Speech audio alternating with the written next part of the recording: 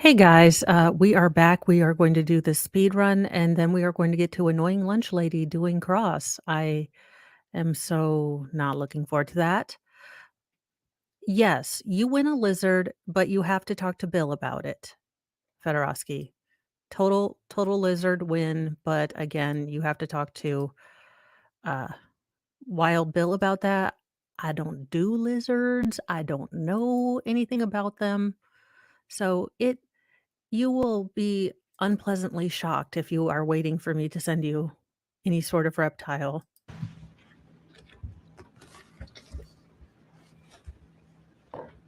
You testified you saw Riley in about that location, and he was yelling, "I'm Hey going to get guys, you," curse words. Yes. not What the did you cursing do? words. Uh, We don't I turned around go and naughty. No, I quickly went back to my car but children, I and might. grabbed my shotgun. Where was Tiffany? She was outside the car, um, going down towards School Street. Did you wait for Tiffany to get off the phone before you got out of the car? I'm not 100% sure, but I believe so. So you and Tiffany are outside the car initially, Yes. and when you see Riley, you just said you went back to the car. Yeah, when I heard him yelling at me, I did. And Hey what did you do at the everyone. car? I grabbed my shotgun, which was between the driver's seat and the Senate Council. Why did you grab your shotgun? I was scared. Sort of what? Okay, there it is, guys. I mean, he recognized a threat. Again, I am not Bronca, despite the fact that I have no tie on. But the fact that he felt threatened, I believe, fulfills a couple of the requirements for self-defense. I know he's going with accident, but you also, I think, you guys, it happens. We are gonna, stream at the same time. This is gonna be a long stream for me. I'm in for the long haul, y'all. I'm hoping we get closing arguments today, so I don't have to deal with freaking hall monitor lady tomorrow on Friday. It's just it's now. Also, in disturbing and sadness with all sorts of, well, geothermal or whatever. You know what? I have gone 2 weeks without a goddamn carb and I've only lost 3 pounds. It is it is an unholy miracle of famine ancestry apparently that my body is just like, "Nope. No, we are here to stay, ma'am. You don't know hard times are a coming." Eh, it is what it is. But on a plus side, uh, Mr. Mo has approved both the whiteboard and, those fun bicycles you see in therapy. So on the days that my leg really hurts, I can use my arms like a total, like a total person. Let's be honest. All right, let's get back into this. To Riley, I was scared of him running at me. Why didn't you get in your car? Tiffany Rose wasn't in the car, and I was afraid that Riley would close the gap between me and the car too quickly for me to Again, get in the bringing car back and that try to police, drive training. I away do really like after how getting he's Tiffany Rose back doing in the car. this. We heard some testimony your car is a manual transmission. Yes, it's a stick shift. Did that factor into your decision at all? It did. I'm gonna, I know if I'm hurried, kind of do that stressed, naturally. or not paying attention. The problem that Miss Mo always faced, that I face, is they have a thing in children's court called a guardian ad litem. It's the person that speaks up for the children. I need a guardian ad snackum. I need Doctor Now from my 600-pound life just constantly behind me like, "You could lose 30 pound a month, but you eat there's no water weight. There's no water weight." I need Doctor Now just behind me giving me disapproving looks. Your Mo will be at her goal weight. So either that or a Guardian X Snackum where my, personal assistant just go like, "No, no, no, no."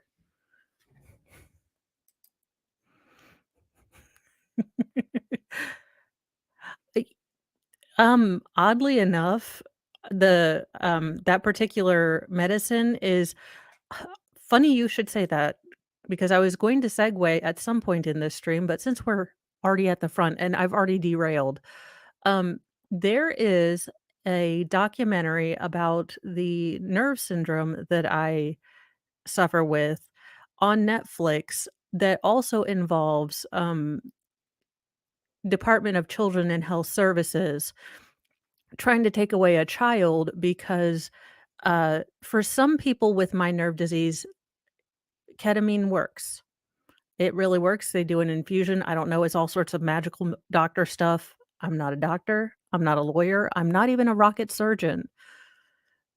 But I will be covering that probably on Rumble. I really kind of didn't want to. I've had like 3 people say, "Hey, they have this documentary on what you have.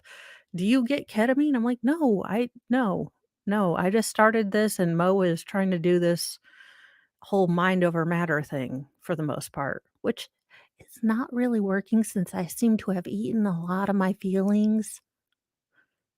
Listen, y'all, I am retaining Mike and Ike's. I have not had a piece of bread in 2 weeks. The fact that I haven't gone all stabulation is just it's a miracle in and of itself. I've stalled my car out more than once. When I first try to go, sometimes I mess up with the clutch and the gas and it Sir, dies. it's okay. And I don't know thought how to there's a work a stick chance shift that could either. happen. And if Riley had closed the gap and got by you, what were you afraid of? I will definitely start trying that. I've got He's coming at things- me to do harm. And Y'all, listen, Summer done messed me up. I love my children. I love them immensely. I love having them home, but I get to doing chores or everything else, and swear to goodness, by the time 8 o'clock comes around, I'm like, "Oh, I have not eaten today. Come with me, entire pantry. We're gonna be friends." So it is what it is. But I am going to make better choices. And I'm going to pretend like Dr. Now is behind me. Like, scale don't lie. Scale don't lie. You've been snacking, you've been eating the carb. This not war weight. I just need him behind me. I'm gonna record him, I think, and put him as my ringtone. I was worried, as you can see, there's a lot of different tools and weapons in my Good. car. I didn't want him anywhere near those. I'm doing a lot better now, so I'm only eating And half my feeling, not You all. testified earlier that Riley is pretty fast. Very fast. Where was the shotgun in your car? Right next to the driver's seat, between that and the center console. And you said that as Riley was running at you, you were afraid of him. Yes, absolutely. You thought he would do some harm to you? Almost certainly. Yes. Was that based on some previous incidences between you and Riley? Yeah, things that I've seen and heard. Yes. Things that you had personally observed? Yes, Had you heard about other stuff? that's correct. We will take a recess. Okie dokie. Let's see how. Okay, were they taking a recess because they're ticked off or?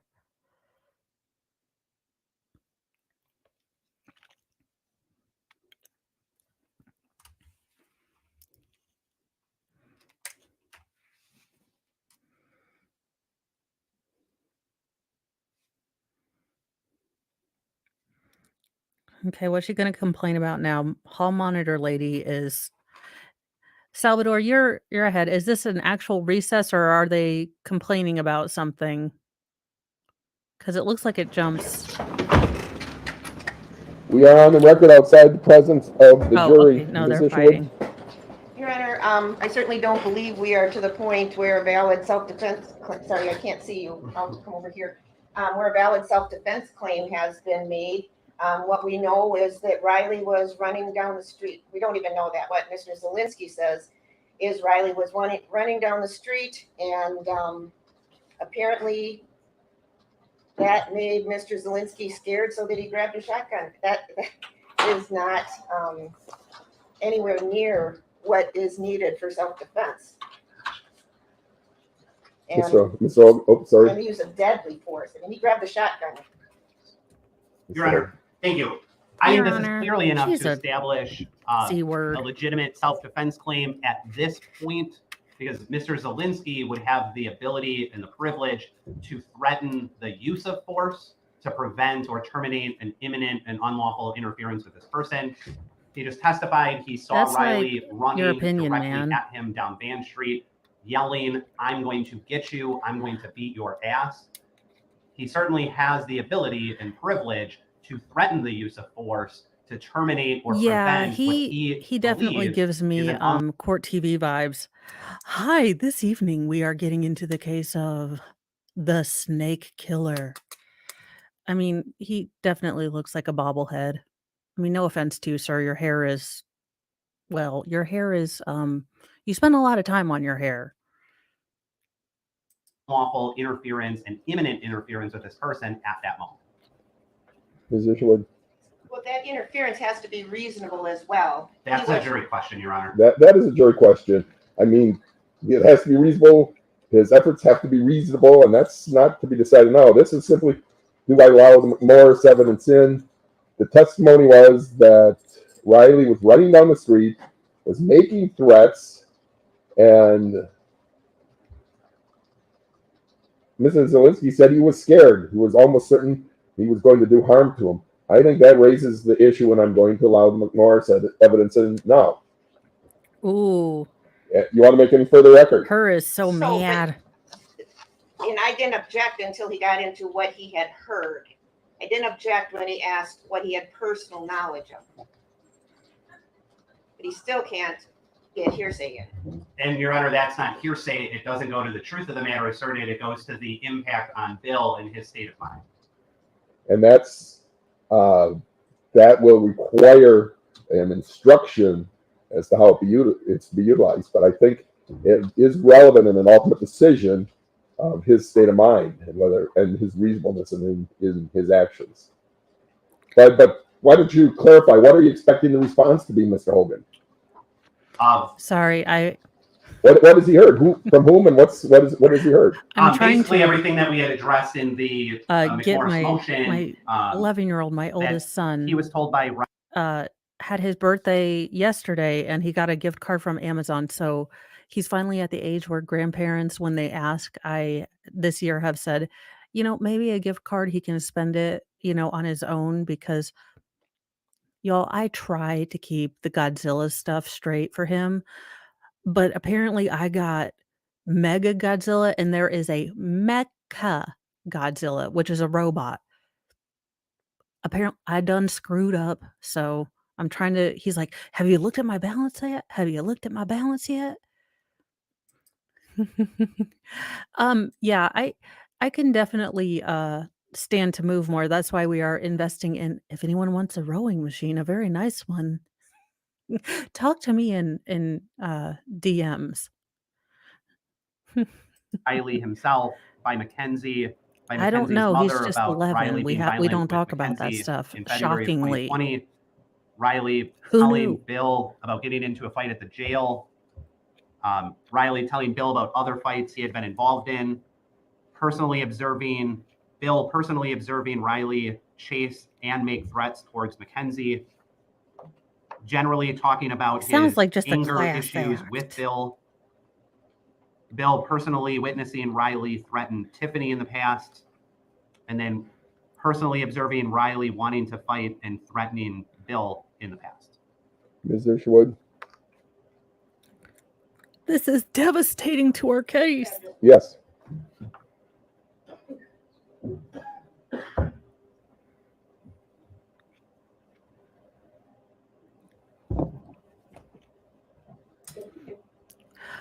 I'm not going to Yeah. object, Your Honor.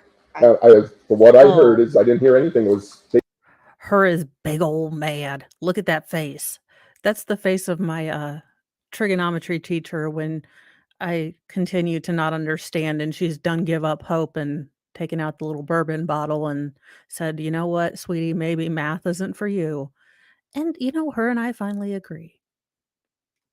Yeah, he seems like an all around, look, not to speak ill of the dead, but to speak ill of the dead, he seems like a mega douche.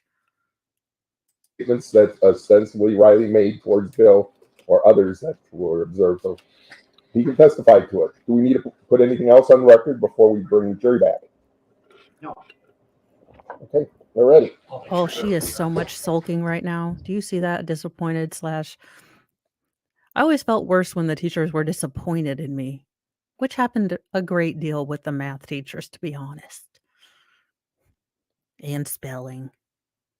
I figure we'll finish direct here. Yeah, I am, Not that much. y'all, Where's that bad it assumption? is not the most comfortable day for me. And this woman just, like that little itch you get Well, between your back of your shoulder blades and you can't quite get it. And you even take that coat or the coat, the brush or anything and you get it. She is that like phantom itch for me. I just, ugh. And I think it's just her being,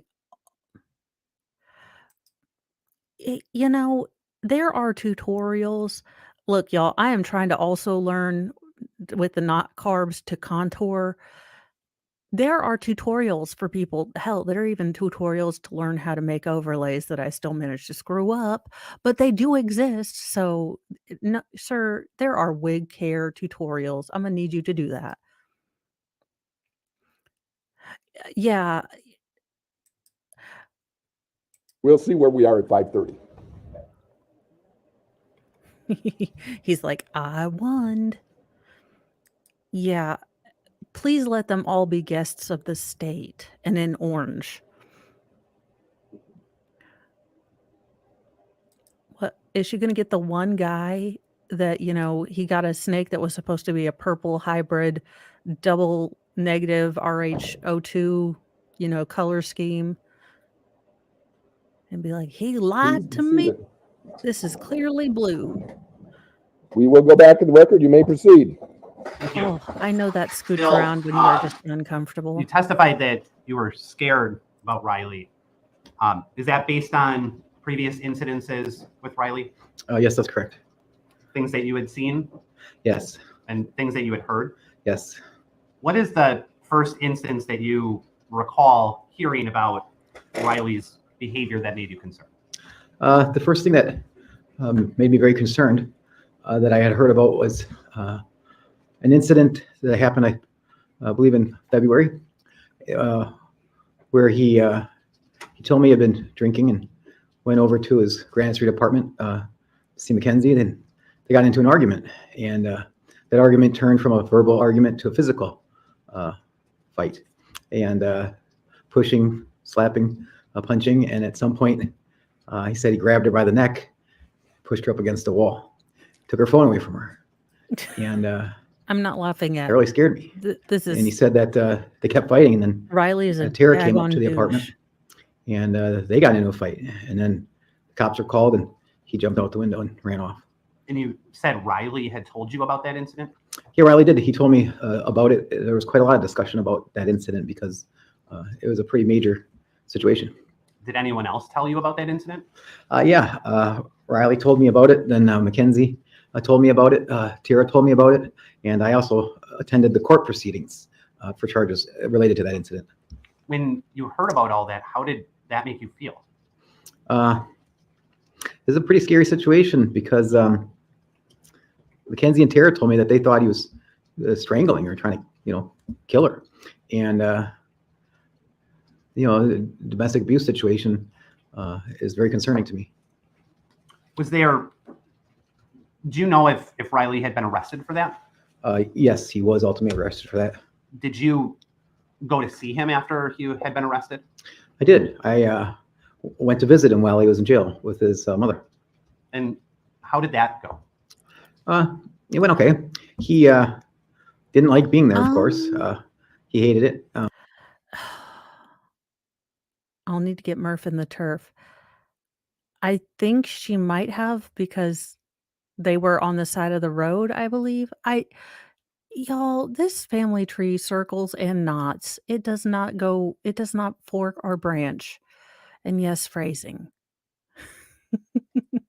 But yeah, it definitely does We were not. trying to help get him out I of believe jail as soon as we so. could. But he told me about another fight he had been in while he was in jail. And what did he tell you had happened? He said he was one of the younger guys in the pod, And so, didn't get the respect he thought he deserved from some of the other guys. And there was an older guy that, kept mouthing off to him. And he didn't like it. He didn't like what the guy was doing, picking on him or making fun of him or just not respecting him. So they went under the stairs where there's kind of a blind spot and the officers can't see. And they got in a fist fight, punching each other. And he said it was a pretty good fight. And he actually injured his hand. He showed me his hand where it was all swollen up from punching the guy in the face. What was his demeanor Oh my like when gosh, he was she's gonna telling you this? pull a Binger, isn't she? Like, oh, you could have just like gotten beat up. Everyone takes a, okay, Binger was like, you just go into fisticuff. And Lunchbox is like, sometimes you get your butt kicked. First, y'all, she's gonna pull a Binger, and I'm gonna need emotional He's kind of support proud of himself. He beverages, was, all of them. saying it like he was kind of bragging because he had won the fight. And then after that, he kind of had earned the respect of some other inmates by being a tough guy. And how did that make you feel? I was a little disappointed. Again, worried because, of the violent tendency. And also I, was trying to help him, and that wasn't a good route for him to go. And throughout your relationship with Riley, did he ever tell you about other fights he had been involved in? He did. He told me about several fights that he was in. And I remember one, he was friends with a guy, and, for a long time they were friends, but then distanced themselves. And he saw him outside of the Quick Trip, and they got into a dispute, and he told me that he just beat the guy's ass and again won the fight. And was that the only other fight he had told you about? No, he told me about a time when he was visiting Mackenzie in some apartments in Waiwega, and got into a argument, and the downstairs neighbors, he got in a fight with both of the downstairs neighbors.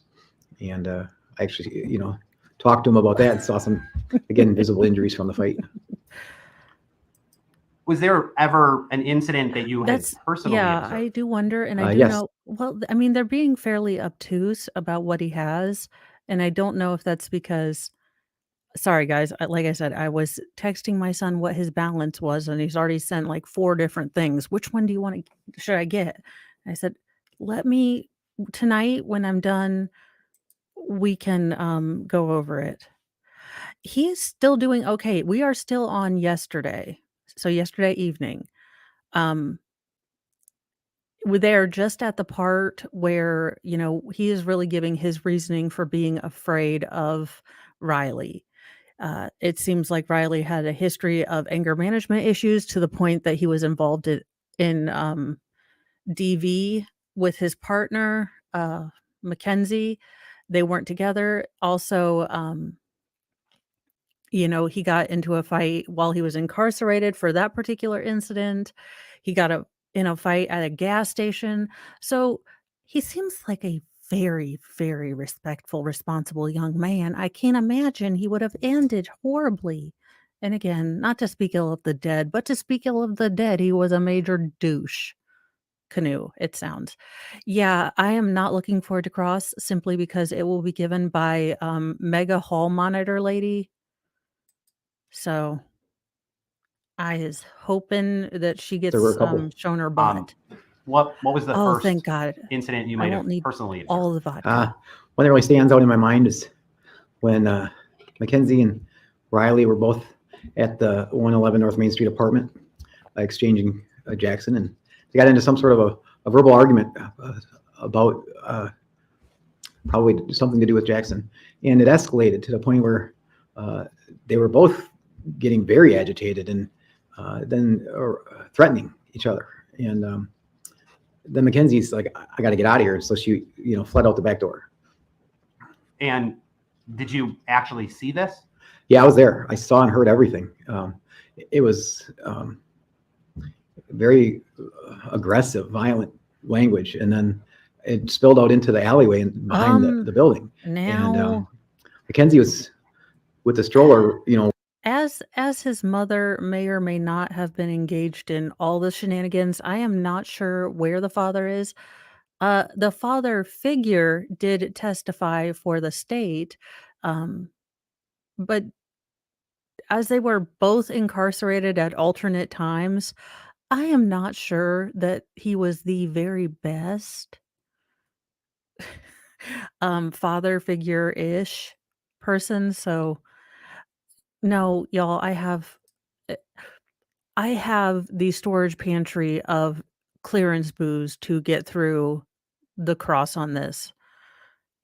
No, he was the father was the one, if you remember on State's, case in chief. He was the one that, Jamie and I about fell out of our chairs. He had the button-down shirt, the longer white T-shirt that was down at the bottom, so didn't even tuck the button-in shirt, and then had some gym shorts on because we are classy.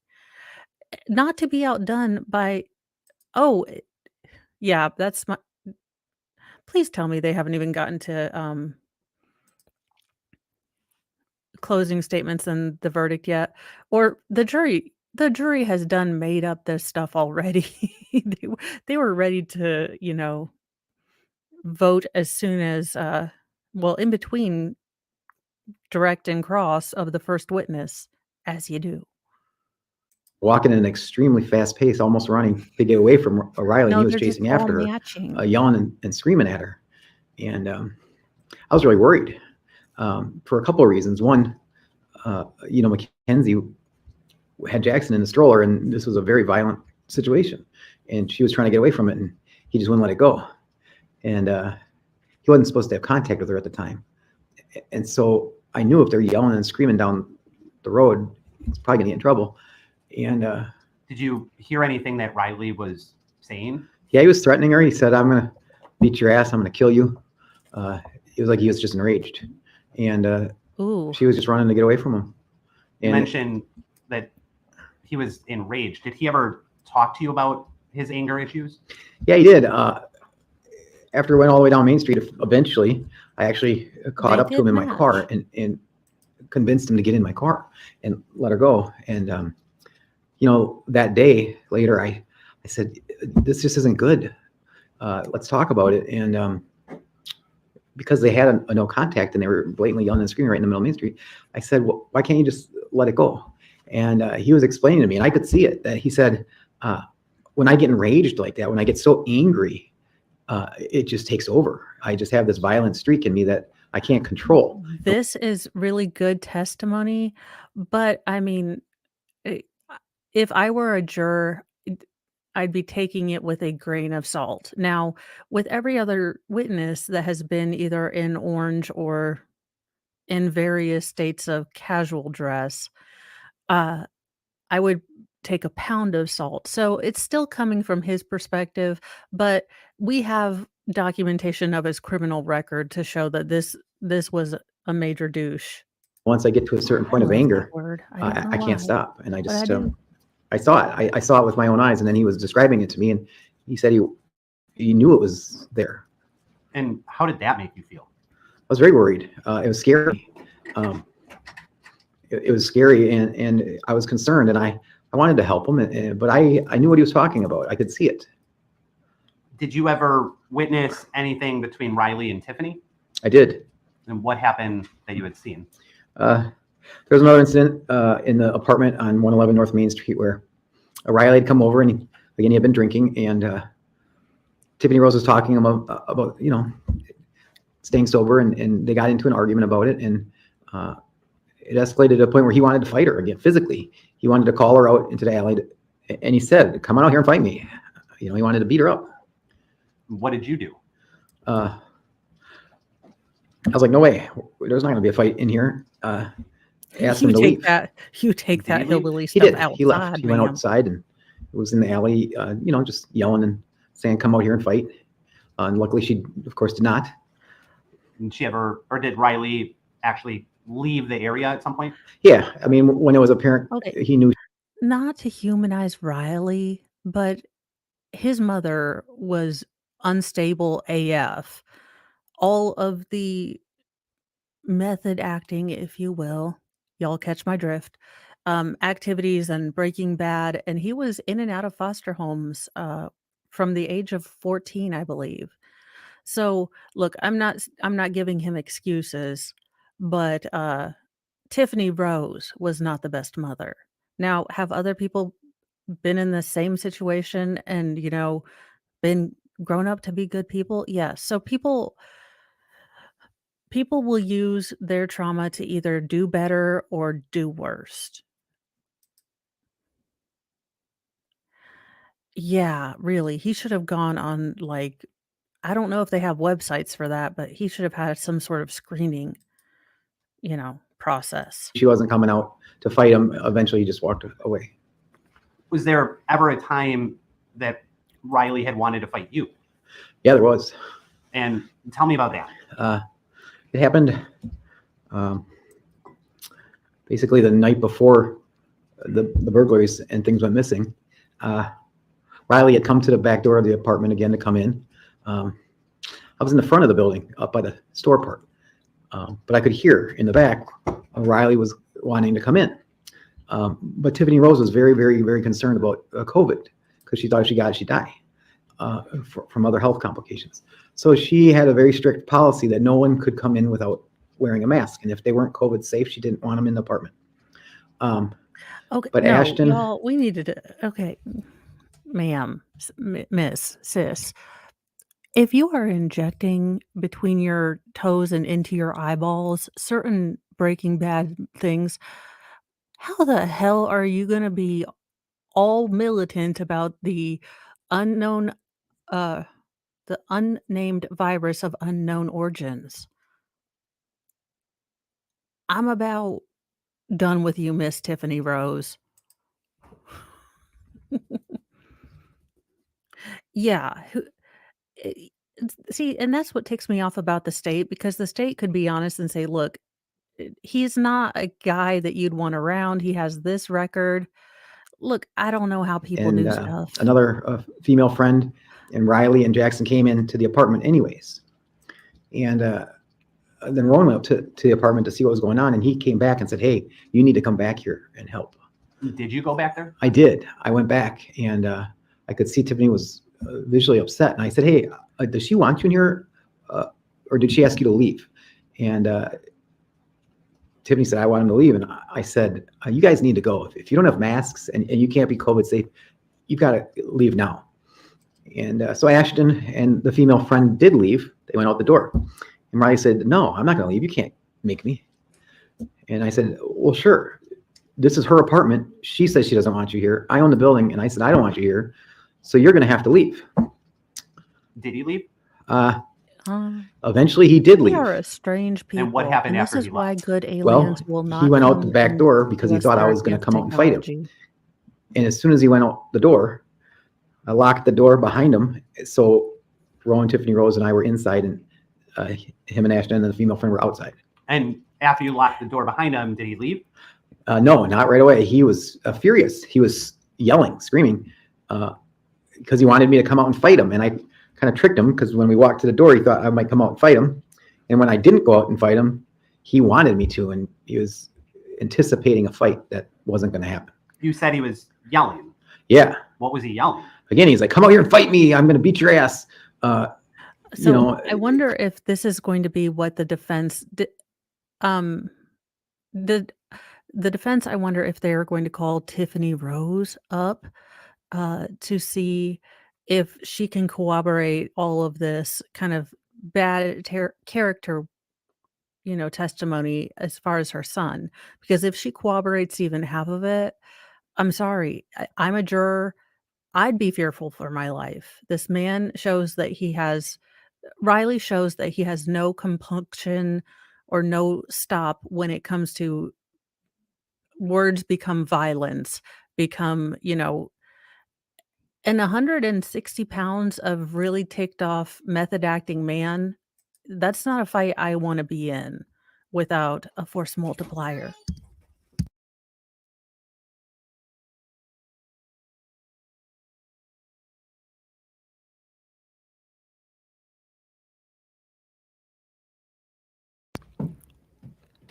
Griffin, shut the door.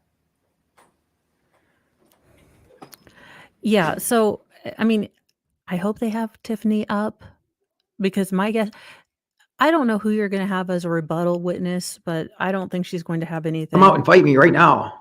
I'm going to get you. I'm going to get you, mother effer. And how did that make you feel? Well, and this I was shows worried. that I mean, burglary I knew that burglary at that was moment, pre-planned he was outside, I and was inside. He actually jumped up onto the windows. There was windows in the back and was screaming through the windows. So we had to block the view. And then we actually left the back apartment area and went up front because Yeah. he wasn't leaving. And I was, I didn't want the Yeah. interaction to go on any longer. Did he ultimately leave? Eventually, yes. And so when you went back to your car to get the shotgun, was all that going through your head? Exactly. Yes. Was there anything else that was going through your head about Riley at that point? Yeah. I mean, he was furious. He was yelling, screaming, running. I knew just days before that, he was most likely involved in taking 2 handguns out of my car. So there was a Okay, chance yeah. he had a handgun. He had a fanny pack. He could have had any sort of weapons, knives, guns. I didn't know. But I did know he was faster, stronger, quicker, more agile, and he wanted to hurt me. And because you thought he might have been involved in stealing your guns, when you went to your car and you grabbed your shotgun, first of all, where was the shotgun? It was, again, right next to the front driver's seat, between the driver's seat and the center console. The butt of the gun snugs right in between the seat and the console to keep it steady. Had it ever been in the back seat? Yes. Sir, And you when have did you enough move it up to the... Y'all saw that daggone swap meet table full of evidence that was just like thrown out like someone had just cleaned out a teenage kid's room by using a shovel and a wheelbarrow. Man had a daggone arsenal in his. Sir, are you the real supernatural guy? Because he had like 18 knives and a baseball bat and I think a pickaxe and a crossbow and like 3 stun guns. I mean, sir, I need to know if these zombies are coming. If you will not tell us, it's between we the need driver's your seat and the center help. console? It's almost always in that position between the driver's seat and the center console in that white sleeve. Did you actually keep it in the white sleeve? Yes. And so when you went back to your car and got the shotgun, that it was at that time between the driver's seat and the center console? Correct. And what did you do when you grabbed it? I just grabbed the butt of it Oh, yeah, and someone put one hand fill on me in the butt of the on gun and one hand on if the they sleeve because found it very anything quickly yet. draws out of the sleeve. And since I was in a hurry, I think that's probably how the sleeve got ripped. And I grabbed 2 shells that were right in the ashtray of the center console. I just flipped this trigger, the mechanism on top that flops the gun open and popped the 2 shells in and flopped it back shut to load it. And once you loaded it, what did you do? I'm not 100% certain, but I might have pulled the hammers back. I don't know. I can't remember exactly when I did that, but I know I took the gun and I turned on the flashlight and the red laser sight and I started going towards School Street. When you Yeah. went to your car to get the gun, did you actually get inside the car or did you just lean in? No, I just leaned in. I could reach the gun from Bill's standing doing on the best road. he can. We're gonna And let So then after I'll you stood allow back it up, just this what did you once. do with the gun? As I long as turned he around doesn't and went pull out a supposedly, then we're towards done. Riley with it, and I pointed in his direction. And when you turned back down Van Street in Riley's direction, did you see Riley? Yes, And what was Riley doing? he was coming at me still, yelling and wanting to fight, and I was surprised he was still coming at me. And you said that you had the gun pointed in his direction. Was it pointed at him? I wasn't aiming right at him yet, but I was. Yeah, that was my intention. Is I announced I have a gun, and I had the flashlight and the laser sight. Basically, yeah, pointed at him after I was going towards him. And you still have 2 exhibits in front of you. I do. And Sharpie? Yeah. On exhibit 19. That one was more like of a you to grimace. I draw mean, not to where go you all saw- Dr. G before my time to interrogate his thought patterns on y'all. I will take suggestions. I am not doing Zachariah Anderson until I watch the case. I want to make up my own opinions on particularly him before I watch the Dr. G one for Zachariah Anderson. But if there are other people that you want me to see, want to see me react to his, you know, analysis, if you will, then let me know in the community tab. That one to me, and I am no Riley, after behaviorologist, you but that turned looked back more on like a him, grimace to me.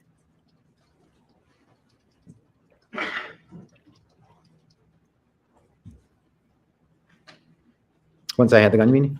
yes.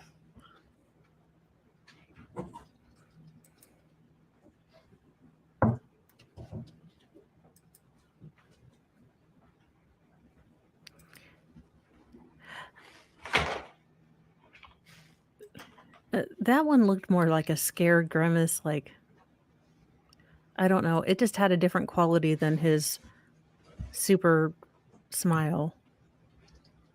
It could be. I mean, look, he's a little socially awkward. His best friends are snakes and lizards, but he Did does you draw have him? a polygamous relationship going. And so that's where you saw Riley after you had got the gun out of the car. Yes. He's just a walk-in contradiction, y'all. Just a walk-in contradiction.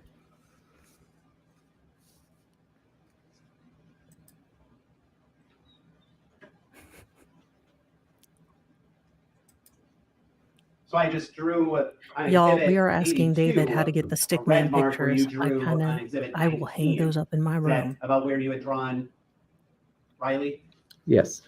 And from what you remember, is that where you saw Riley after you turned back down Main Yeah. Street? Yeah, once I had the gun pointed at him, that's where he was. And it looks like it's sort of in front of where the house is. Yeah, it's just a little past the house there. Okay. And once you saw him that close and you had the gun, what did you do? I told him, I said, I have a gun. I said, stop. Leave us alone. And what did Riley do? He kept yelling and coming. He kept getting closer.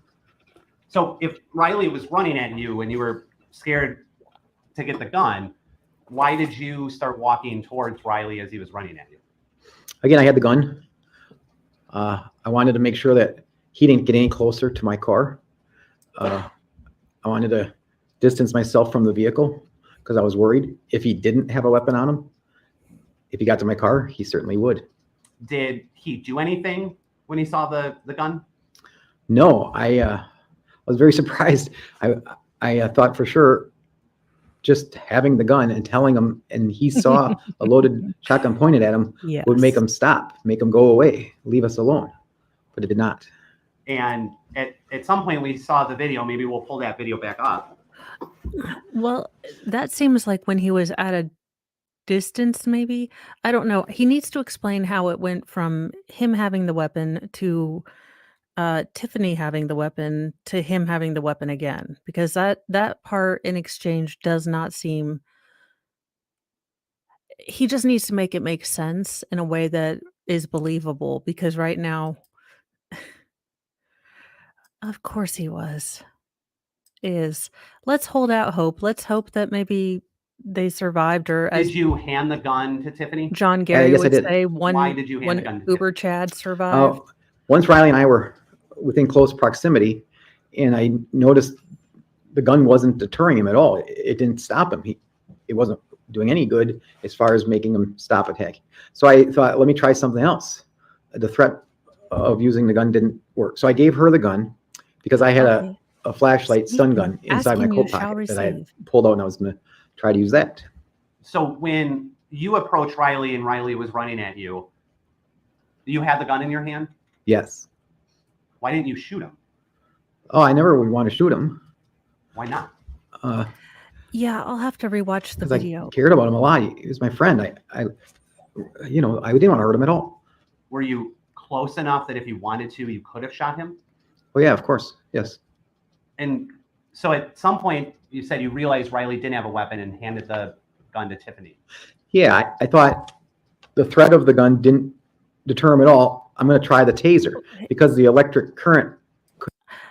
I mean, I can see how he would logic that, but I have a crazy meth person coming at me who's known to have violence. I'm not dropping my force multiplier. No, I am not. But I'm also not. I mean, he might have been struggling with some health issues, but he looks like he's a generally pretty big guy, so maybe he felt more comfortable at that time to be physically a deterrent because, uh, even though I'm a slight bit fluffy, I'm not taking that on alone. My physicality is not that would match a super meth warrior. Stop them. It could, work in a way that Well, nobody got it hurt. We seems could like it resolve was the one issue. it wasn't the And ones so that, like, it shoot sounds like you out, got the it's gun the initially ones and then tried to that he use the had to stun gun hold. just to stop Riley. Exactly. The electricity cracking on the stun gun, you can see it, you can hear it. He had seen it before, so I thought that might work. So I actually went and I lunged towards him to try to stun him with the stun gun because then the altercation could be over. You wanted to stop it without hurting Riley. Exactly. If I used the stun gun, This is I can sounding stop very the threat. natural. Nobody got hurt. And did Riley do anything with his jacket at any point? Yes. When he was running towards me, wanting to fight, he was telling me, "I'm coming to beat your ass."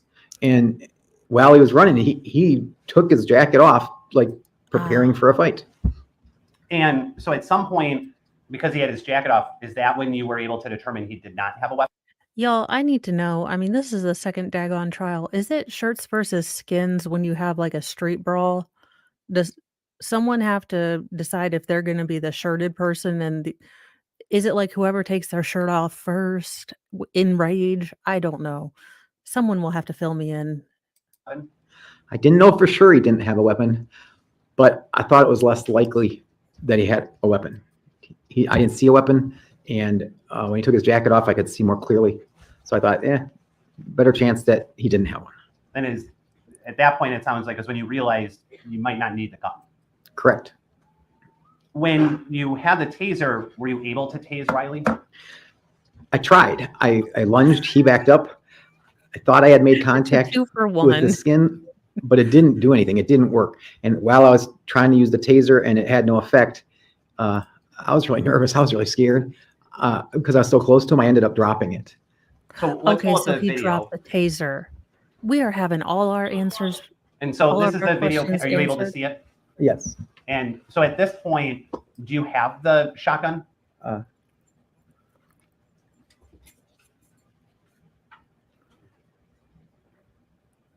Oh, the board's in the way.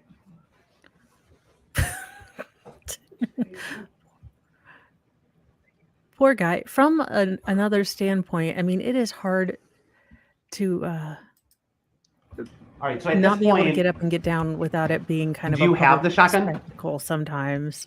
Well- So like when it's a bad day and I have to, kind of do a 3-step sort of reconnoiter to stand up, it's not exactly the most pleasant thing to do, and you don't want to do it in public. So I feel for him trying to move around, scooch around, but not actually stand up. We'll play it a little bit and then I stop. believe I do. How did I read that in Yes. David Attenborough? Okay. So you had the gun, Yes. and now you actually were close, almost right up to Riley. Correct. Very Ooh. close. And it looks like at that point, what are you going to do with the shotgun? At that point, I was going to hand it off to Tiffany Rose. And is it at that point you realized it's less likely Riley had a weapon? Yes, that's Okay. correct, because I was close to him. And you said that that's when you got your taser. I will try to remember. Yeah, at that point, I thought About maybe seeing- this taser would be more effective and could resolve the whole situation without anyone getting hurt. Yeah, Okay. And we'll play yeah. some more of the video. The only thing I will say to counter that, David, is that if the jury has been paying attention, which I don't even know if that's a possibility in this county, they will have noticed this tick of his fairly consistently through all of his testimony, and that might you might have one person say like he was smiling when he did that, and another person like me is going to say no, he smiled weirdly all the time, and then do a little skit about it, where I pretend to be him because that's just what I do.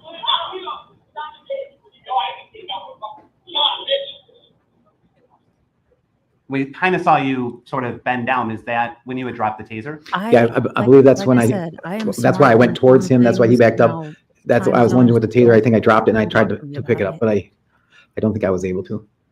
And what does Riley do at this point? He takes the opportunity to run towards my car. Okay. And so we'll play it some more. I mean, I shouldn't be. We'll pause it right he is here. quite quick. I When mean, that happens, what's look, y'all, I was never fast even when I was actively running, like, as exercise and not from zombies, which should be really the only time you try to run. But that was quick, and he was all out sprinting. And by the power of meth combined, he was able to get there very quickly. So again, illustrates Bill's point, which is, you can think you have the situation semi under control, but as soon as he was able to get around them, I mean, it became an infinitely more dangerous situation, in my opinion. going through your mind? I was Really, really Courtney, scared. think I was about worried. having lay people on your Tiffany Rose was panel. saying he's going to steal your car. And all I could think of is if he gets in that car, there's all kinds of weapons in there. Were you afraid of Riley getting a hold of one of those weapons? Yeah, no shit. Yeah, You exactly. have like Why? freaking The Walking Dead starter kit in your car, sir. I need some explanation because you have done like the entire swap meet of weapons. Because his intended purpose at that time was to do me harm. He was telling me, I'm going to beat your ass. I'm going to get you. If he grabbed a weapon out of my car, I was certain the next thing he was going to do is come at me with it. Did he actually get all the way in your car? Sir, I don't think so. okay, yeah, the So we'll smile play is another not helpful, part. but it's also not a deal breaker. And at that point, is that where you would grab the shotgun back? Yes, that's correct. And what's going through your head at that time? I'm just scared. I'm worried. I know there's a bunch of knives, the bat. There's another gun in the trunk of the vehicle. I was just worried he was going to grab something. And did you see him grab anything? I did not, no. Because he was at your car, is that why you grabbed the gun back? Yeah, that's correct. And the taser failed. It didn't work. I thought that would work. It didn't. He was at the car where there's a bunch of weapons. I thought I better grab the gun I would have back. been And do you remember what happened next? I remember I started to back up. Okay, so we'll play some more of that video. We'll pause. And we see, is that Riley walking away from the car? Yes. And what are you doing at that time? I'm pointing the gun so with Rose, the flashlight down towards the ground. All right, he does this, and this has been for the majority, in fact, all of his testimony. He will get to the end of a statement, even if it's about. I would encourage you to, or Wild Red, sorry, I would encourage you to go back and watch the totality of his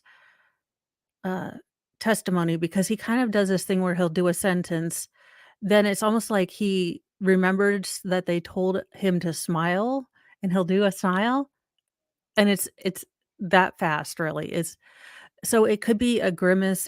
Look, I am not Dr. G. I don't know, but I'm just saying, while it doesn't look very good if you just come into this, if you are a juror paying attention, it was startling enough when I first saw it that I've noticed that he does it kind of at the end of every statement or every other statement. So I don't know if it's going to do badly for him or Taking a steps backwards. And why were you doing that? I wanted to stay away from him. I wanted some distance between us. I can read sometimes. At that time, were you intending to use the gun? No, just as a verbal It's not threat right. of force so he could see it. And we'll it play could be some more. that.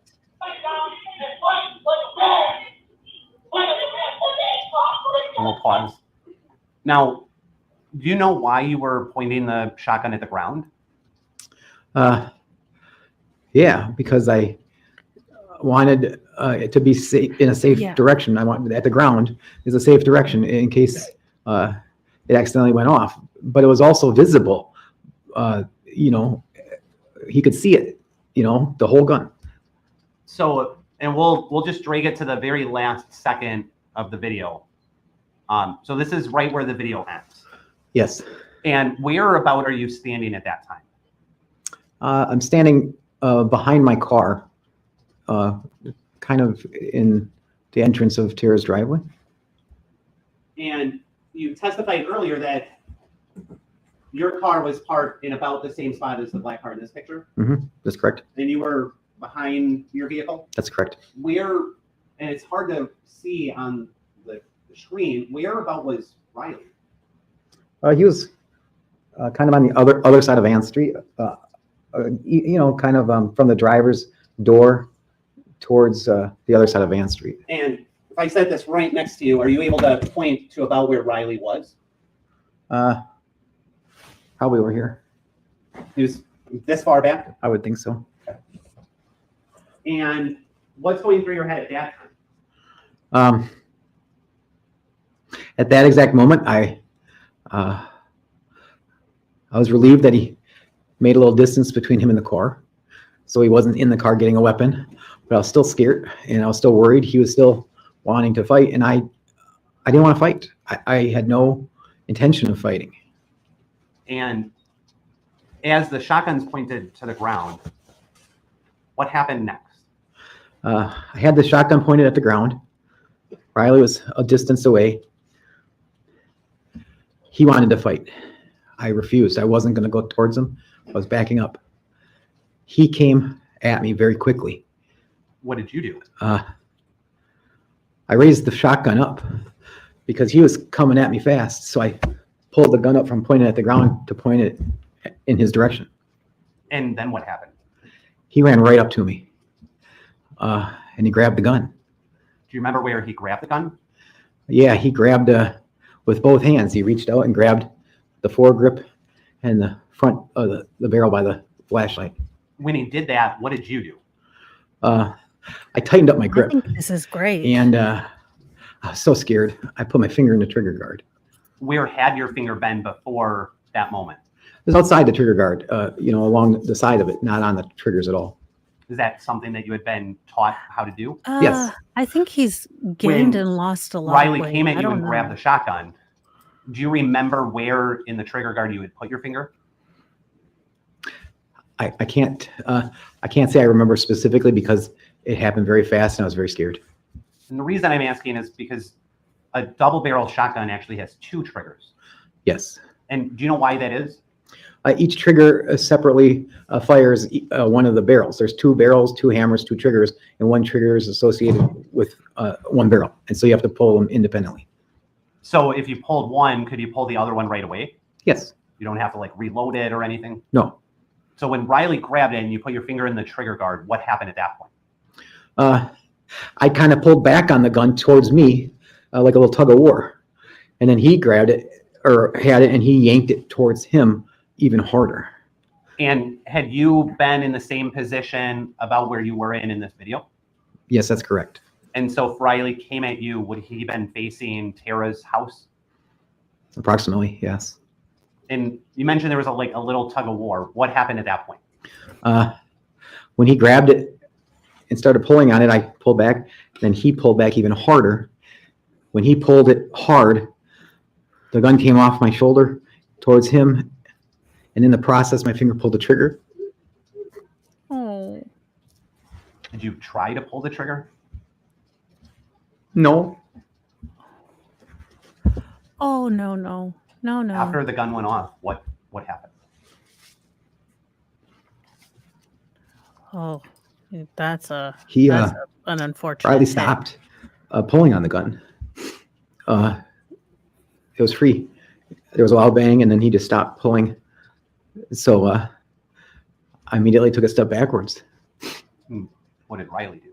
He fell down to his knees.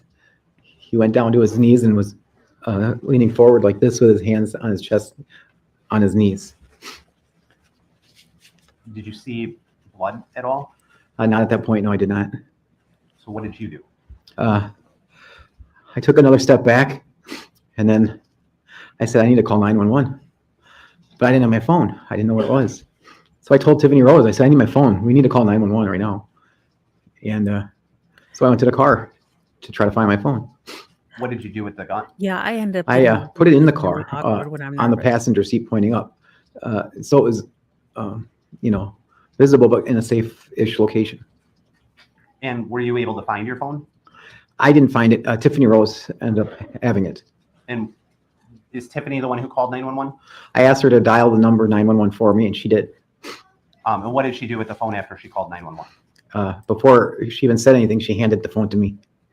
Yeah, I mean, Why were you able to stay so calm? It was difficult, but I had all the previous training and experience and all the emergency situations I had been in previously with law enforcement that it brought me back to that when I was in a this little emergency bit, situation. but I think he's also trying to What was keep it together. Tiffany's You can reaction? tell, Uh, at least I think she was in feel that. shock. She called 911 and then just went over to the I think that's going to curb. be the big question. Did I don't anyone think come out it's of Tara's house? intentional. Yes, a short. I need to look at Murph. I need to look. Murph in the turf is awesome. She has found a bunch of the underlying complaints and stuff. I need to see if they're going for lesser and includeds in this one, because I don't believe it rises to the occasion of intentional homicide. Again, as a lay person, not a lawyer, I'm not quite sure, but I will keep checking on that. Yeah.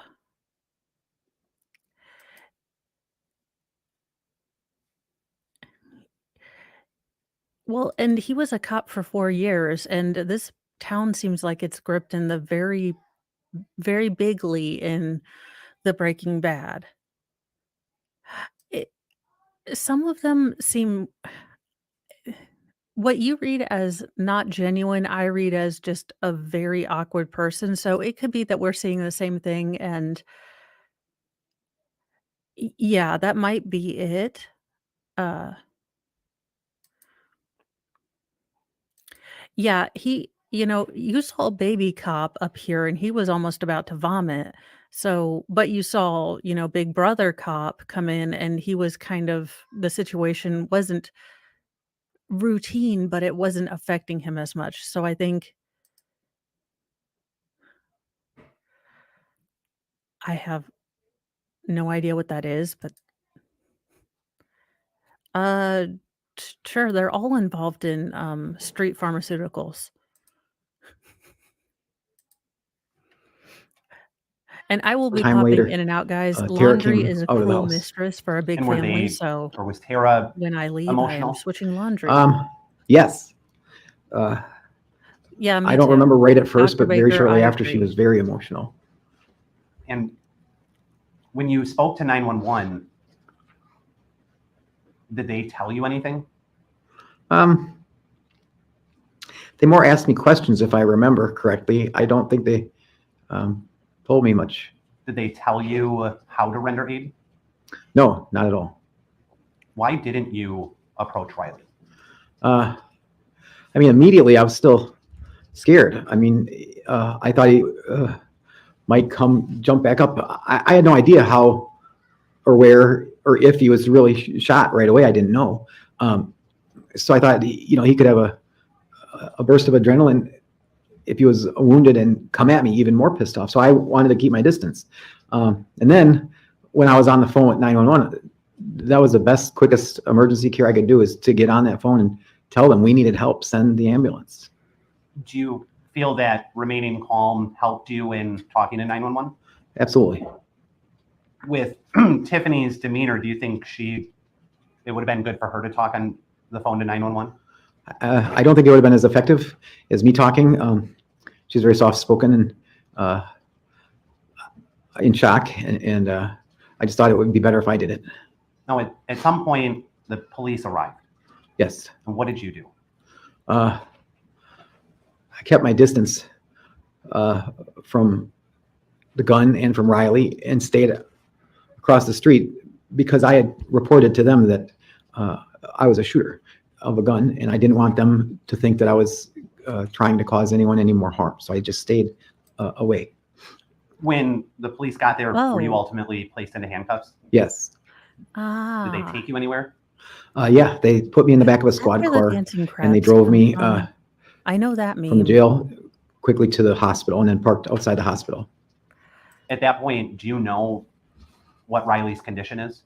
I know I was concerned. I asked Oh multiple my times, but they gosh. wouldn't tell me.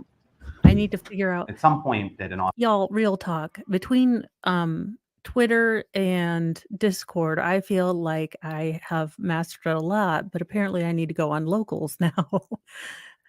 Yeah, it is laundry is a thing, and I'm trying to do my, bed linens as well and remind the boys that they need to wash their bed linens more than once a year. I swear. finally tell you? Yes. And how did you feel when you found out? Very upset. Aw. Very sad. Why? Okay, this looks I don't genuine want him to to me. die. I care about him very much.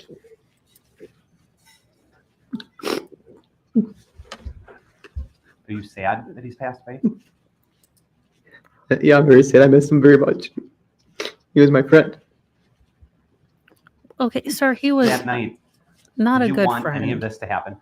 Absolutely not. It's the worst thing. I never wanted it to happen. Did you intend for any of this to happen that night? Absolutely not.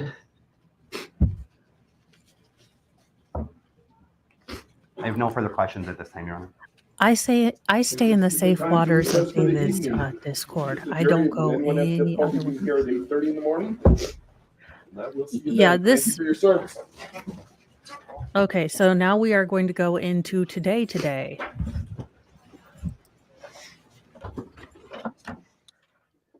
Yeah, that's. Uh,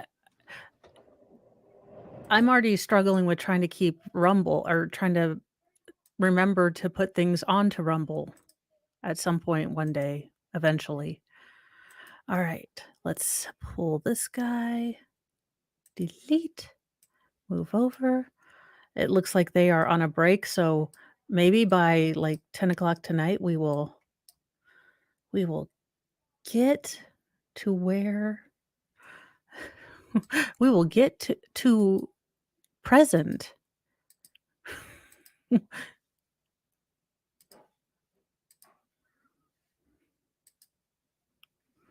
right, and I am going to try to do this at 1.25 speed. And I will see if they have closed captions today. No, they do not. I don't know if they don't have captions until after the live stream. I am not sure how that works.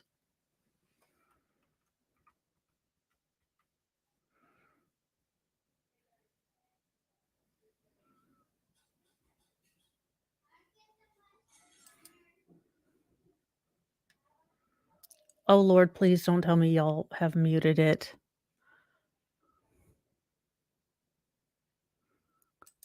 No, we are going. Oh. Did I miss librarian doing something itchy? Okay, guys, I will pull up yesterday.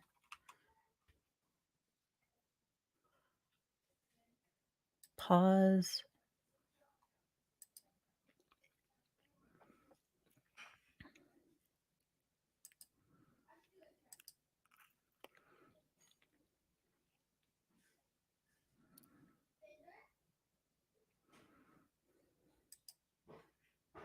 All right, let's see here.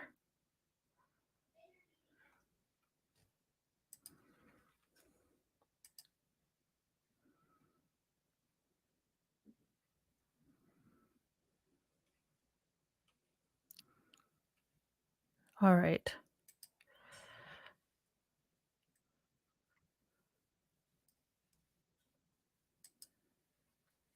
Oh, what the hell is wrong with this woman? Okay, I already see what you're saying now. Let me go back.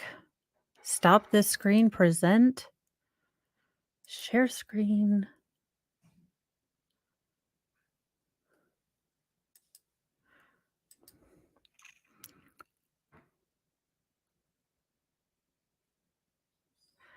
No, this is day 1. Alright, I will have to do that next time, but I do want to get at least part of the day done with this with what is currently going on right now. Why is it being a total bunghole? It is like I don't know how to use the internet. Your shock and awe.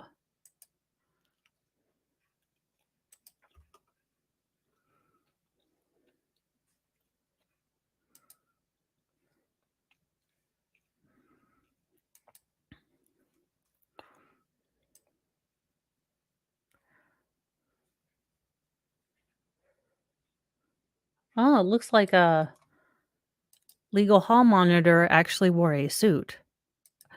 She's a raging hall monitorosaurus.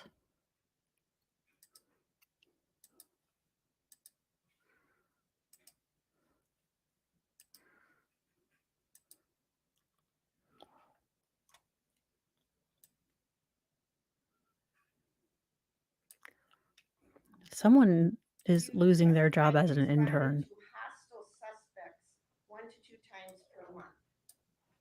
Is that, do you recall that? I don't recall that, but that sounds like it could be So, accurate. as a police officer, what did you do when you responded to a hostile suspect? It depends on the situation. Everyone's fluid. So if you came across a suspect who wanted to fight, I have the booster on, you guys. uses I fists and don't know if she's just religiously against what would you do as a law enforcement officer? the remote. It depends on the situation. Would you pull your gun? Possibly, I might even have the gun out before the person wanted to fight. If I was responding to a situation where I knew it was going to be a hostile individual. So in these 1 to 2 incidents per month for the time that you were law enforcement officer, you could very well have responded with your gun drawn. Not to everyone, but some of them, yes. Give me a example of when you would respond with your gun drawn. What would you have to know from dispatch? What did I have to know? That there was a possible threat and a situation where I might need it to use my firearm. Can you think of an example? Yeah, I think I used one yesterday where if I was responding to a call, I remember specifically going up a stairwell into apartments, and someone up the stairwell may be dangerous or violent or have a weapon. Before we even started up that narrow stairwell, we'd have our weapons out. And that's going into an enclosed space. Yes, because they could pop out at any time. Now, Wapaka has a fair number of bars. Do you agree? Yes, And were you ever called to bar fights? yes. Was that, at least on weekends, a pretty common occurrence? I wouldn't say common. Would you arrive at the bar fight with your weapon drawn? Not normally. I mean, first we'd go in and assess the situation and determine if it was necessary.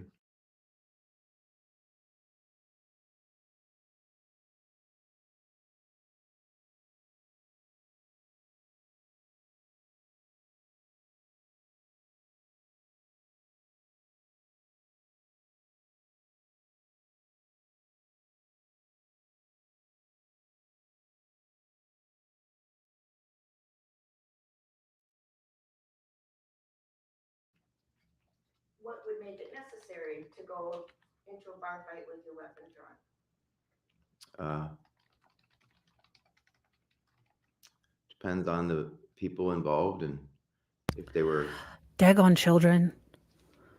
coming after law enforcement. So what I was saying, which was totally important, was that I would like Miss Hall Monitor Lady to have to explainarate, her movements after Am I still muted? Are you hearing me yet?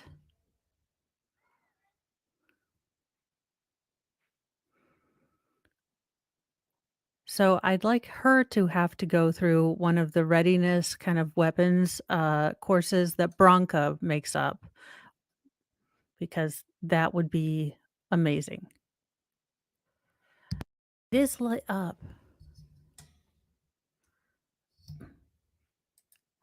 Y'all. So I definitely would like to see her do one of those courses and then have all these opinions about things. Are not complying with your demands. Well, I'm talking about your initial entry into a situation. Oh, I was wrong. I got thought a she actually call, wore a suit. No, Go to Oh, she's still in the Weasel's, There's cardigans. a bar fight going on. What would be your law enforcement tactics to respond? Normally, we'd wait for backup. You wouldn't want to handle it by yourself. If there's a bar fight going on, one officer's really not sufficient. Yeah, that's So the you'd wait thing. for This backup to woman arrive. is, she's pulling a Now, binger. We knew yesterday she was you going to. testified about how frightened you were of Riley. Is that correct? That is correct. Did you call 911 when you saw him on the street? Yeah, calling I the did not. cops. Did not have my phone on me. Well, Tiffany was holding your phone. Could Yes. she have called? And you sat in your car as the call from Danielle Brzezowski ended. That's what you testified to yesterday. That's I correct. can't deal with her on So you have your time. normal speed. Oh, is she going to use the timeline too? As long as she doesn't draw on it, because he has beautiful handwriting. As long as he's done all the work on this timeline, let's use it. Yeah, let's be very honest. So Tiffany probably couldn't remember 9/11. you received a call from 9 Danielle and at 1 and 1. 13 and 36 seconds. Is that correct? Appears to be correct, yes. And you parked in front of Tara's at 10:17:26. But the call from Danielle didn't end until 10:17:45. And yesterday you testified that you and Tiffany just stayed in the car until that call was done. Do you remember? I don't recall that, but it sounds like that would be So accurate. he had 20 minutes of sitting in, or 20 seconds of sitting in the car. I wasn't Ma'am, talking you on the phone. stink. I was in the car driving, and she was talking on the phone. And it was on speaker? I don't recall that. Well, yesterday you testified that Angela didn't want the police call. And that's why you didn't call the police when you found the location of the animals. Do you remember that? I do. How did you know Angela didn't want the police called if you hadn't been listening to the call? Well, I was definitely listening. I just don't know if it was on speaker. How would you listen if it wasn't on speaker? Because these heifers are I loud. could hear Tiffany Rose talking, and it's pretty easy to figure out what's being said. It may have been on speaker. I just don't recall. Have y'all ever met a So, quiet you testified method? yesterday that you sat in the car until the call ended. So you sat in the car until 10:17:45 before you got out. I believe that's correct. Now, you testified yesterday that you had gone to Tara's house to tell her to not give Riley a ride. That's correct. And that was the only reason you had to talk to Tara. No, that's not the only reason. Well, at that time, you had the location of the animals. What other reason did you need to talk to Tara before you went to retrieve your animals? Well, as I testified to yesterday, I had planned to go back to Tara's because our conversation was cut short. I told her I'd be right back when we were done speaking with the officer and to see if she had any more information. But when I Yeah. got there, the only thing that was important was to tell her to not give Riley a ride. When you got there, you knew where the animals were. Yes. And throughout this entire trial, everyone who has testified indicated that your top priority was finding the animals. That's correct. And before you ever turned down Van Street, you knew where the animals were. So apparently I'm he not sure should if it was just as let of his Canada ass Van get Street or before, kicked. but that sounds accurate. So didn't you know where the animals were when you left Main Street, your Main Street building? No. Okay, We're gonna can we play turn it to the 1.5, call do you from think? Danielle Because and she's Angela. annoying the ever-living snots out of me. I know I'm supposed to be impartial, and, well, no, y'all know. I is not impartial. We're going to see 1.5 and see if it's too fast.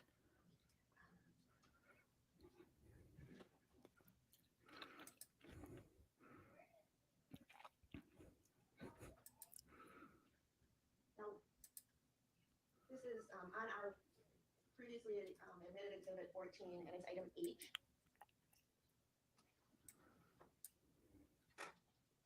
And we're going to start the call with approximately 3 minutes left.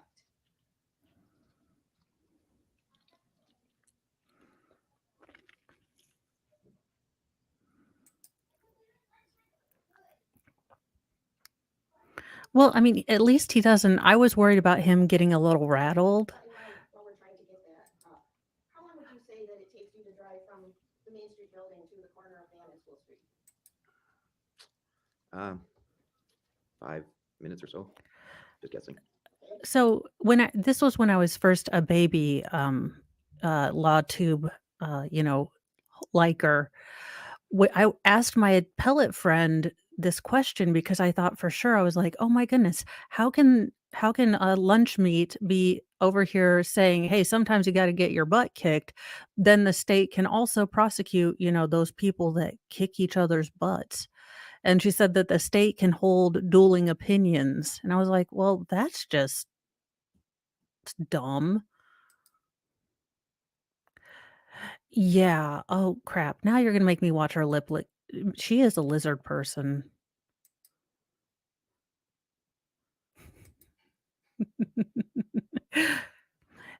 Yeah. Yeah, I'm gonna need all the adult support beverages as soon as it is culturally late enough to drink them. Does that sound about right? It depends on the lights. There's a couple lights that you have to go through. So I don't know. It depends if they're red or green. And there used to be lights, there aren't lights anymore, but there were Oh. lights at that time.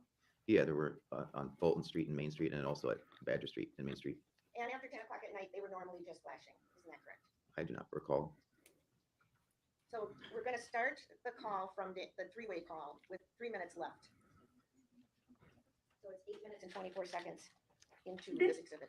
Fake ones, and I don't know why they would bring them here, but they're also went to the property and they stole them. Yeah, well, Angela's trying to return them. She didn't know what to do. She called me because Ashton and Riley got picked up. So, Yeah, but we know because I found evidence on Riley's Snapchat of things that they had from our place, and we could call the police on them. oh God. They're here, and I told the officer no when he came because I didn't know nothing about it. And when I went to the house to watch my kids, my son says, "Mom, I have something to show you," and they're here. And what's your address? It's N1466 US Highway 10 South, Wyega. And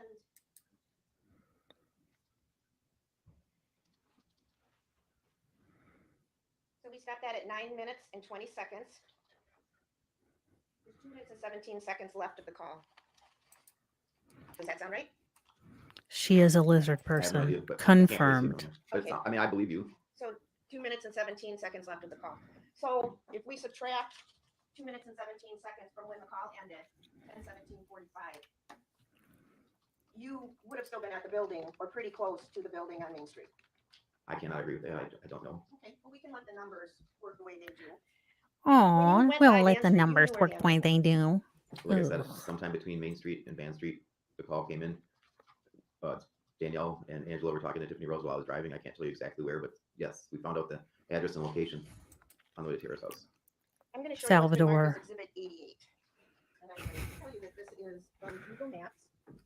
Oh, is it from Google Maps? Is it? You can get your That indicates your how long photos blown Main up. Street is. It looks like 400 feet. So the entire length of the road is 400 feet. Yes, That's what he this already indicates, yes. testified that distance gets caught up to real quick. So it's 400 feet long, and the Google map actually indicates how long it will take to walk that. Is that correct? Yes, it does. And how many minutes would it take to walk the entire length of Van Street? According to this, it says 2 minutes. I'm gonna display that map that you're looking at. So it looks like Van Street has a total of 6 houses on it on the east side of the road.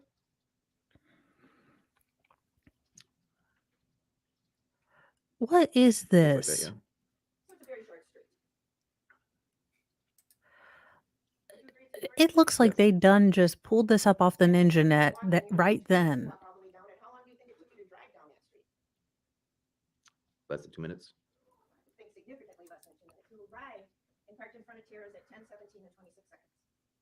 According to Yes. your attorney's exhibit. So if it only took you a few seconds to drive down Dan Street, you would have known where the animals were when you drove down Dan Street. Correct.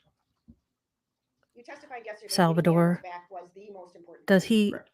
does he, Why didn't you go get the does, animals back? Getting the animals home safely was the number one priority. If Riley met us there and we had an altercation and we couldn't get the animals out of the house safely, then we wouldn't have gotten the animals back safely. But you didn't get the animals back safely that day, did you? oh, that's good. Let's let Riley attack when you have a Gaboon Viper. Now, quite personally, I might have thrown it on him. Allegedly. I think he's handling her pretty well. I so want to fast forward through this. I'm such a terrible. She just irks me in all the Irkingstons way. Because swear to There's a lot of God, factors. there are 8 of her in my HOA, and I just If you had driven straight to get the animals when you got the address, you would have gotten the animals. We don't know that. Riley could have went to Terrace, got a ride, sent me out This there, is a and we had very- an altercation there, and I may not have gotten the animals at all. We have no idea. that is a You would have very good pulled the gun answer. Instead of on Dan I have Street. no idea. That's a lot of hypotheticals. You indicated You, were sir, so are my terrified hero. of Riley yesterday. Is that correct? Yes, I was scared. And one of the reasons was because you said there had been a domestic dispute between Riley and Mackenzie in February. That was one factor, yes. And that was 8 months earlier. Oh, so he reformed in 8 from months? February from up to October, 8 months. Yep. And you said yesterday with quivering lips that domestics are so terrifying. And the fact that he was involved in a domestic led to your fear of Riley. It was a factor, yes. But in your career as a law enforcement officer, you responded to domestics, according to my notes, once a week. Your notes are incorrect. What's your testimony today? How many times you would respond to a domestic? Like I said, I don't have an exact number. I said an emergency situation, including traffic accidents, once a week. Most of the time it was a traffic accident. A domestic, like I said. I am liking him. I Sir. don't have an exact number. All right, you Were guys, you terrified we every need time a you responded? we need a to domestic? celebratory something every or time. other, Were and I you cannot drink terrified yet. sometimes? I would Okay, say I was scared sometimes, yes. feel free to So clip scared that. that It you was a would happy dance. He's Take doing defensive good. action before you even learned what was going on. Probably. In your police training, if you responded with your gun drawn, that's going to escalate the situation. Isn't that true? Sometimes it would escalate, sometimes it would de-escalate. Arriving with a gun would de-escalate the situation. Yeah, because F around, good. find out, ma'am. When you're taught use of force on the police force, what are you taught? What's your knowledge of use of force? Can be more Oh God, please say F around, find out. We learned that the average citizen is law abiding, but some people need to be schooled on the curve of F around and when it intersects with find out. specific with your question. Well, use of force is a policy for law enforcement officers. Is that correct?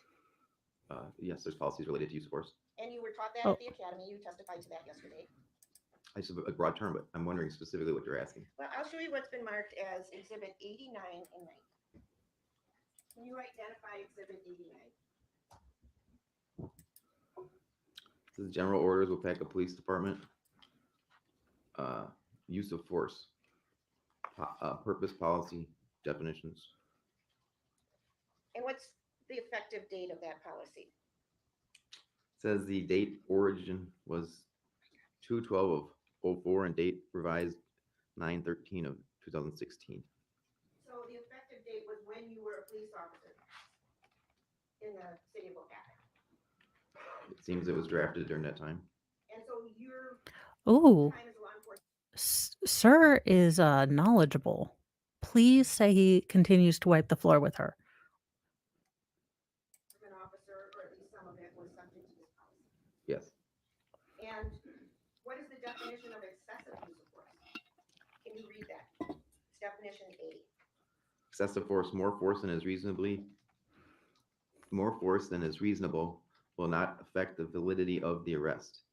It may expose the officer to civil suit, discipline, or both, and in aggravated circumstances, possibly criminal liability also. So using more force than necessary, even as a police officer, could subject you to criminal liability. That's what it says, yes. And when you were employed as a law enforcement officer, you agreed to follow this policy. Is that true? That's correct. What is the policy under Roman numeral 2?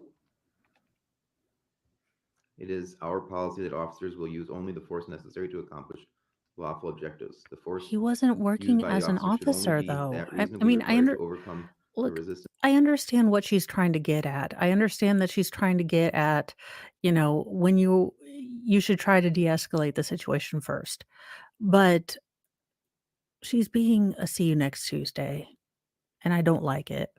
So I'm just gonna dog on her. Resistance being offered by the person and the officer is Sir, trying to who the protect. hell, s- Now, y'all, tell me they did not like look this up like 5 minutes ago. Look at some. I mean, I don't even computer, and I could at least highlight something in Word. I'm just saying. everything on this policy talks about an officer. Do you agree? An officer. So this talks about force that an officer is allowed to use to control a person. Do you agree? Yes. True. And we already talked about law enforcement privilege. Do you agree? Yes. And so a law enforcement officer has the right to take someone into custody and use the necessary force, but not a personal citizen. Do you agree with that? I'm sorry, could you repeat the question? A law enforcement officer has the Sir, with those privilege to ears. use force to take somebody into custody, but not a common citizen. Do you agree with that? To take someone into custody, yes.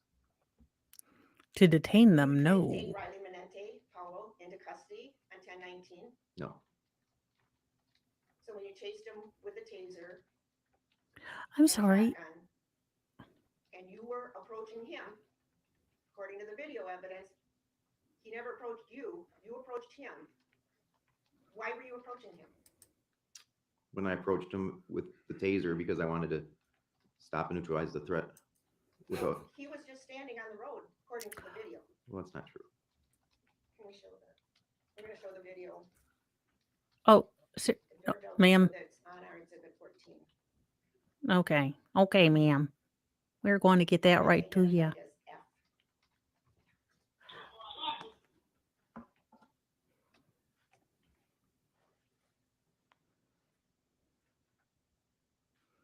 Are you going to pause it because you're going to make it look like he wasn't running towards them? He done shoved the hell out of his mother trying to run to that car. She's going to stop it. Now, in this picture, She is pulling a goddamn Mr. Brooks. A goddamn Daryl Brooks like, did you see anyone get run over in this particular clip? Didn't you in fact see me swerve to avoid small children? Well, no, sir, that's because there's like 3 hours of photo and video, footage of you running the hell over everyone. This cop is about, oof. Indigo, it's a good thing I wasn't wearing my hoopy earrings because they'd be about out. They're about to come out. I'm sorry, you guys, but it pissed me off when Daryl did it. It pisses me off when this actual legal person does I'm it. trying to see this one here. That one's a lot darker. can Oh, you see stop where licking your the lips. pointer is circling Riley? Yes. And he's crouched down. Here's that one. And at that time, isn't it true that he was putting his fanny pack on the ground? I can't say for certain. We have It's been marked as Exhibit 80. We have established that dude likes to take off his damn clothes when he gets. Y'all, I am trying to be a better person, trying not to throw hands, which I don't really do, but verbally, allegedly on the ninja net. But this woman's got my blood pressure just up. I'm about to go full on church lady without the blessed hair. Okay, it's about come out. She's about to come out, and we're going to spend 700 hours just making fun of this ish instead of actually watching the thing like we're supposed to be doing. 5. Can you identify that exhibit?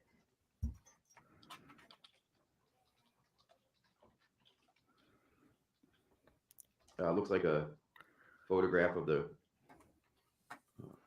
end of Van Street with my car parked with the door open. I'm also showing you was previously marked Exhibit 59 and identified as Riley. I do like that she's having to show a fanny pack. That's in the picture. that you're holding, isn't that correct? Yes, it's my traffic cone. And that is the location where Riley is squatting down in this video. What happened to her? I don't know if Scott Baio isn't writing anything down because he's like, I just smoked you, woman. I do like his look of bemused disgust. We are reading for her for filth, and I'm here for it. So you can see Riley is crouched down and it appears he's putting something in the ground. The on fact that ground, his face which keeps getting coincides to the exhibit you're holding deeper that and goes into the deeper, backpack deeper, right there. deeplier and You'll see that. deeplier, more confused as to where she's When you put going your with. backpack on the ground, It's a fanny pack, ma'am, not a backpack. If you want to be super duper technical about it. at any point is Riley approaching you? Not during that segment, no. All right, y'all. It's church lady time. It is time to get into the mud with the devil because this woman is done.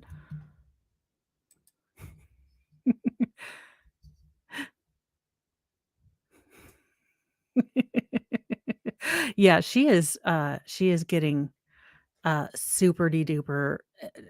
Church lady is coming out. I don't care. I don't have the hair on, but this is just deceptive, and just all full of the Satan trying to be deceiving. She is not playing the full on recording. She is trying to act like Brother Daryl Brooks, who is a sinner. But he is working on trying to be a man of God. Now, if he could just work on being a good human being, that would be a first damn start. Ugh. Just ugh.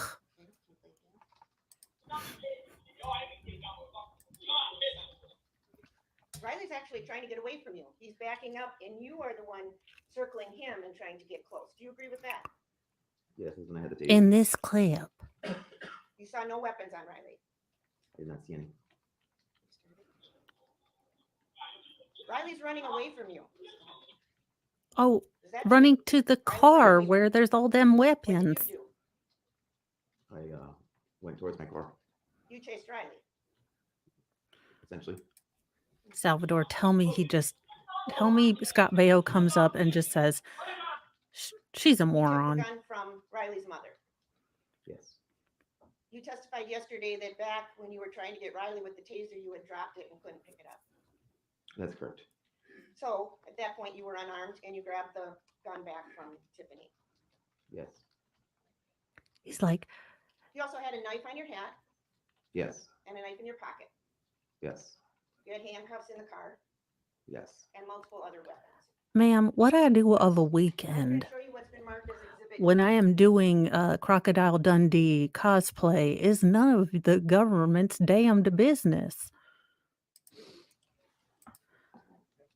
Yeah, this she could have approached this with integrity, but instead she is I am hella mad. I mean, she is pulling a daggone Daryl Brooks.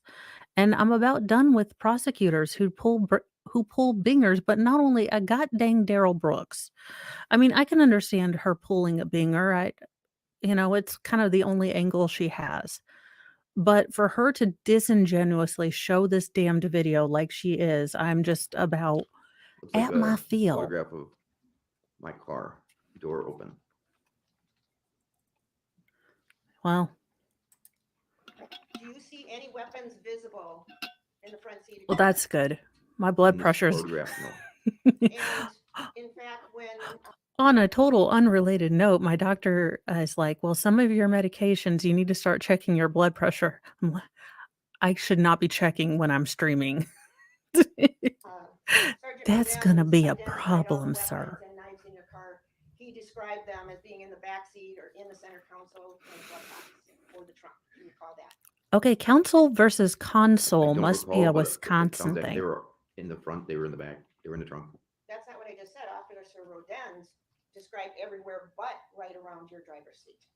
Well, like you had mentioned, the handcuffs, they were in the driver's door in the compartment down below he described. Do you consider handcuffs a weapon? I don't, but that's Yeah, understood. that's mainly the point I have, John Gary. I don't mind it that the state genuinely feels that this is, a a bad call on his part. I don't mind that. I don't mind if they, come at him with the full force of the government, but she is doing it in such a disingenuous, slimy way that I take real issue with that because you can you should be more I'm turning all Steve Gosney with more cursing and more drinking and well, just never mind. But you should come at it with the thirst for justice, not with I'm going to, I don't like this guy or something. And you should pick cases that would do good. I expect handcuffs and weapons. Okay, and other weapons, yes. So there isn't anything that Riley could grab there as a weapon except handcuffs. Well, that's not true. It's just not visible in this photo. Well, what weapons did you have that were accessible to you?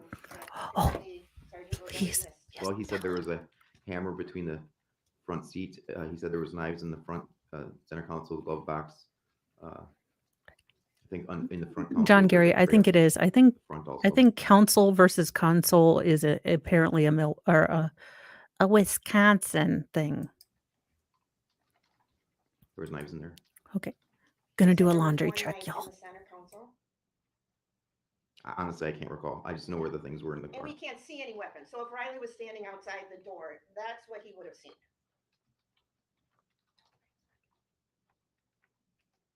That's what he would have seen. Is that correct? Well, possibly this is obviously further back.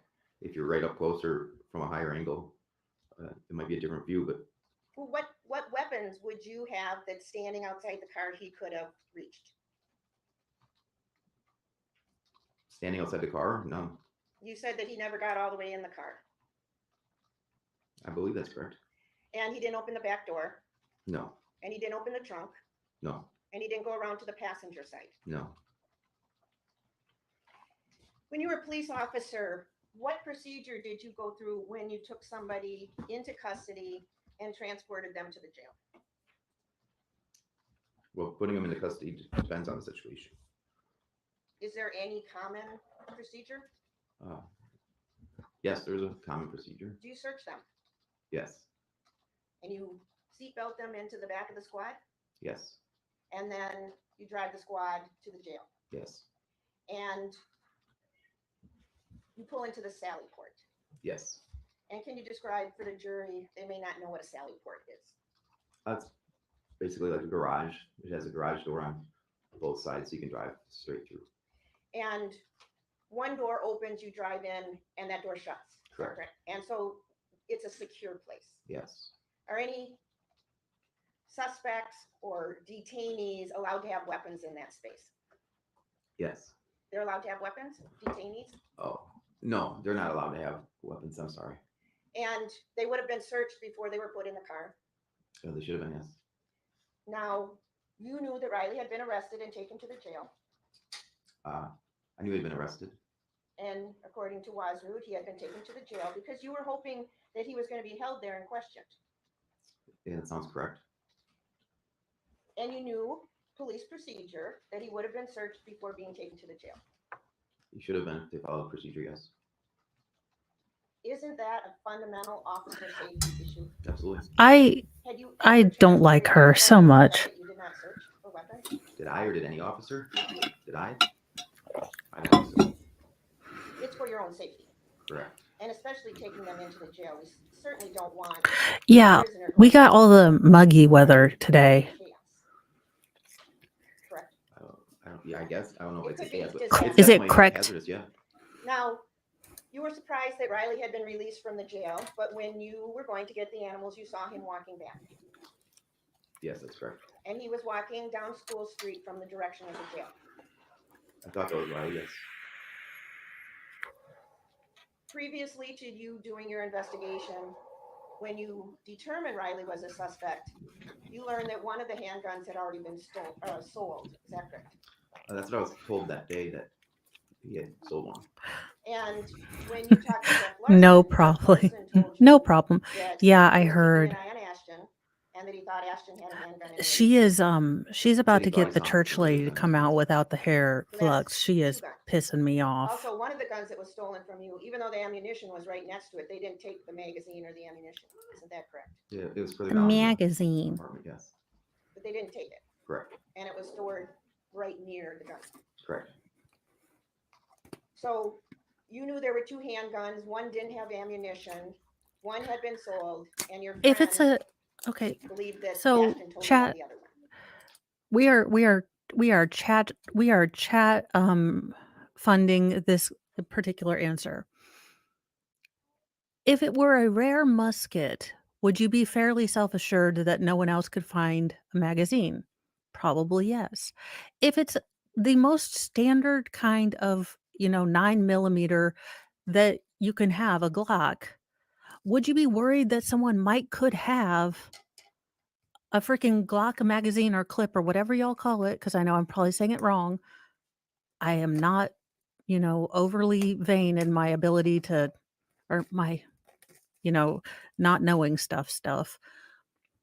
So if you know it's a Glock and it's a fairly common weapon, I'm assuming you would think, hey, they didn't take the, magazine or clip, but they could have one. I'm just, this woman has done. Is that the information you had? He didn't say what gun, like we saw on that table, they had a BB gun that looks like a real gun, and that could be what Ashton had in his pants. I have no idea what gun. He didn't say what kind of gun it was. Okay, so all that was going through your head? When you You're thought, just asking me a question, I'm answering it honestly. so you said you thought Riley might be armed. That's it. I'm trying to get information that would lead you to believe that Riley was armed. I didn't say I thought he was armed. I said don't didn't like know if he her. was armed. He could be. How could, How does he know he came straight from the jail? Oh my God. So, in one way, she's saying, please don't assume that you have the right to do this. Also, we're going to assume that every single look, y'all, he did kind of have a semi killdozer, Walking Dead equipped, supernatural trunk of weapons in his car.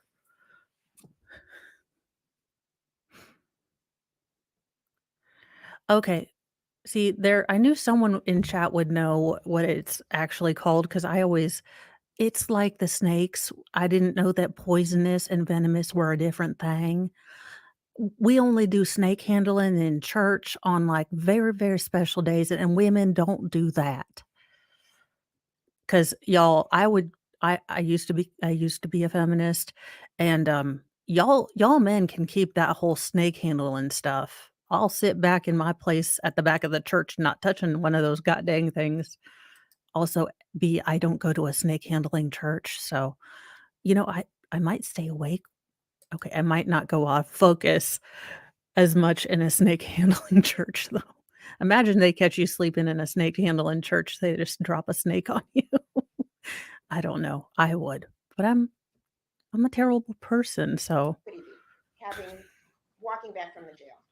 how Well, did if he I know he was was coming from the arrested jail? for, say, having a warrant, and I had a knife that I was legally allowed to own and carry in my fanny pack, and I was released from the jail, they would give me my knife back with the fanny pack, and I could be armed with And that knife. boom goes the dynamite, sir. Or if I Yes, was a you are. concealed carry permit holder, like I am, I could have a gun and carry it. So they would you would let a suspect into your You squad go. car You go, Wild and Bill. bring his knife or gun along with him. All right, let's see. Um, What Get can back we? to him at the jail. When I was placed in handcuffs and placed into the squad car after shooting someone, they took my knives and put them into the squad car with me. And then if I was going Sir, to be you released, have I'm assuming they would give earned them cat back. ears. Smile There was a smile picture at that that Ish's you're face. seeing of the front seat of your car with the gun. I have not seen that picture.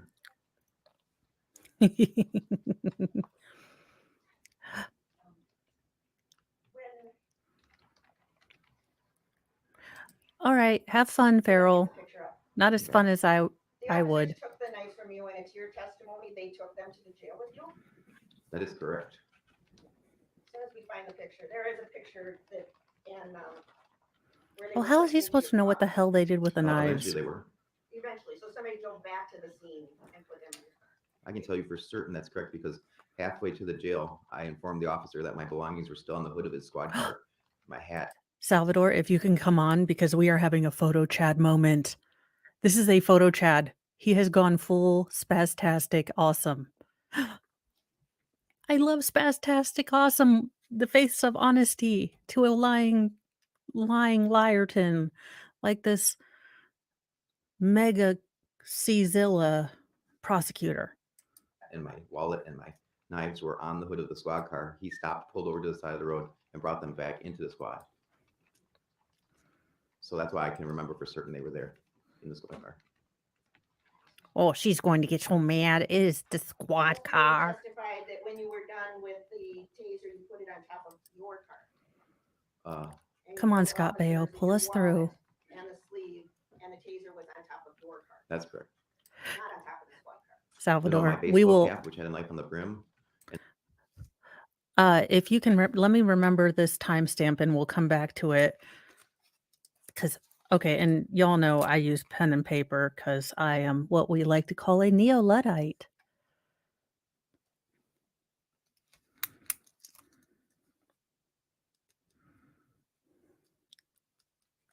All right, I've got the timestamp. So when we get together tonight, if you want, we can totally do this in a rewind and have a photo Chad And the knife that moment. was in my coat pocket. I'll find those were something. on I'll the find glow squad sticks or car something. hood. That's your testimony. Yeah, that's what happened. You can watch the squad video and probably find out for sure. And when the officer testified, Cat ears forward even for that. We are super cat mode. Both in honor of so you said. Mega that's Chad, your Bill, reason your and wallet was on top of the squad the car. semi Yeah, I differently misspoke about the abled wallet. cat. It was the hat, the knives, the things that were in my coat pockets. When they searched me, the things that were on my person. Is that what you would have done as a police officer? Bring their weapons with them?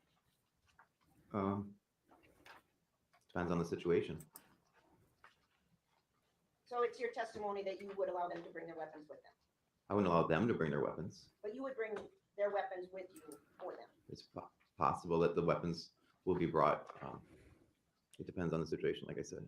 And that would be common police practice that you were taught. Did I have any police picture of any? Okay.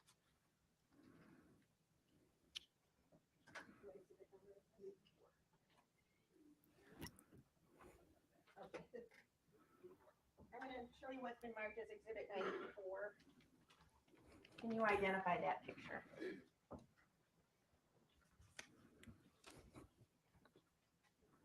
It's a picture of the interior of my car from the passenger side, it appears. And laying on the front seat, are those the knives that you had on your person? They appear to be, yes. I don't know why they're not with my baseball cap, but they were placed there after I was arrested by an officer, I'm sure. Because Because they were removed from you. they were transported with me to the jail and the hospital, and then I don't know at what point they put them there.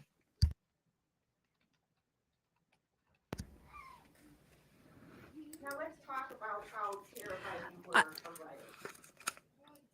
After all your talk of your police training, weren't you taught de-escalation tactics? Yes. Did you use any of them? Yeah, I tried to. Which ones did you use Uh, while holding a shotgun? I tried to remain calm.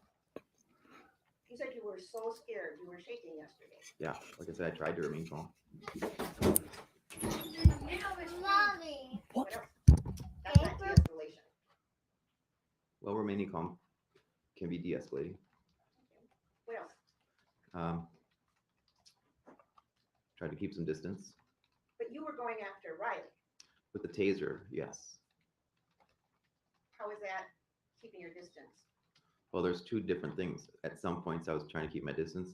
At that point, I tried to get close to him with the taser because I thought if I could use the taser to stun gun to stop the threat.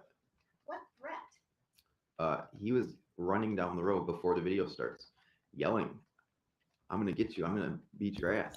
Is this He was coming ish at me high? in a hostile You manner, tell her, sir. ripping his You jacket off tell in that a woman. threatening, "I want to fight" gesture. The video shows you ripping his jacket off. Absolutely and not. you throwing it. No, that's not true. Let's play it again. Okay, let's see this. Maybe we missed it. Did we miss it? Ma'am. Can we see it too?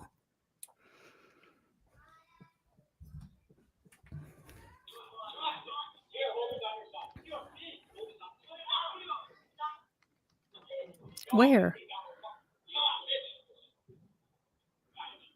Right there, you're holding his jacket. Yeah, I picked it up to see if there was a weapon in it. In that split second, Why don't we you rewind checked it? it. How do you check for a weapon? Don't you feel down He was the jacket? he was checking to see if it was heavier. Yeah, pick it up, shake it, feel down. Yeah. No weapon. He's, you know, he's it's- answering, And later please, you- God, you get done with your close it. cross, ma'am. If you want to rewind and see who took it off, I definitely didn't take it off of him. He took it off. If you want to slow it down. Okay, good. We've only got about another eternal hell of this. Pinch and zoom, pinch and zoom. I need to see this. I can get real close.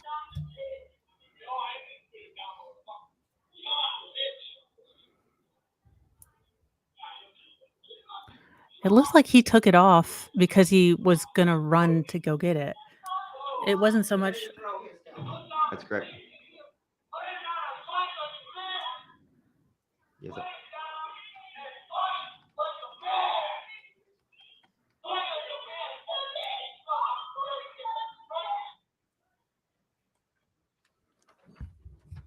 In that video, Riley never approaches you. I know, but did you see I didn't rip his jacket off? I picked it up off the ground. I don't see Riley doing it either, so Okay. video isn't good enough. But you're saying you checked it for weapons. He had no weapons in it.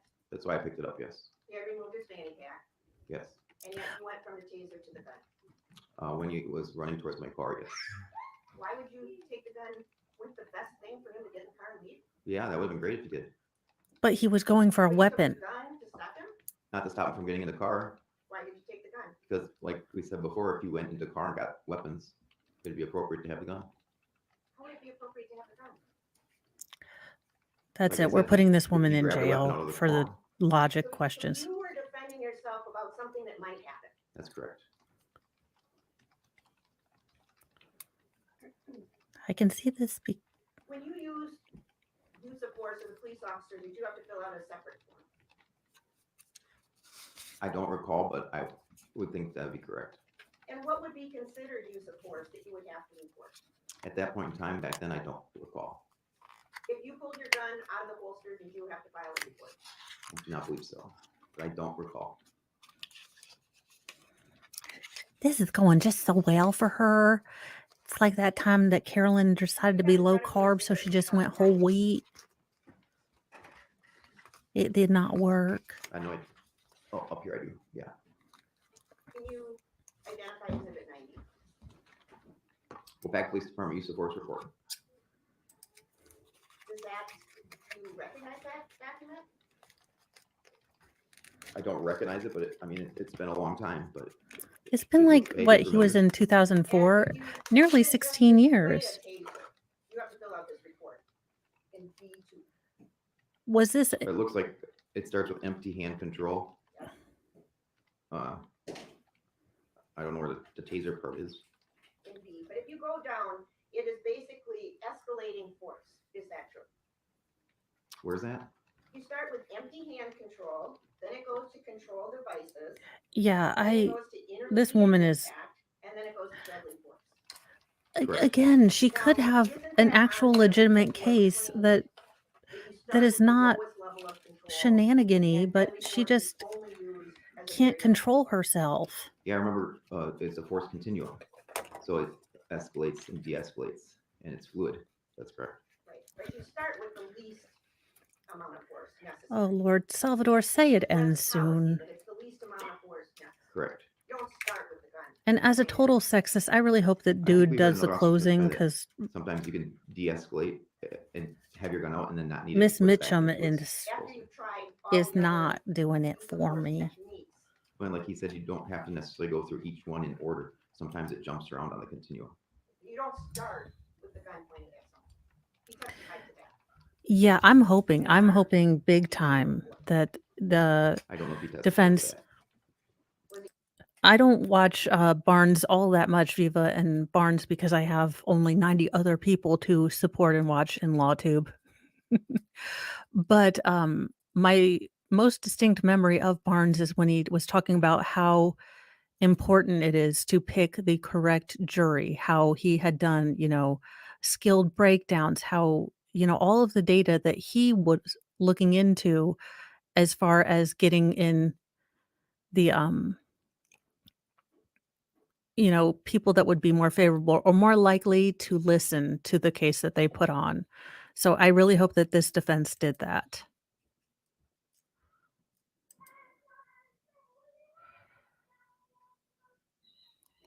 Well, she's not smart. She's not the smartest. She is like 2 days till retirement. With a gun pointed, a shotgun at that, not even a handgun, Dang it. pointed at him. There's no specific training for that specific scenario. In all the times that you were so terrified of Riley, did Riley ever hit you? I don't believe so. Yesterday, you didn't testify that he had ever struck you. Right. And everything you testified to was either you're claiming you saw it or Riley told you. Other than Wait, are you saying that they don't have criminal records of him when he had to go into the, pokey?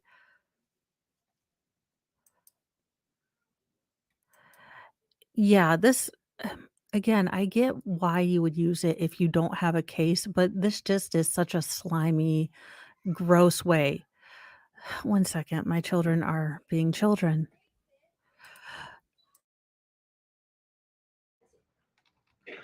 I guess you'd have to clarify the question. did you ever see Riley hit you or anyone else? I never saw him hit me. I'm trying to recall if I saw him hit anybody else. You didn't describe anything yesterday of seeing him hit anybody else. Okay. And you made the story in the jail sound like he was bragging that he had a mutual fist fight with somebody else. That's how you described it yesterday, a mutual fist fight. I would never say a mutual fist fight. That's not the words I would use, but he had a fight. That's correct. And the other person was a willing participant. I don't know about willing. You indicated they went to an area that wasn't on camera to have their fight, Correct. and that Riley told you this. Yes.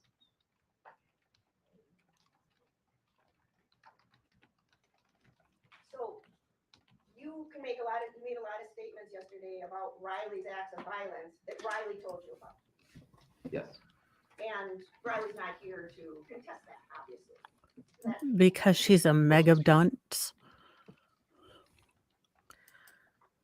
So when Riley tells you about fist fights, and there's a domestic incident in February, 8 months earlier, that caused you to be terrified of Riley. To the point that you needed a loaded gun. That was one factor. Well, that's multiple factors. Those were factors. What other factors? That's what you testified to yesterday. Yes. Now, during this entire time, between February, when he had the domestic, and October 19th, he continued to have placement rights with his son Jackson. Isn't that true? I really don't know the legal of placement, but I know he did have Jackson at times. You said that you were at Tara's house multiple times to pick up and drop off Jackson. Correct. I don't know what the legal arrangement was, but And I'm not asking you. Did you see Riley with Jackson? yeah, of course. And Because there this- were never any fears expressed. Because the state keeps giving the kids back to meth heads, but that will go after, a family that shows up with a little, they will go after the families that they can and give kids back to get unalived by their parents. Come at me, Wham, with the DCFS placement BS. Riley was so violent and so dangerous that he shouldn't have his 2-year-old son. I didn't say that. No, he shouldn't have had his 2-year-old son because he was I on did not meth. say that. You never thought he was too violent to have his 2-year-old. I never said That's that. what the court decided, Was he not too violent him. to have his 2-year-old? Did you make a complaint to social services or the police that Jackson was in danger because he was spending time with this violent, scary father? I did not. And the mother of Jackson continued to let Riley have Jackson, have placement time with Jackson. Yes, And you testified being around when Riley had Jackson. yes. But this is the same person that when he's running down the street, you are so terrified, you have to load a gun in Arkansas. All right. Well, you're Yeah, there were done. times that he was, like I said, very easy to be around, very nice. He was a friend of mine. I spent a lot of time with him when I wasn't scared. But when he was enraged and angry and violent and coming at me, yelling and screaming, that's a different side of Riley than the loving, caring father and friend that he was. You testified yesterday that you saw Riley come around the corner at Main and School Street. He saw someone I'm sorry, School and in Van. Van Street, yeah. You saw him come around the corner and run. Well, I saw when he just came around the corner, someone running, and then because of the yelling, I knew it was him for sure. So he's running at you down Van Street. Yes, Van Street that's 400 feet long, correct. the length of a football field. Pretty much. I am done with social services. Pretty good one. So he's running down Van Street. Correct. And you meet up with him 2 or 3 houses up the road Yes, with your gun. yes.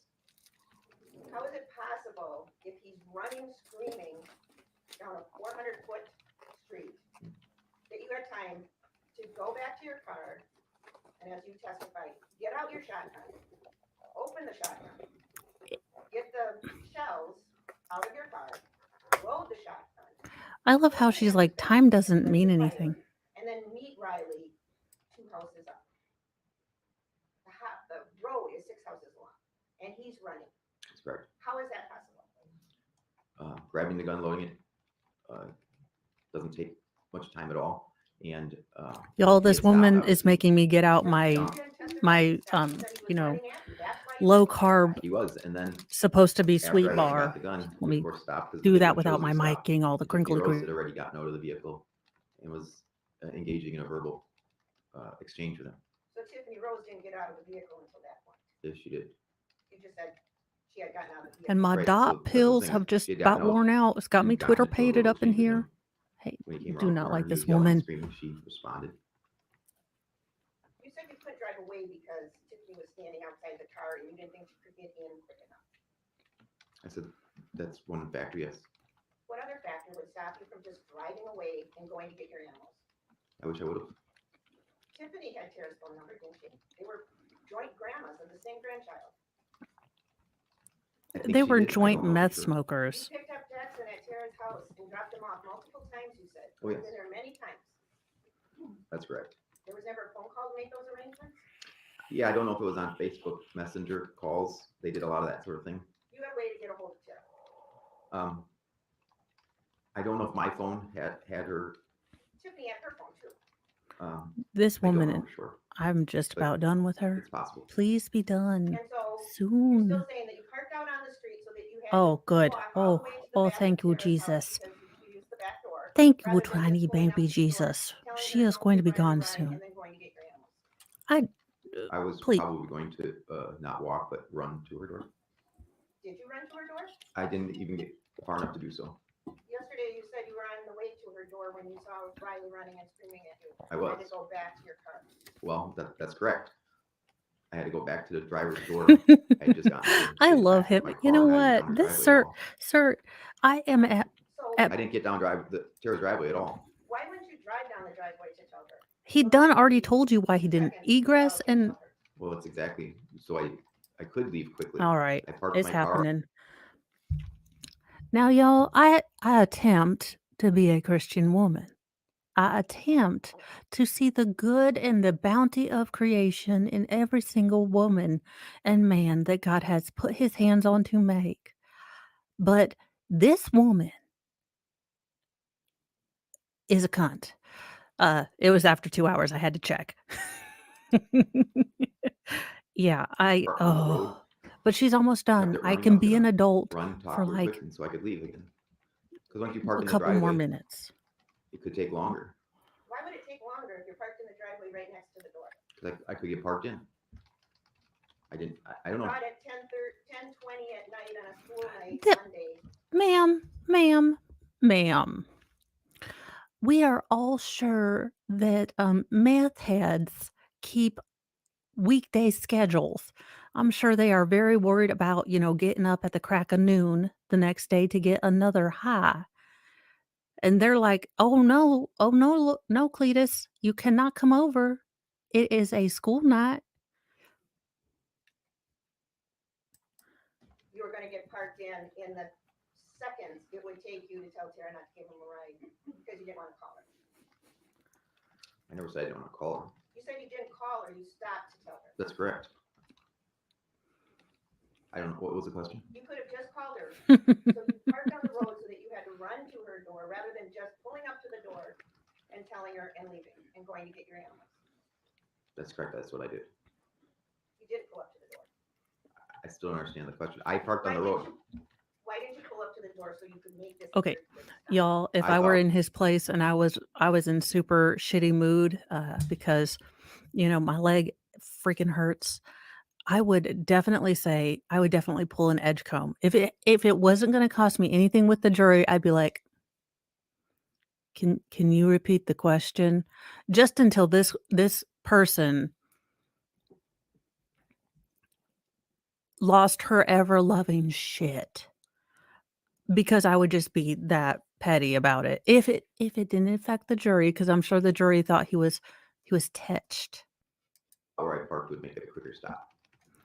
Yeah, this is You pulled down Van Street because you saw Riley. That's what Tiffany Powell testified to. You were on the way to get the animals, you saw Riley. wasn't you she pulled down. also a That was guest her of the testimony. state? And that was her statement back on October 20th, 2020. You saw Riley when you pulled down the road in front of him. You got out of the car, you grabbed a stun gun and a shotgun, a loaded shotgun, and you met him halfway down the street. That makes sense with the timing. You're kind of jogging, Riley's walking. Your Honor, I'm going to object. Sustained. Get her, Scott Baio.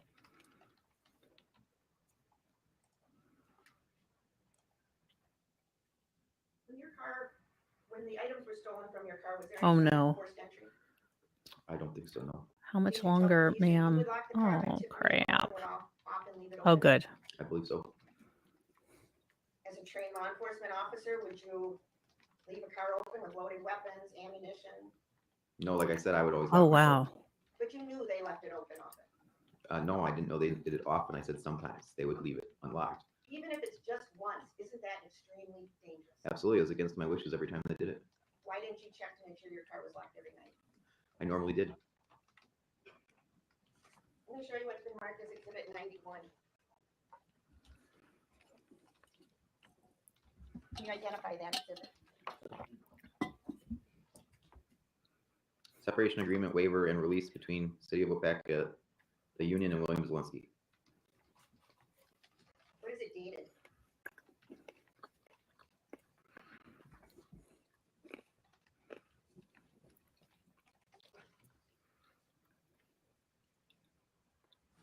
Uh,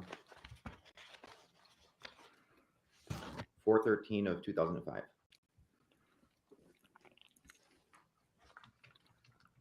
What does it indicate was your last day of employment? April 20th of 2005. And you had some months of salary that they paid you after you separated from the city, is that correct? That is correct. Were you given a choice whether to sign and accept this agreement or not? Your Honor, I'm going to object as to the relevancy of this line of questioning. We'll excuse the jury.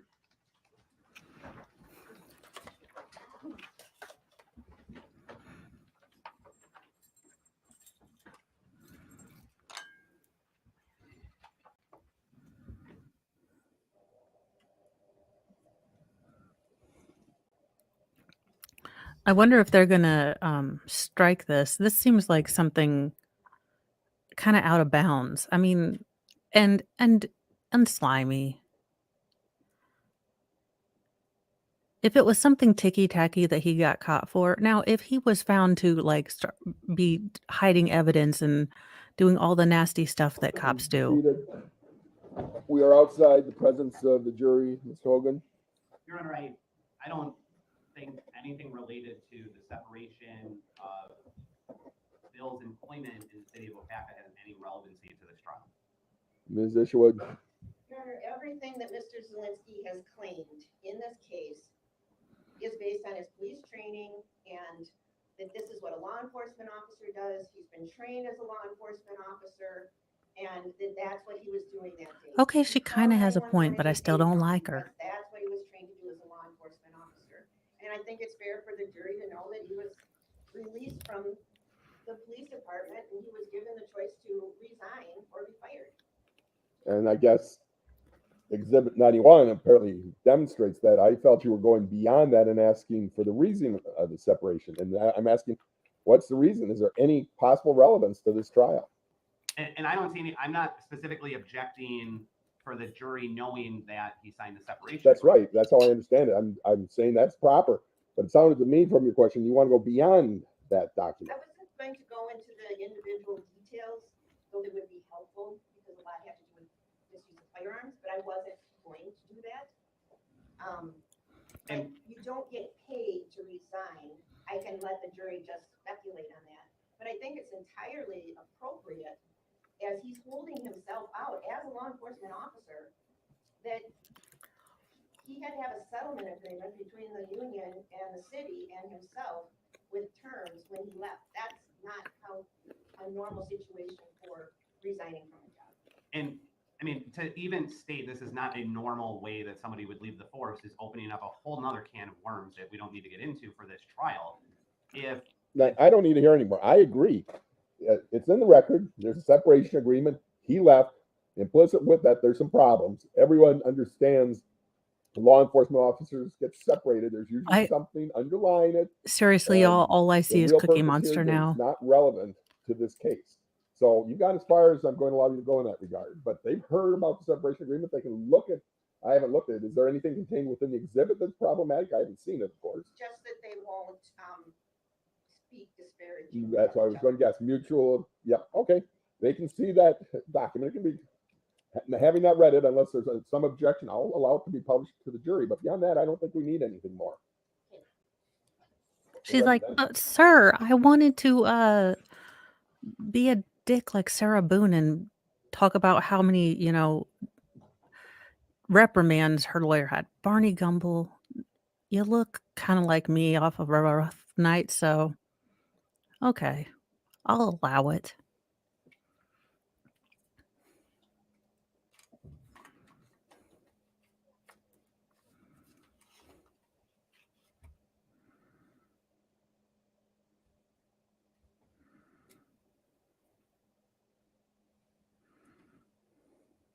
Ms. Isherwood, any idea how much longer?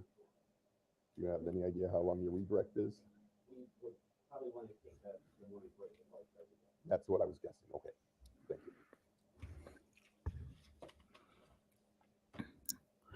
you. How, he is doing really well. He had a couple photo chat moments where he basically schooled her. She is trying to be every bit as slimy as Binger, basically saying like, but he didn't have a weapon. He didn't have a weapon. As a police officer, and trying to bring up that I believe there was a reason. Salvador. Basically, she was pulling every Binger and Kraus move that she could. This was an unarmed man. You ran up to, make a fight. This is what happened. This is the policies that you should have been following as a police officer 20 years ago. Do you not remember the the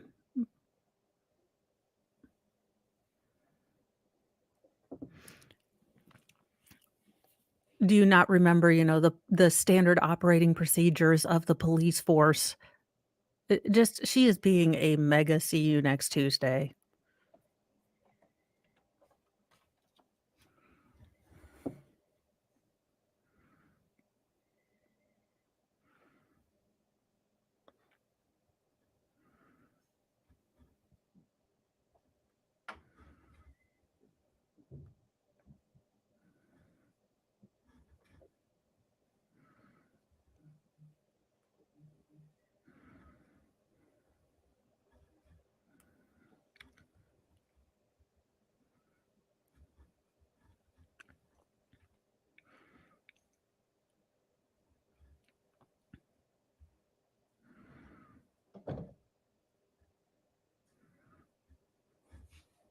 Please be seated. Yeah, she's trying to pull some bullshit Madam up. Dershowitz, you may proceed. I'm gonna, Yeah, she's being a mega, but he's doing well. I mean, he's correcting her when she's trying to get him into a gotcha mode, but he's that's why the cat ears are back. He did a photo chat moment, and I can't drink socially acceptably yet. So cat ears it was. I'm gonna show you what's been marked as exhibit 87. And can you identify what that is?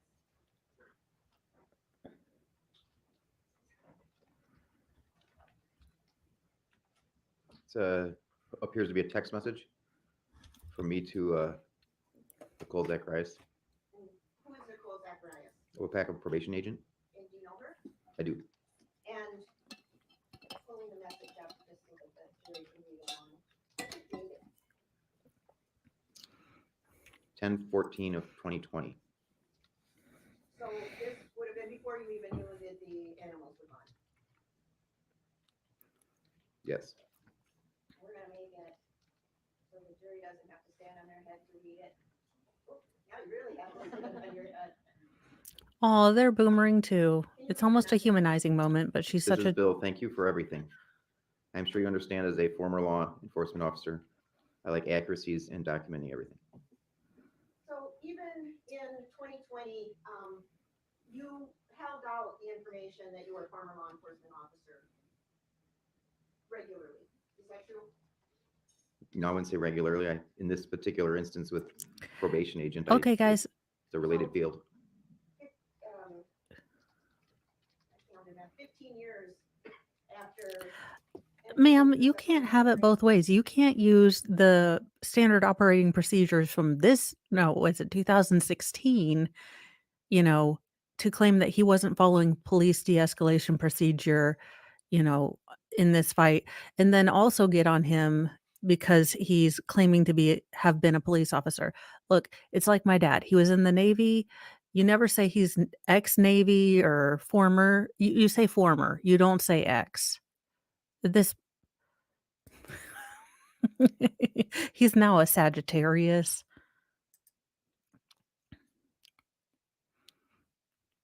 Yeah, Fedorowski, that is a great, great point.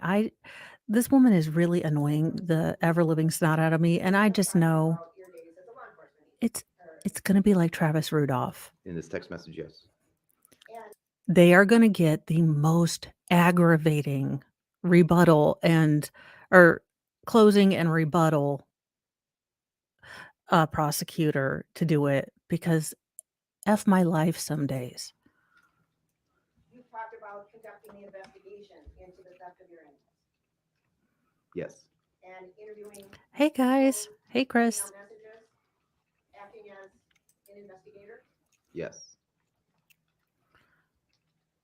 You know, his surprised eyebrows are hilarious to me in this particular context. Like, is this woman really talking to me about this? Is she dumb as a box of cats? Well, okay, cats are smart. Rocks. Or frozen mice, apparently. Organic frozen mice. We're more concerned about the time. I know it has to exist. I just don't want to think Well, I about didn't it. say I didn't trust law enforcement to do it. I just said that I had more time and I felt the urgency necessary was something I could assist with in conjunction with law enforcement. And again, the urgency.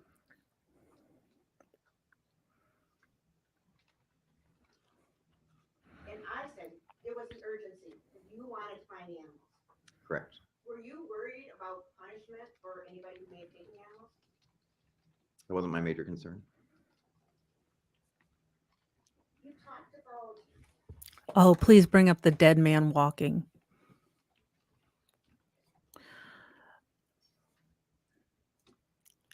You know, I like that the defense attorney doesn't do his tech work. He has his paralegal, but she just annoys me, and I know it's because I don't personally like her, so it's ticky-tacky, but I feel petty. It'll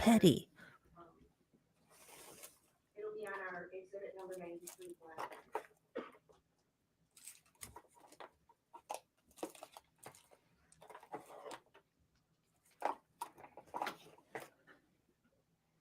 it is all the petty, and I am all the here for it.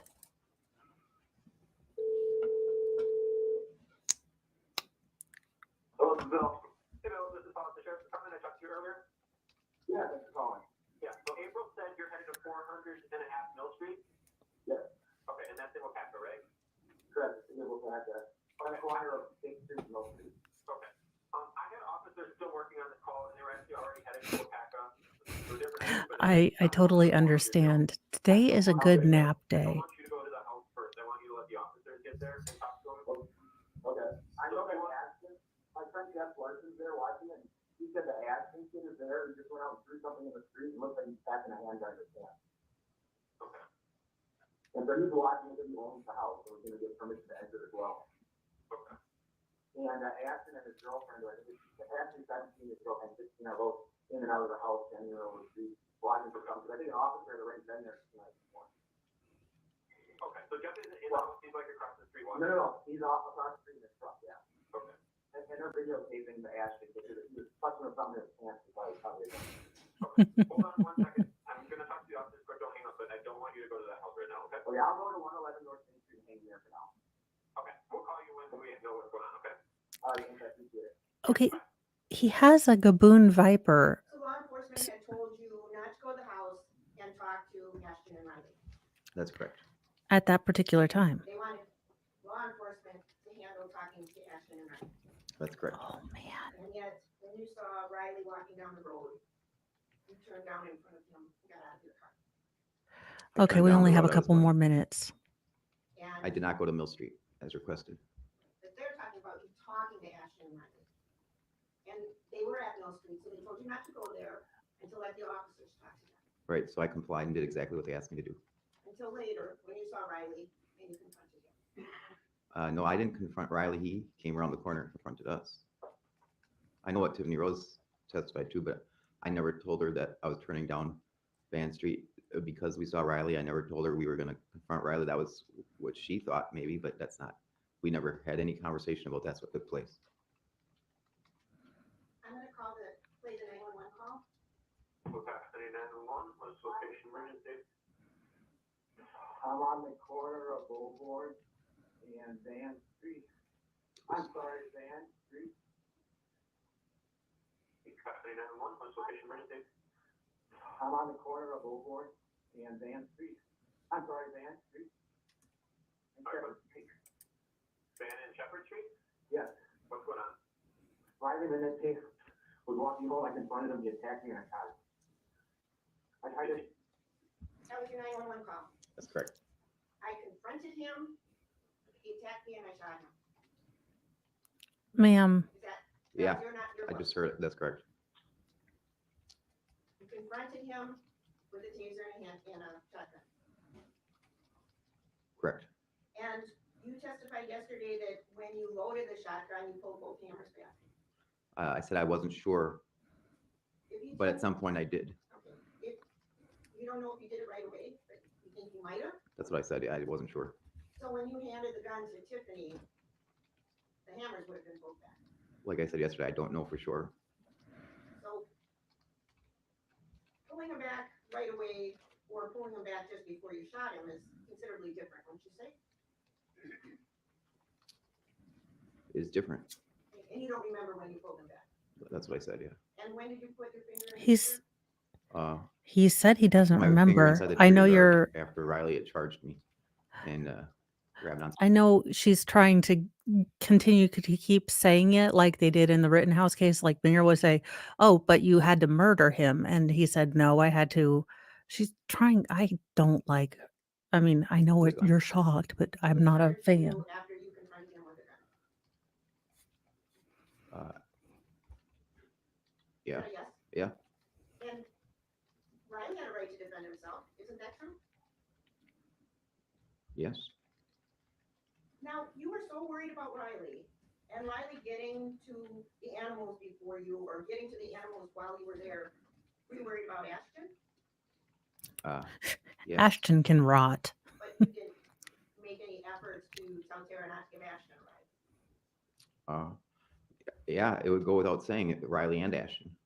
It would go without saying. You didn't tell Danielle or Angela not to give the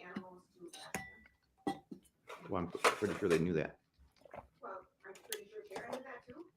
To not give Riley the animals? The ride to the animals. Oh, a ride to the animals. I'm sorry, I couldn't hear you.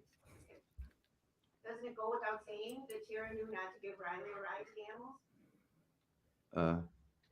Not necessarily. Yes. But it goes without saying that Danielle and Angela would know not to let Ashton or Riley have the animals. Well, that's what you said, to let them have the animals. Were you worried about Ashton going to get the animals? Yes.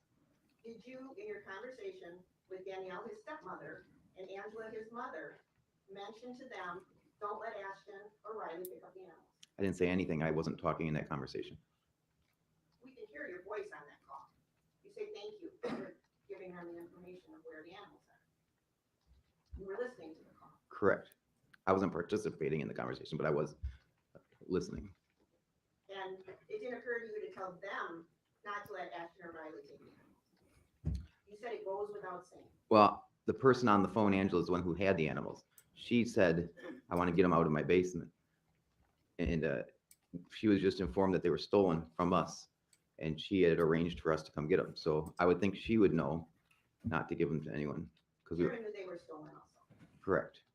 And Tara would have known, as you said, it goes without saying, don't give Riley a ride out there to pick up the animals. You're the one who said it goes without saying. Well, because the people on the phone were saying, we want to give you the animals.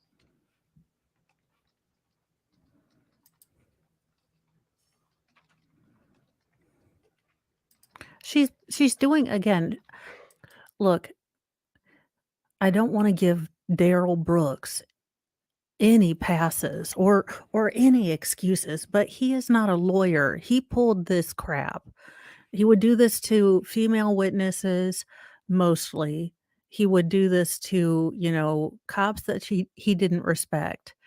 But he would sort of sit back and quiet so that, he could mumble under his breath or say the question so quietly, like little Betty White, the dancing granny. He did that too. He would just kind of like, and then she'd say, Son, I don't understand you. I just saw a car. I just seen a car go by. I just seen it. So these are not things that I would expect from an actual, honest to God, looks like long-term prosecutor. Did you ever see Ashton that night? No, I didn't see him. I just heard about him breaking into my Main Street building while I was in the back of the squad car. And that was afterward when he was looking for Riley. I don't know. He just threw a rock through the window and entered the building. After the shooting. Correct. And What are you now blaming? Ashton or Riley on Is she gonna blame the fact that the building got burgled by Ashton after the shooting on this dude too? Like he got so upset and wanted to do one last robbery for his homie? She might. We still have to keep everything crossed that this guy will be acquitted so Salvador can Yes, get I an did. interview. This happened on October 19th. before you confronted Riley, you hadn't seen him. Not that I recall. Did you ever tell the 911 caller that it was an accident? I don't have believe the so. extension in this. That it was an accident. No, I didn't talk to her about that. She is being a mega heifer and sitting so far back because, look, as a fellow fluffy, I can say this, but because her belly touches her thighs, so she's just rearranging the fluff. She has just done crossed all my nerves off. I had one left. But yeah, she's purposely leaning away from the mic to be really, just Did you ever tell Tara on scene that it was an accident? No, Did you ever tell Officer Wasser that it was an accident? no, Did you ever tell Deputy Thorpe it was an accident? no. Did you ever tell Officer Shabilsky it was an accident? I don't think I told anybody. I kept my right to remain silent. I have no further questions. did you just smirk at my this? It's after 2 hours. This bitch did not smirk at my man, Wild Bill. I mean, well, not my man. I'm not even part of I will be no part of a love quadrangle. It's just not gonna happen. But she just done smirked at my, Wild Bill Chad that just took her and said, "No, ma'am, that's not what happened. No, ma'am."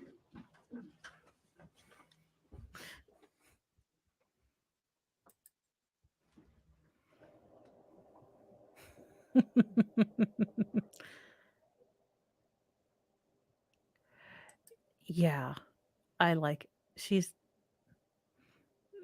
she's just all the ugh. A quadruple. A quintuple. That's the only way you can do it now. Quintuple sounds awesome. I mean, just the word, not the actual situation. Because y'all, you would have okay, ladies, you would have a harem of men that you have to do laundry for. The laundry alone takes away the smexiness of that situation. We're outside the presence of the jury. Anything we should address before the recess? No. No, Your Honor. Thank you. Take a recess. Now I get to go check on laundry because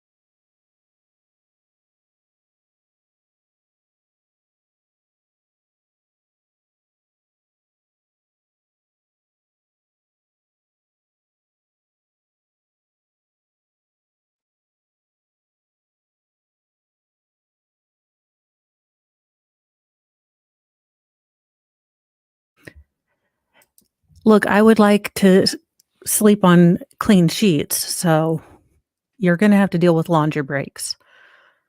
I'm saying if you guys want to start a crowdfunding for a personal assistant for me, I can stream all the time.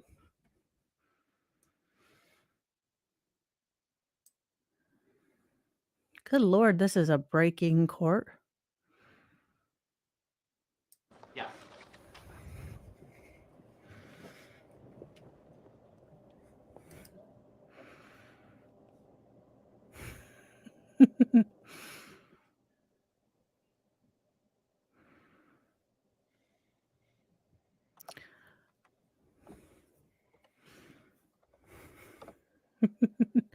I'm sorry, you guys. I that's why I hustled my bustle, as church lady would say, and got that laundry rotated.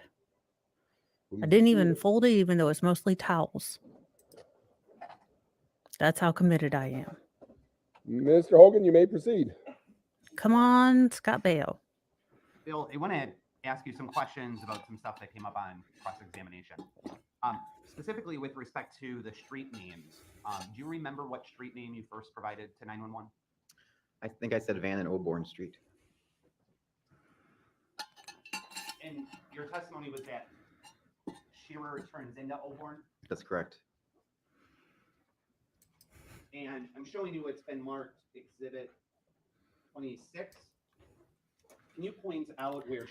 Baker, dumb American question, and you'll have to do it when you're live on chat, but how do you pronounce the A-E love child?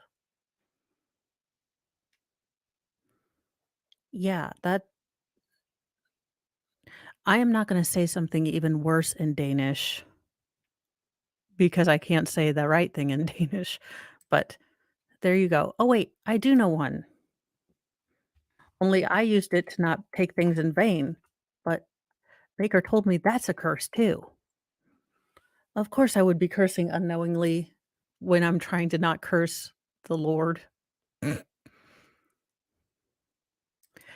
Yeah, I'm not opening one more window to go to Google Translate, sir. Shearer Street is. This little section right here. And do you know where Shearer turns into Oborn? I would think after Van Street, it's one way on Shearer, and then when you go the opposite direction, it's Oborn. Okay. See here, I thought I was trying to be less blasphemous, I mean even more blasphemous. This is a banner kind of day. And between where it goes from Oborn to Shearer Street, is there any traffic signals or anything that would indicate it's a different street? No.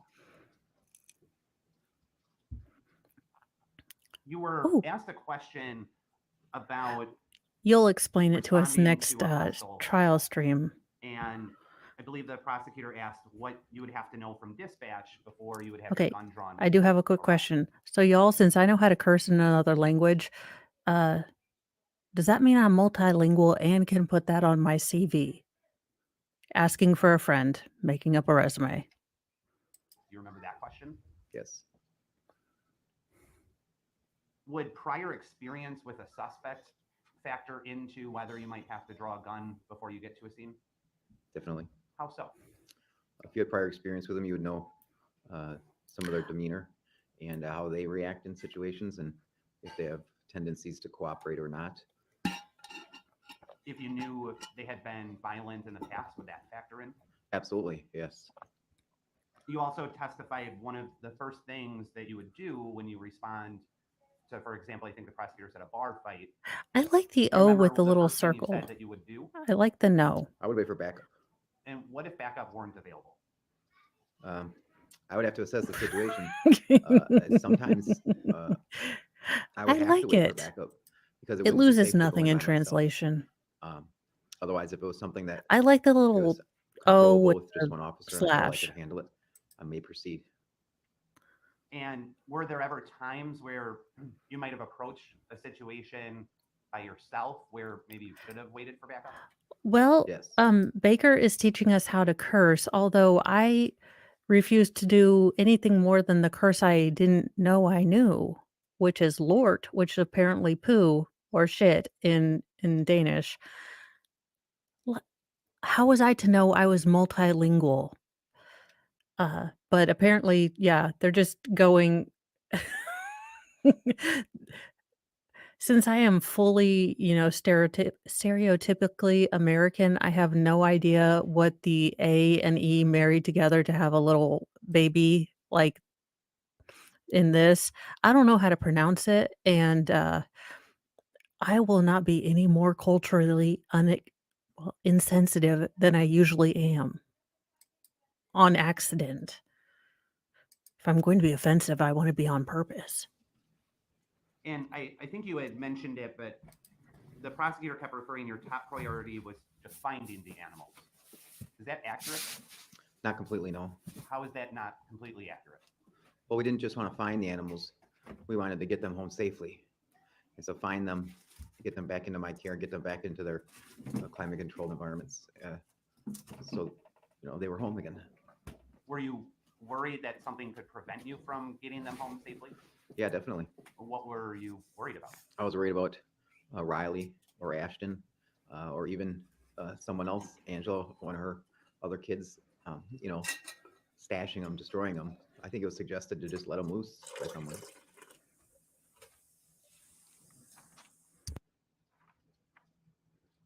Now,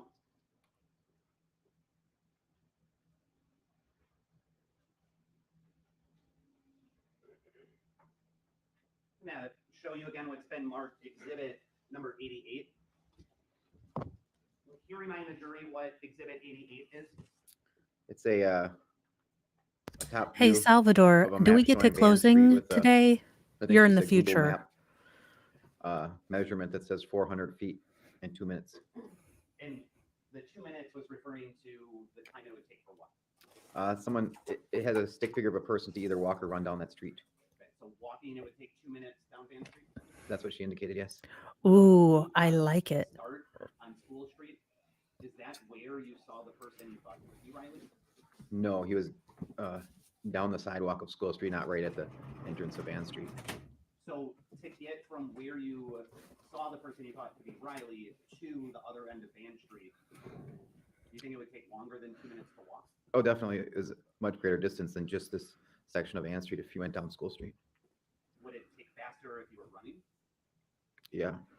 And so we can see that when you parked in front of Tara's house at 10:17 and 26 p.m., and that all three of you were in the street right in front of the house with the camera, that was just over a minute That's correct. after you had parked. Yes.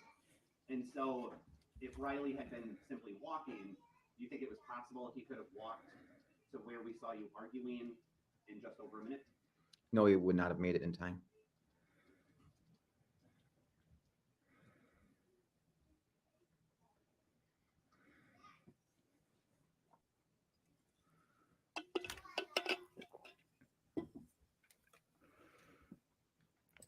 You testified that drawing a gun could potentially escalate or de-escalate a situation. Do you remember that testimony? Yes. How would it de-escalate a situation? Just the presence of a gun, the threat of using the gun, could make a suspect think about their actions and decide they don't want to go forward with any violence. They could see that gun and say, no, I'm going to disengage. I'm going to stop fighting. I'm going to stand down. And that would de-escalate that situation. That's correct.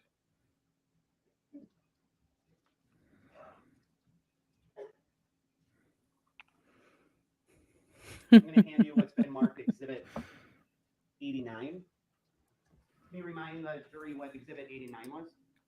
This is a Wapaka Police Department's use of force policy. And I think you had read the date of origin at the very top before. It's 2/12 of 2004. So not even the years that he On was Exhibit in. 89. Can you flip to the very last page? Yes. Is there a signature on that? Yes. And is there a date on that? Yes. Can you read the date that it was signed? It says 1/10 of 2006. We heard that your last date of employment was in 2005. I believe that's correct. And so Exhibit 89 was signed after you had left the Wapaka Police Department. It appears to be correct. Do you know if anything in Exhibit 89, let me back up. You indicated there's a date revised on Exhibit 89. Yes. And what date is that? 09/13 of 2016. Do you know, does it indicate in Exhibit 89 anywhere what revisions were made in 2016? It just says that it was revised. It does not say what was changed. So we don't know what it would have been in 2014 or That's- 2004. That's correct. Yeah, that's definitely true. And the not that I trust the FBI exactly, but he did in fact. They do in fact report that in their crime statistics. I'm handing you what's been marked Exhibit 83. Can you remind the jury what Exhibit 83 is? That's a photograph from outside the passenger side of the car with the door open. That's the passenger side. I'm sorry, no, it's the driver's side. And how far back is that picture taken from, approximately? It's beyond the open door. I'm just guessing that it might be 5 feet or so. You heard the clarion Do call. you actually see the end of the door to the driver's side? Yes, that's.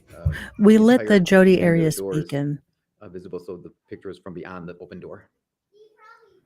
And you testified when we saw the video, Riley approached the driver's side of your vehicle. That's correct. How far into the vehicle did Riley go? I'm not 100% sure, but he was right up against it. Was he closer than the distance from which that photo was taken? Oh, definitely, yes. Okay. Quick question for the the chat. If you walk by as you're doing a laundry run and you see your sons playing fencing with the grill spatulas, do you just walk by, pretend you never saw it? Or do you tell them to stop? Because I just walk by. You testified that at some point when you had the taser, you had dropped it. That's correct. And I think you said you don't remember initially picking it up. That's correct. At some point, did you do anything with the taser? Yeah. after the gun went off? Yeah, at some point I located, picked up the taser and put it on top of my car. And that was a very special message from the NARC in chief, Griffin Higgins, telling me that my middle daughter was using my coffee creamer. I don't generally drink coffee, but I do like iced coffee. And unfortunately, I like the sugar-free creamer, but I think it's adding a whole lot of extra bad stuff.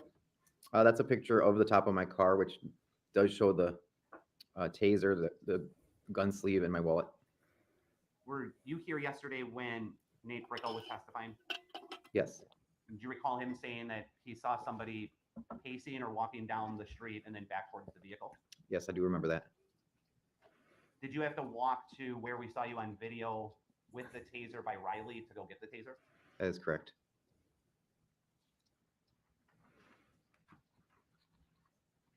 On cross, it was brought up about suspects being searched when they get brought into the jail. You remember that? I do. Or at least to the Sally Port. Correct.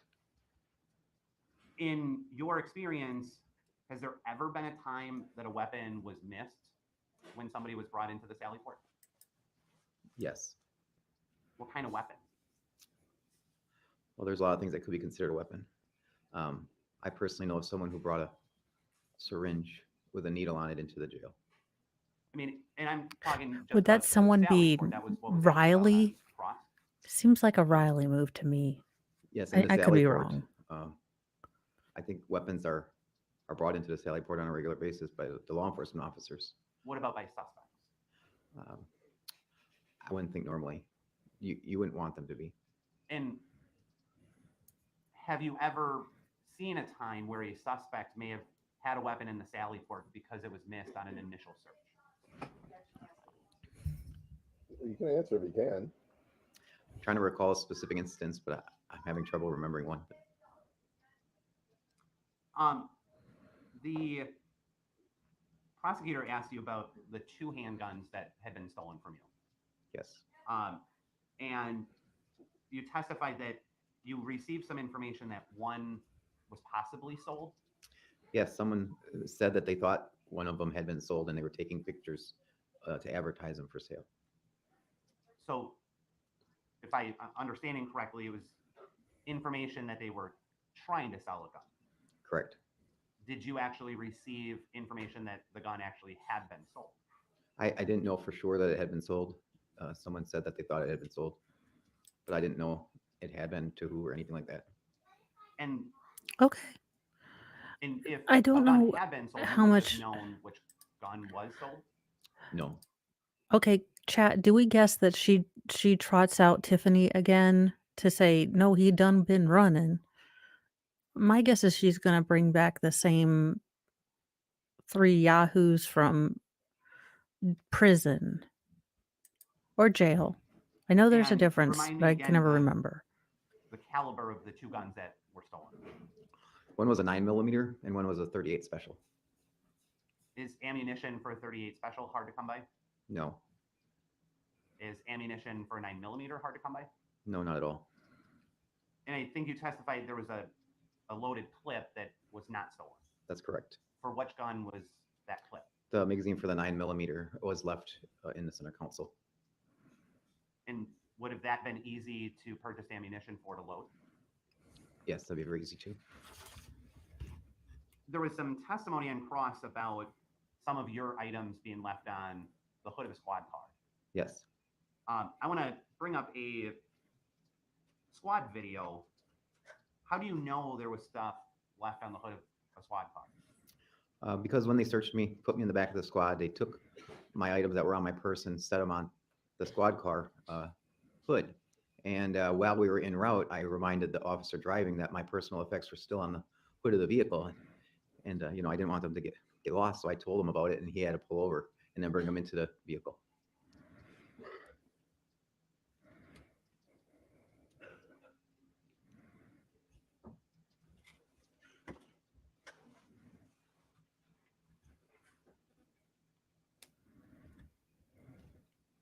I'm going to show you a clip on Exhibit 95 entitled 41.axon, starting at 19 minutes and 13 seconds.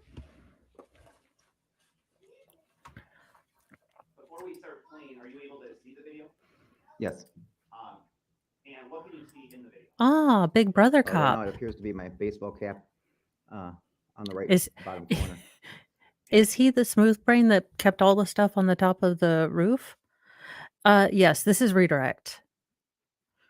And then I guess yes, MLS, it is. It is in fact redirect, yes.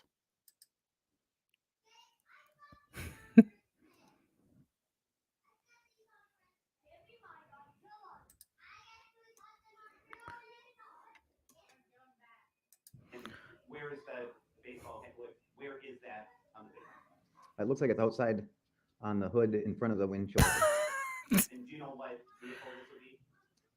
I believe it to be the squad car that was transporting me to the Sally Port I'm to the hospital. I'm sorry, David. I was just making sure that I was getting That's correct. I everything saw it and done. noticed it, and that's why I mentioned to the officer it was still out there. And what did the officer do? One He sec, pulled let over me to go the side of check the road why the and boys got out are of the squad, crying. got the hat and the knives and put it into the squad. Okay, so we'll start playing at 19 minutes and 13 seconds.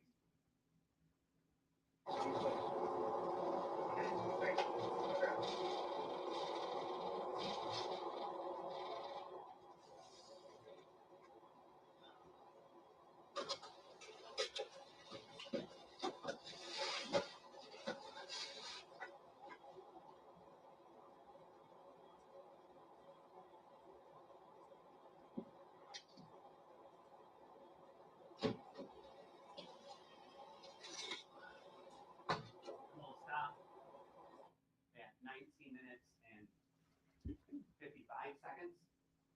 Does that just show what you had just described? Yes, it does.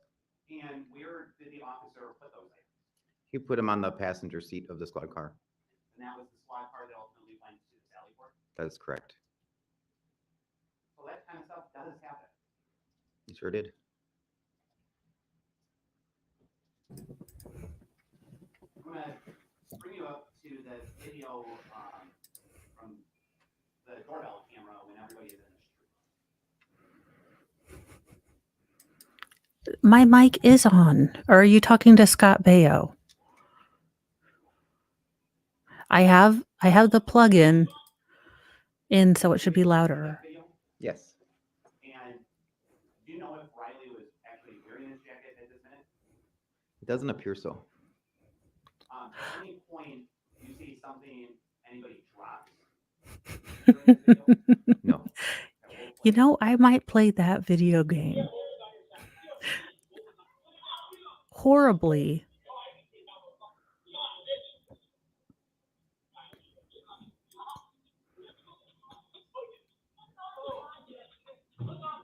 And we'll stop right there. And are you Oh, able to see well, that video? Yes, it seems easier than that one. Can you see what Scott is also Yes. Mr. Mo's name, so I was like, You know what that is? why is he I talking to believe that's Mr. the Mo? jacket. And I see something right It took here me in a the second. road. Do you see that spot? The light? No, just right to the lower right of the light. I see a dark spot there. Little dark spot. Yes. Can we back up the video a little bit?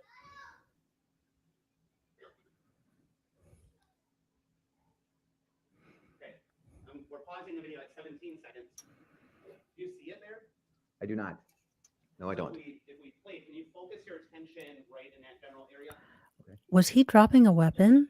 Next, we're gonna stop. Did you see anything happen in that area? It's Holy hard to shit see, balls. Sir, but it looks like something dropped. Do you know what that was? I do not recall. I really want to get one. If we go near the end of the video. Okay. It looks like he drops a weapon 27 seconds. Does that shotgun have a flashlight? in Biggin, Yes, And where is the flashlight pointed? invigorate. at 27 seconds? It's pointed down at the ground. Is that about where we saw that black? It is close to that item, yeah. And as you say here today, you don't remember what that was? I can't say for certain what it is, no.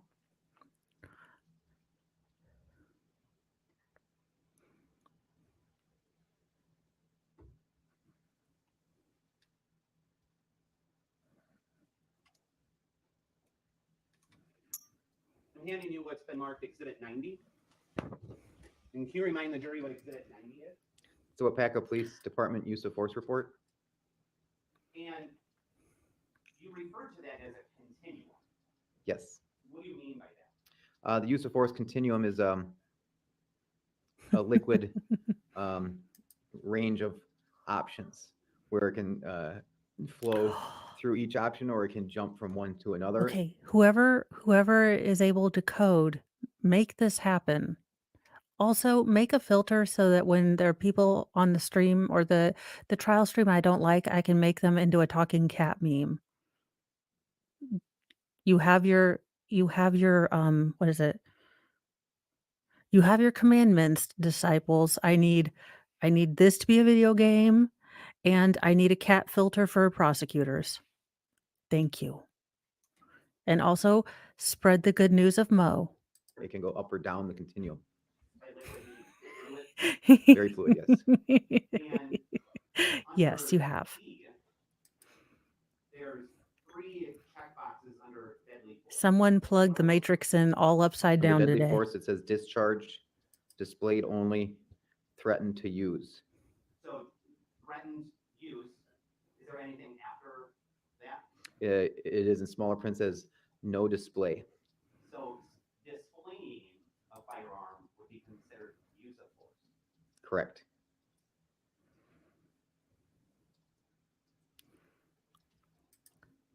Cool. You were also asked some questions Yes. about ever making any complaints or reports. But I must warn you, American women are helpless against an accent, so you're going to have very weird personal emails for a while. Not from me, but oh, really? Oh, maybe I can talk Mr. Mo into doing in the 5 seconds of free time we have. We will turn on Ninja Turtles or something, and then the kids will leave us alone for 5 seconds. We can do that. I wanted to get Remember those questions? Yes. one of those for Christmas, but And have you seen Riley? it was the free time thing that we don't Yes. generally Have have. you ever seen Riley be violent with Jackson? Not towards Jackson, no. And so if you never saw him be violent towards Jackson, would there have been a cause to report to CPS? No.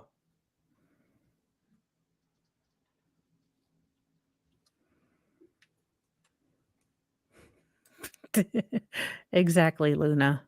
Exactly. And plus, the Indigo. prosecutor gave you the You know who you phone try. call we talked about. Y'all are all my children, so Yes. if I'm talking, it's going to be, you know who you are. I'm not gonna bring it all the way to you, but Just give a that look was to the all year where y'alls. You were told not to go to Mill Street. That's correct. In that phone call, did you tell officers where you were gonna go? Yes, I did. And where was that? To 111 North Main Street? Is that where you ended up going? Yes, it is. Why didn't you go to Mill Street? Because they told me not to. You listened to them. Correct. And the prosecutor played the 911. Aha. Where you had said I see. It was coded language, Correct. Fedorowski. Fed. I see. testified that Riley confirmed. Gonna go full correct. Dale Gribble. I want to show you a Hi, guys. played the other day.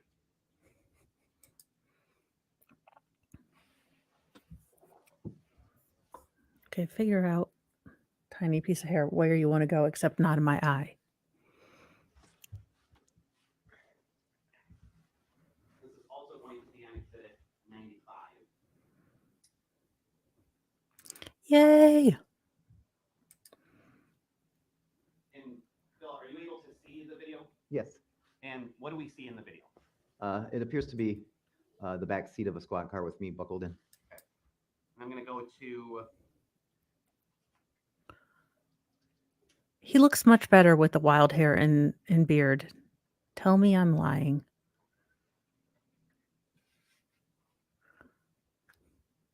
.30 minutes and 55 seconds into the video, and we'll play it.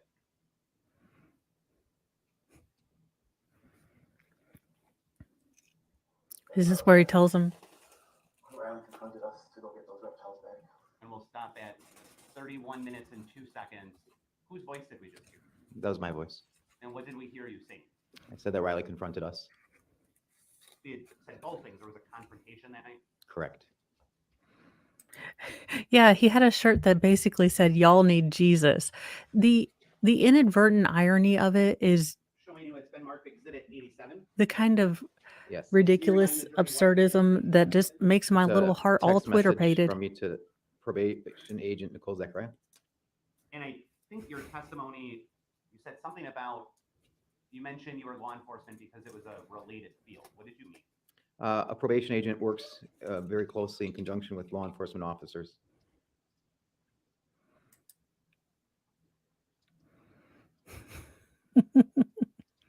Oh, cool. Hey guys, we are just watching the redirect for Wild Bill Zielinski. The prosecution went full Binger and Karen, so she was a Karen Binger, which was even a more terrifying form of her Pokemon. I had no idea. I don't even know if she's in her final form, Showing you it's been marked which is scary. Exhibit 24. And can you point out Also, house from now? David, I need you to use your very professional super lawyer voice and get us those posters with the little people on them. I want a Stickman poster for my wall. So if we can do that, that would be awesome. Now you're understanding Very where important the things that I door stop opening for. was? I believe it was on this door right here. And Y'all, how this many judge is houses from the intersection dead are you asleep. From this intersection or that intersection? from Shearer Street? One. It's kind of at the intersection. I mean, is there a house on the other side of this house? Yes, Terrace House. Is there any other houses? No, So you were only 2 houses away from this intersection? correct, Not Oh, for the these love of- have been stated on law? correct. I am from, well, I like to say I'm from Virginia, but I was only born there and left when I was 2. But I've spent the rest of my life in Indiana, southern central Indiana. So, but I've moved around within the state. Look, I don't know what time zone I'm in, but I do know where I am at least 5% of the time. I have 6 children. I did not think I had ADHD until I had 6 children, and then I realized, "Oh, I do." I have cat ears on because, I can't drink socially, but, Bill had a photo Chad kinda moment where he just told the prosecutor what he thought and was all honest, and she got a little Twitter-pated. So, since I can't drink, I put on the cat ears because he is the, Joe Exotic of North Florida, Wisconsin. I'm from the middle of, like, 3 cornfields. Actually, I'm the firstborn, if you could believe it. I'm semi-responsible. Well, so I have a character that I kind of lapse into sometimes that's Church Lady, and she is from, like, Nothing further. Arkansas. Anything further, Ms. Ashwood? Just a few questions. You indicated that you were worried not only that Riley would go to Angela's house. So it will depend. I'm looking ahead and let's see what all they have. I will probably watch jury instructions tonight. I am going to go until 4 o'clock because then I have to pick up my oldest daughter. We can come back. Oh no. I don't wanna look that up. Pretty sure it's gonna be terrible. Um, but I was gonna do that, and then I figured tonight we can either, uh, finish, do start kind of rehashing things and going over things, or wait for that for tomorrow for closing statements. I was going to do the Thank you so much. Yeah, I don't forget to like and unscribe. Unsubscribe. Thank you, David.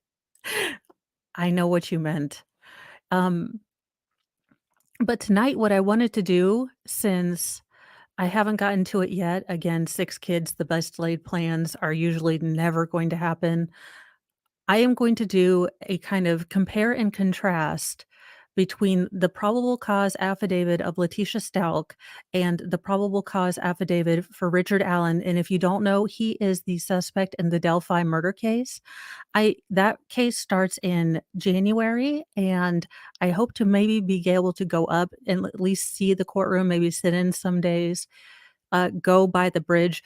I have a gimpy leg. I will not be going near the bridge, and even when I was fully abled and still a klutz, I would not go on that bridge. But I will be that's my kind of main serious case that I'm doing, and then I do a lot of what in the Walmart cases, and this is what in the Walmart, or at least that's my goal. Yeah, I'm waiting for David, and then I'm gonna put it right at the same time, only 5 minutes earlier. Actually, y'all, it will totally depend on how I feel later tonight. There is a storm front coming through, and this is a good place to kind of grift my rumble. There is a documentary that is about a child, I believe, with complex regional pain syndrome, which is what I have. And I want to review that.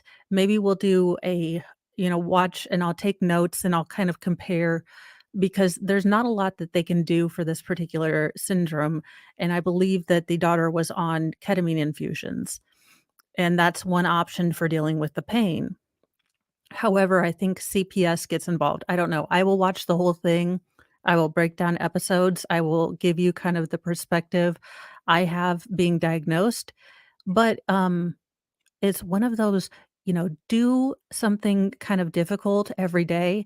And honestly, I didn't want to even watch the documentary, but you know, it is so rare that anyone has this particular syndrome that I definitely um I am not sure, to be very honest with you. Let me get the box, because I saved the box for tax purposes.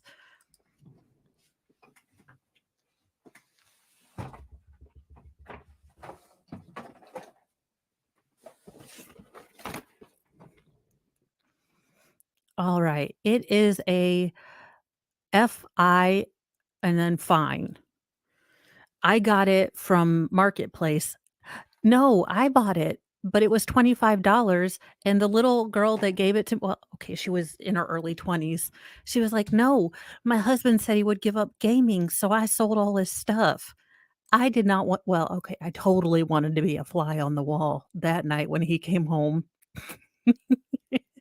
But the boom, or this little doodad, I got on Amazon. Don't come to me for tech support. You will not get it. For a person who is a neo-Luddite and has very few computer skills, I decided to just kinda start my own channel. I know, could you imagine when he comes home? And she's like, "But you said you were going to give it up." See, there we go.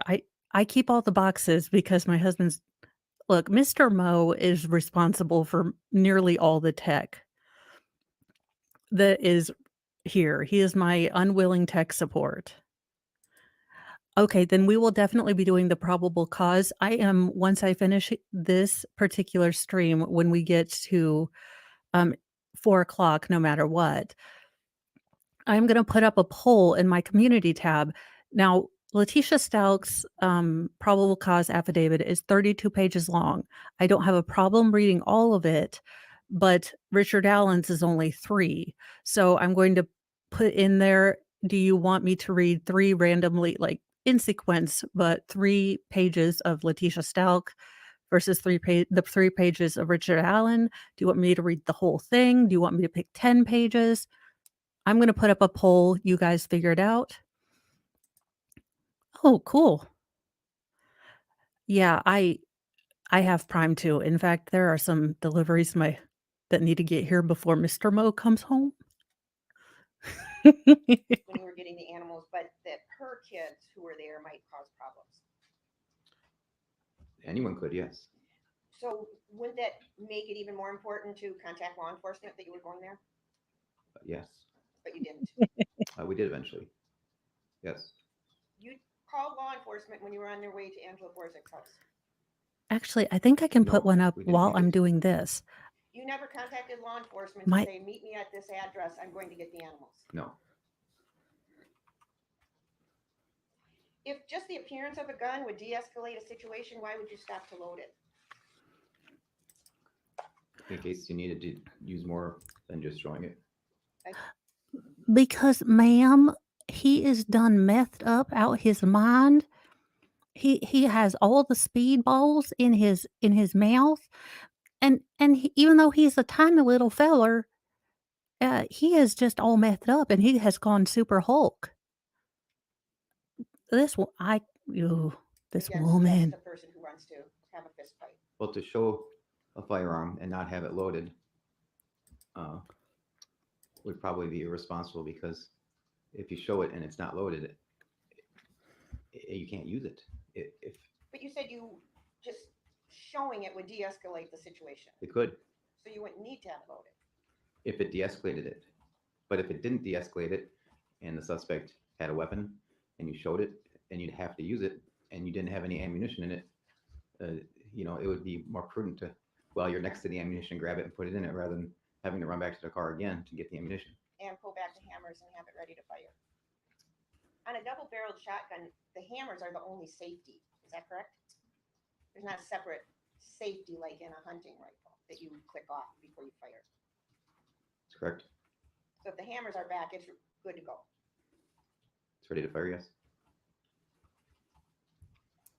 The information you had that tied Riley and Ashton to the theft from your property was the same information that told you one of the guns had been sold. Is that true? No. So someone else told you one of the guns. You said you got Snapchat messages and one showed pictures of the guns. Is that true? The Snapchat photo which you displayed showed the Tanqueray gin bottle, which was kept in the reptile room. So is that the only picture Why in the you saw actual crap tying are you leaving Riley Tanqueray and Ashton near? to this crime? Are we getting ginned I up don't recall. snakes That's on the a only one that's plane? been shown to refresh my memory. Well, that's the only one anyone else has seen. You flashed several pictures to Wazru. We couldn't see on the body cam what they were. But you said in that Snapchat, was it in that Snapchat series of photos that had the information one of the guns had been sold? No. Where did that information come I from? think it came from McKinsey. Who is also the person who shared information from you that it was Riley and Ashton? Correct. Is there any reason that you relied on some of the information, but you didn't rely on other parts of that information? Because he's a I normal don't understand the human. question. You said you didn't, someone told you it had been sold, but you didn't know if you could believe it. I didn't know for sure it had been sold or not. It turns out it had not been. Yes, I How will. did you find that out? At a later date, much after this incident, I actually met an individual who told me he received both of those stolen. Listen, Baker, are you right with your Lord and Savior, Jesus Christ? Because if I'm giving tech support, we are going to need a lot more holy water and some vodka. Well, actually, moonshine. It cannot. No, look, y'all. Again, if you are getting life and or tech advice from me, you need some Jesus. I am a hot mess, but I don't pretend to be any other way. Stolen guns after the fact from Ashton. Who was that? His Yeah. name's Jared Warzella. He's smiling because he's not supposed to have soda, and I am hopelessly addicted to Diet Pop at the moment. I'm working on it, y'all. Look, I have done gived up the carbs, and I haven't stabulated anyone, allegedly, even in Minecraft. I'm trying to be right with the Lord with 6 kids off in summer break, 3 of them hyperactive boy children who just want to be on Jackass for some reason. And, being a fully functional and well-rounded adult too. Y'all don't even know. Yeah, well, that is I look, I have no advice other than I think I saw one of the strong men blend a chicken breast with eggs.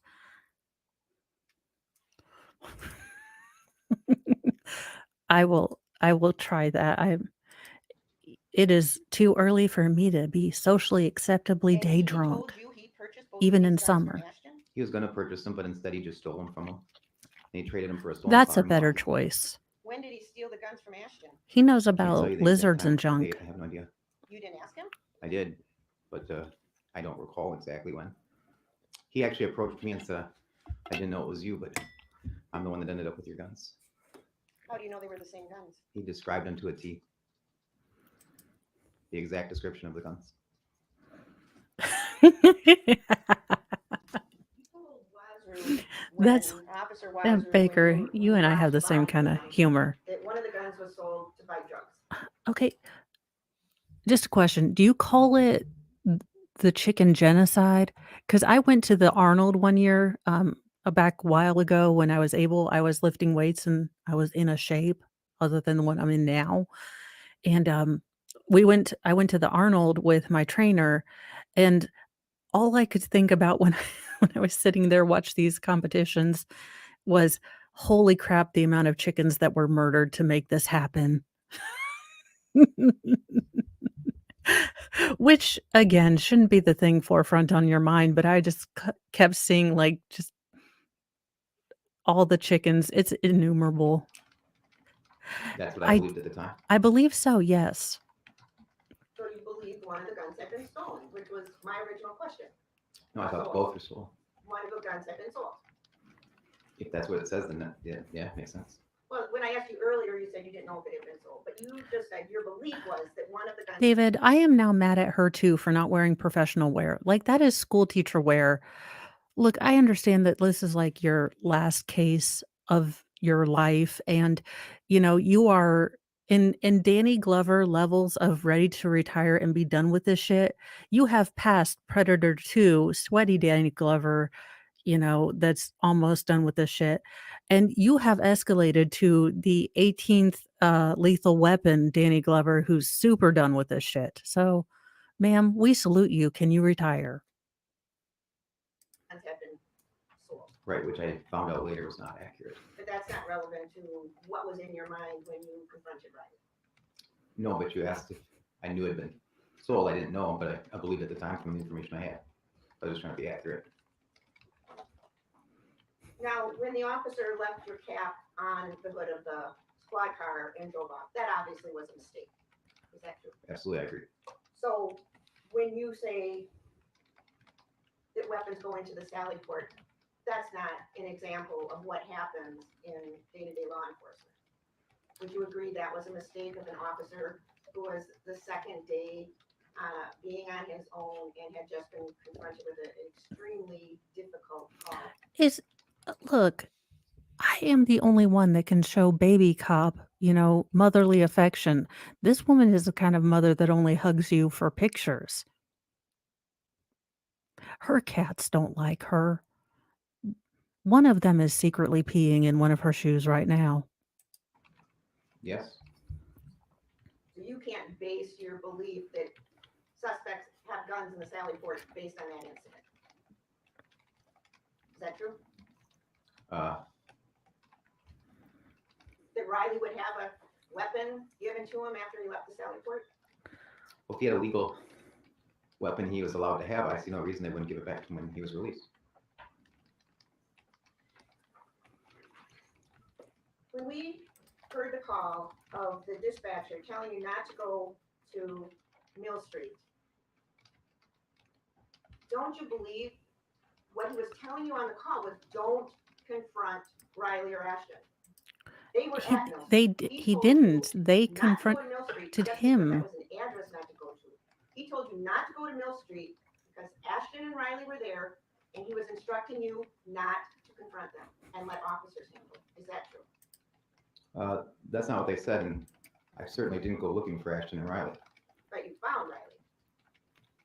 We found each other. And you He sat and didn't. confronted him. I stopped and there was a confrontation.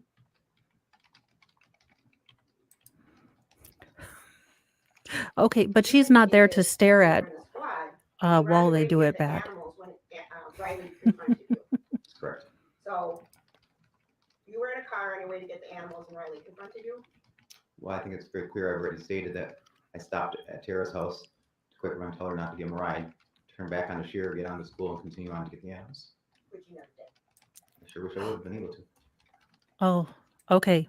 You guys, after I bring my daughter home safely from her first job, I'm taking a shot because this is shot worthy news. And hopefully, well, she might have been mid case because this case was in 2000 or 2020.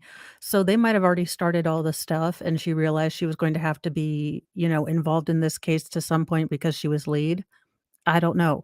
But the fact that she will not try another case. Kathy Bates is what I call the prosecuting attorney, the female. She's Kathy Bates, but from Misery. So at the beginning of the trial, she was the nice sort of helpful Kathy Bates that, was slowly poisoning you and didn't want you to get well, but, still nice about it. Here she has gone full hobble mode. She has the sledgehammer and there are feet near blocks is all I'm saying.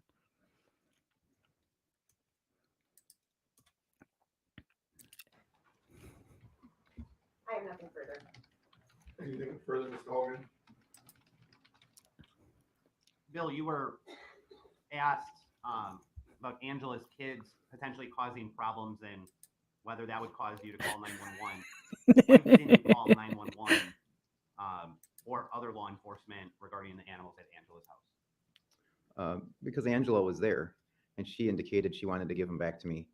And when it was suggested someone said, why don't you just let them loose? She said no. Okay, from my remembrance, and Salvador is going to have to remind me, but we have a gaboon viper, which is very venomous, not poisonous, because there is a difference, dang it. You had a beaded Mexican lizard, and you had a Nile crocodile. Those are the ones that I remember. So you have a very venomous snake, a very rare lizard. I don't know if the lizard is venomous or poisonous. I don't know if one eats a Mexican beaded lizard. I would assume not with the amount of money that they cost, but I don't know. Some people eat veal and I can't understand it. So, and then you have a Nile crocodile. Okay, very venomous. Thank you. I didn't know if, like I said, I know poison is ingest and venom is when they get all bitey. Look, Bill and I became best friends when he said the bitey snakes. Angela tell you to call the police or not? She specifically said not to. And you testified that you would want to have the gun loaded in case you needed to use it. That's correct. If you loaded the gun, does that mean you intended to use it? No, definitely not. I just had it ready in case I needed to. I have nothing further. Anything further, Mrs. Seychelles? Just one question. The three-way call is a continuation of a call between Angela and Danielle, correct? That's what I understand. And in the part that did not include you and Miss Powell is where they talked about letting the animals go. They didn't tell you that night on the call you heard. Like I said, I just remember hearing that. That's what. Those remember, ears, so it ma'am, he could've been played hears in and he for- knows. So He hears you all, literally he got the knows all. discovery on this case. You didn't know that on October 19th. I didn't hear it when we got the discovery. I didn't hear any audio files. So if it was played in the courtroom, that's what I heard. Or testified to. Say that. Yeah, that could be. So You didn't know it Okay, October good 9th. Chad move. That someone had suggested to let him loose? Yes. Oh I just can't recall. I'd my, have to listen to it all again, but it sounds my good. goodness, that is a, Anything? No. Are you going to have additional witnesses? I don't believe so, Your Honor. Well, then this might be a good time to take the lunch break. I know food's not going. okay, let's see if they get into jury instructions. Oh no, they're gonna talk you more.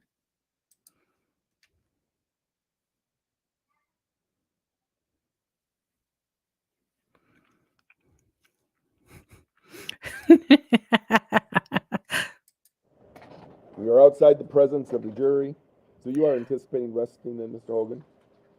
I'm fairly confident, yes. Would like to take the lunch hour just to be sure, but Sure. I'm fairly confident. Ms. Ishii, Barney do you have any Gumble idea how many witnesses is right behind that him. you called in rebuttal? I believe it'll just be one. Just one. So we could get the testimony in by mid-afternoon, Early afternoon. early afternoon. Does anyone have anything they want to put on the record now? Yeah. I'd like to move- Can I tell you guys how just awfully disappointed I am in my metabolism that I have not had, any processed carbs for 2 weeks and I have yet to even get one ab? I mean, I have low expectations. I would like one ab. Well, actually, my fitness goal is to be able to fit through the doggy door like, Jodi Arias did, full stalker mode, because I have weird fitness goals. I'd like to be limber and lean. And you can clip that. But, you know, it just seems like why in the actual no dude is worth going through a doggy door. I can't.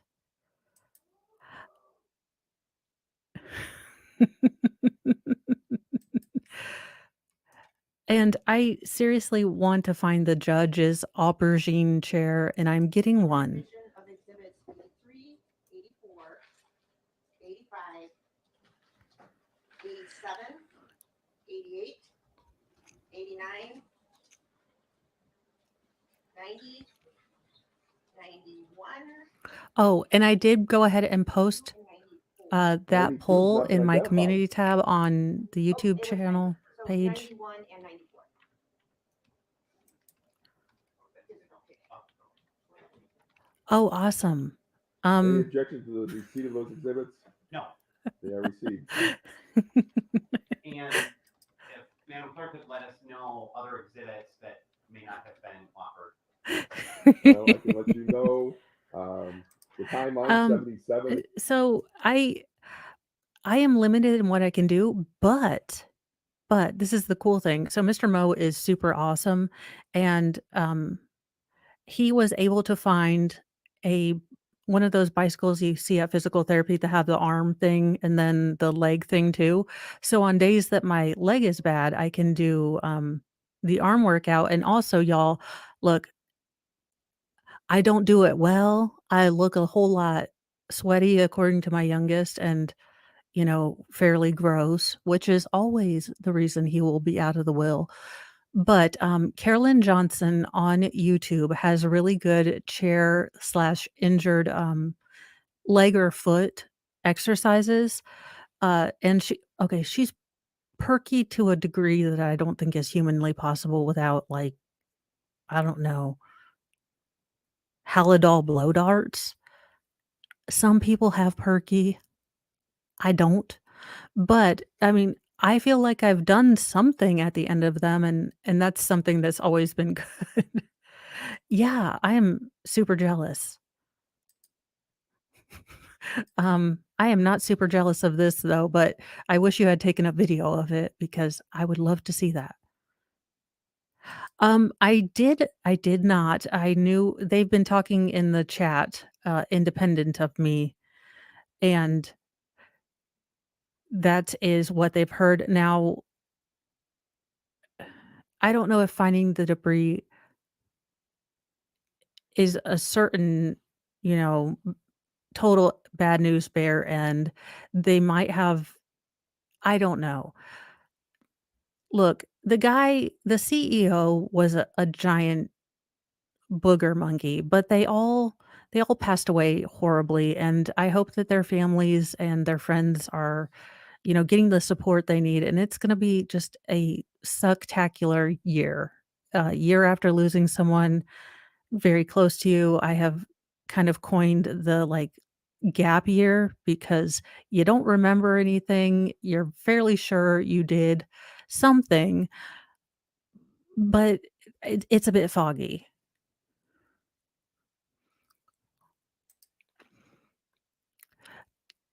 I will remember that, I will probably get in touch at some point. Yikes. Well, I'm glad you have your leg reattached. That was good, and it would have been okay if it hadn't been. Y some sentences just have no elegant way to say anything afterwards. Oh, well, I was here listening to Mega Hall Monitor Drone. Yeah, I mean, I'm glad that they went quickly, but I know it's going to be very hard on the families. Gosh.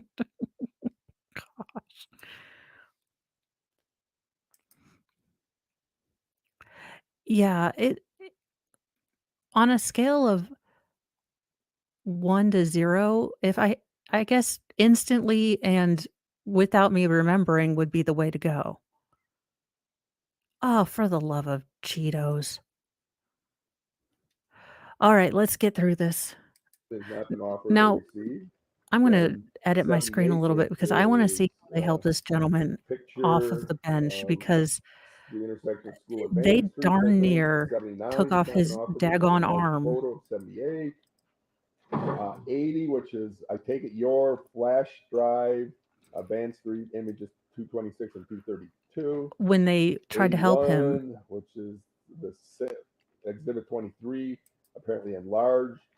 Exhibit, did I say 82? That's 81. Oh, Exhibit 82 is exhibit 24, enlarged, and it was look, marked with the y'all, location. everyone's bucket list is a little different, like, I wanna go to one ancient alien, convention and just ask the guy look, I probably won't ever do this in real life, but the guy with the crazy hair, this hair, I just wanna ask him, "So, do you think, just possibly, like, crazy idea, normal hair?" I'm just thinking, yeah, crazy idea, normal hair. I would maybe believe you a little bit more about, the aliens building the pyramids as a giant beacon if your hair didn't look like this, sir. But so maybe someone's bucket list was going to the Titanic and they almost made it there and now they're in wherever afterlife they believe in good place is. Look, I'm not Riley a was grief asked, counselor. none of those have been offered or received. And then we would go down to your flash drive number 93 and number 95, which is the 41X and 39.1913 that you played. And at this time, I would offer all of those into evidence. Any objection, Ms. Isherwood? And what did you say 95 was? 95 is the There's a 41X joke in there and somewhere, but which I'm played, I'm which I was I'm at the gonna squad wait car for one. a I can't couple remember, months. 39.19.13, which I think the squad car is showing the cap on the hood, if I'm not mistaken. That, and there was an additional body camera as well. But it was the one of the hood of the car and then the one in the back seat. Yes. Oh, well, it could be. Oh my god. Y'all, look at in the back, the woman with the really pronounced stripedy blonde hair, she has a snooky bump. She's got the little, with the thing back here. Look, y'all, I have ADHD for real. Admitted on the So state's exhibit. I The pay attention, back seat but one is don't. already in from someplace. But you're offering all those. What's the state's, any objection to any receipt of any of them? No, Your Honor. They will all be received then. So right now, the only ones that I have not identified or received goes back to number 9, which I indicated was never identified. Um, You know, honestly, I haven't been paying attention to it. This case has kinda dominated most things, and then I had my oldest son, turning 11 yesterday evening, or well, it was his birthday the whole day, but, he wanted, so in a large family, it's hard to sometimes honor and, kind of stop and have everyone have their big day be their big day. So what we do is, um, we take them out to lunch, like, whichever parent they want, because obviously one parent has to stay home.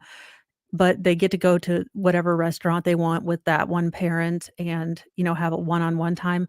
But as a family, I ask them what their favorite meal is that I generally cook, and, my son wanted a big thing of fried rice and then the sides like they do at the hibachi or the Japanese grill with a steakhouse and, they cook it in front of you. That's what he wanted, so I made steak, chicken, and shrimp, and then a big bowl of fried rice. So, I have not kept up with the submarine. 86 has not been identified. 92 has not been identified. Okay. I do not have 86 identified. Okay. Off the record then. Would council like to spend a few minutes?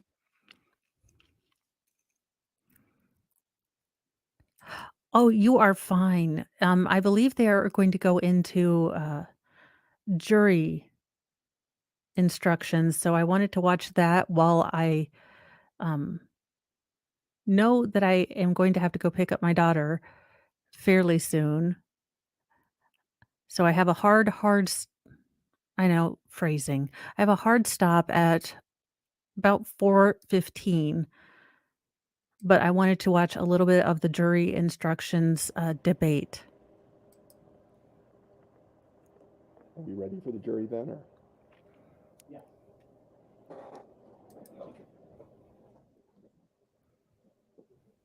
You're resting.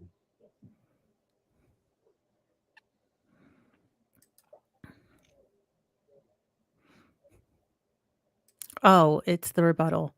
Well, then we will probably get through the rebuttal, and then tonight, guys, remember to go to my community tab and, vote for how you want to do the dueling, probable cause affidavits. Uh, Forewarning everyone, as of reading the affidavit for the Richard Allen case, I don't think they have enough to charge him, let alone put him behind bars for the rest of his life, with what they have. Now, probable cause affidavits happen, fairly early in a case, but the stark contrast between Letitia Stalk's probable cause affidavit and Richard Allen, what they purport to show with evidence is alarming. So, the only issue with that, and I don't have a problem reading the entirety of the Letitia Stalk, probable cause affidavit, but, it is about 32 pages, I believe. Now, Richard Allen's is 3 pages. So, if you want me to read the whole thing, you can vote. If you want me to read 3 pages sequentially in the Letitia Stalk case, we can do that 3 pages versus 3 and just kinda talk about this case and kind of have fun. It is up to you guys. You vote. I will do what you guys ask. I believe that's a good. Mr. Hogan, you are resting. Your Honor, at this time, the defense does rest. Ms. Isherwood, you have rebuttal testimony you wish to introduce?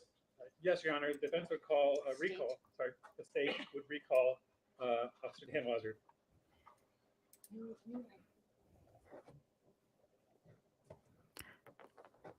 Okay, well then, we can do 3 by 3 pages. I had promised this video, and this trial doing a trial solo is,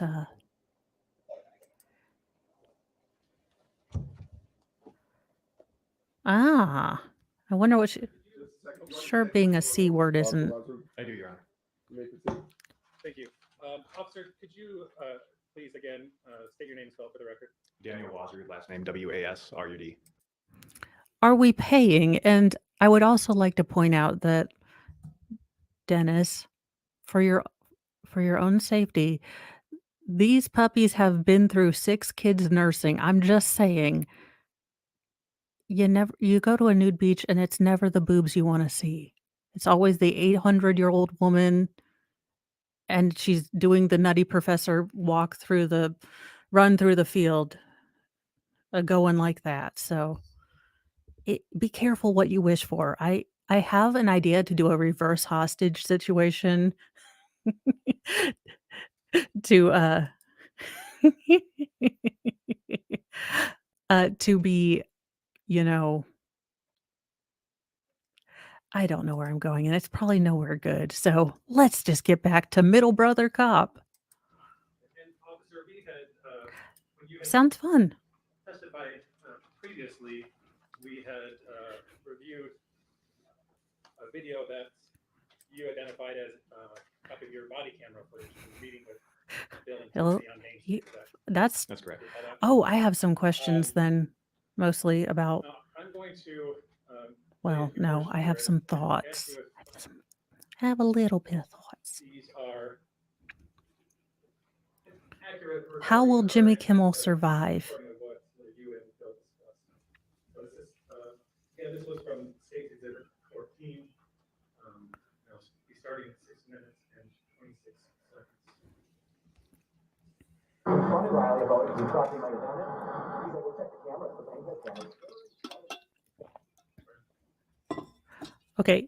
Also, y'all, this woman in the background with the big old mask who was so just terrified of the COVID, the unknown virus of unspecified origin, but she was partaking in the nose candy, the crystal nose method acting candy. I cannot.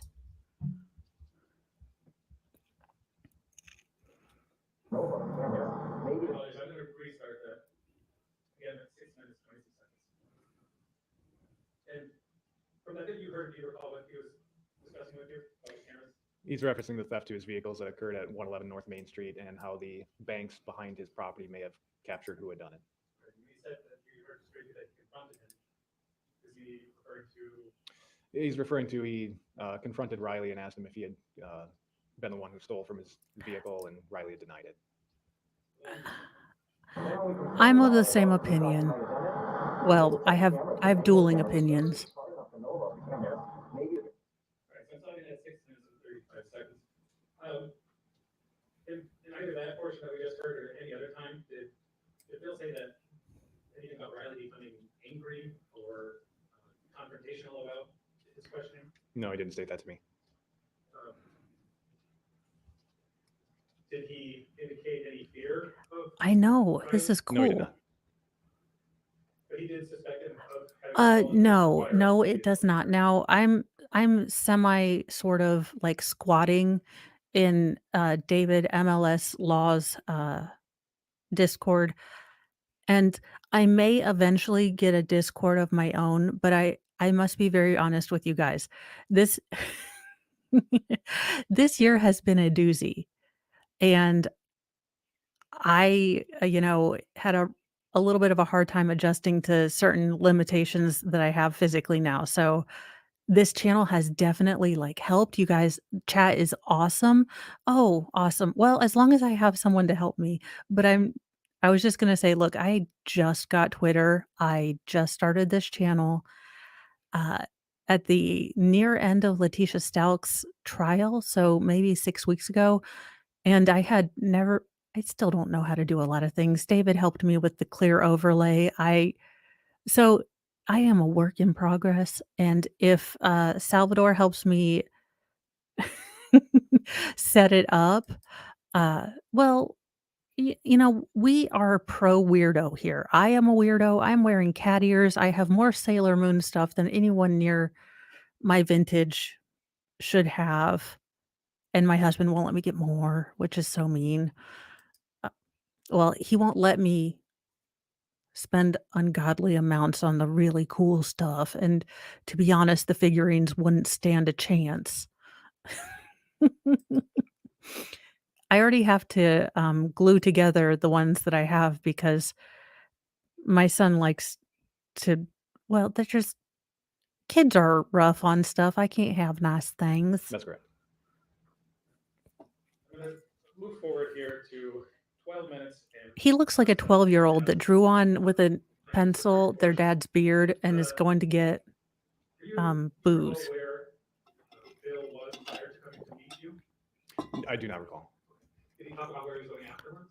Yes, thank you to the chat and everyone watching. This has been so much fun to start learning to do, and it has really gotten me out of my comfort zone, which is good because in honor of dear Uncle Ted, rest in peace, uh, I may or may not be great at the peopling in public.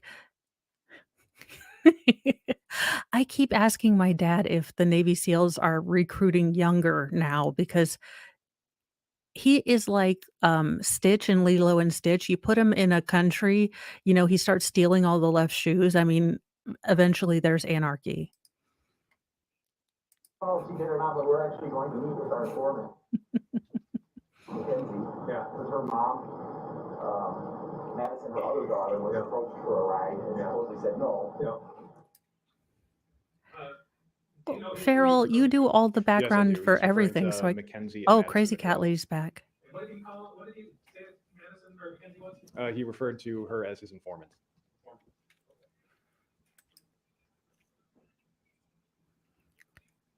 I'm just gonna let the display. That is awesome. Yeah, I need to Okay.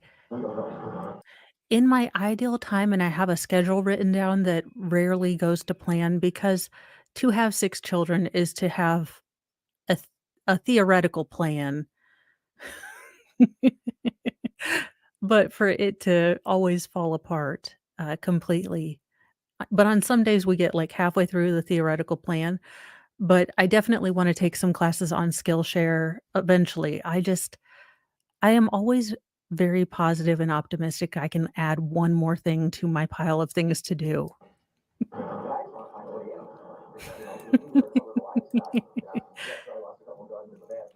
Oh. So Bill was I know, talking Sal. to you about I take it stolen firearms. very genuinely. What was your impression about, was he concerned about those stolen firearms? He didn't appear too concerned. He was, like he stated, figured that they would turn up at some point. Didn't seem to bother him that there were stolen firearms in the hands of Riley? He didn't express that concern to me. Because he didn't expect Riley to be out of jail. You are such a turdlet. And if the youngest brother from Malcolm in the Middle grew up, this would be him, Dewey. He is Dewey. At some point, did Bill start talking about some frustrations he had with law enforcement? Yeah, Bill talked to me about how he had called the county, our dispatch center, and was concerned that the deputy who took his report for his theft of the animals from the county wasn't working, and the officer who took the theft of the property from his vehicles wasn't working at that time either. And I believe he was looking to pass information on. So I'm going to play this video starting at 15 minutes and 30 seconds. Well, through dispatch, the county's, because of course the city officer is not working, that the report, the county officer is not working, and on vacation. Oh. So there was no one to respond, and I said, well, I gotta find these animals quick. I know they're gonna check a couple addresses. Was that what you were referring to? That's correct. Like that summer that Dewey was lost and it was a big old, like product placement, kind of thing when they had Malcolm in the Middle on Fridays, I believe, or something. And that one year Dewey just, got lost on the family vacation, or maybe that's Joe Dirt. I don't know, but he looks like if Malcolm in the Middle's youngest brother grew up. Yes. Did he?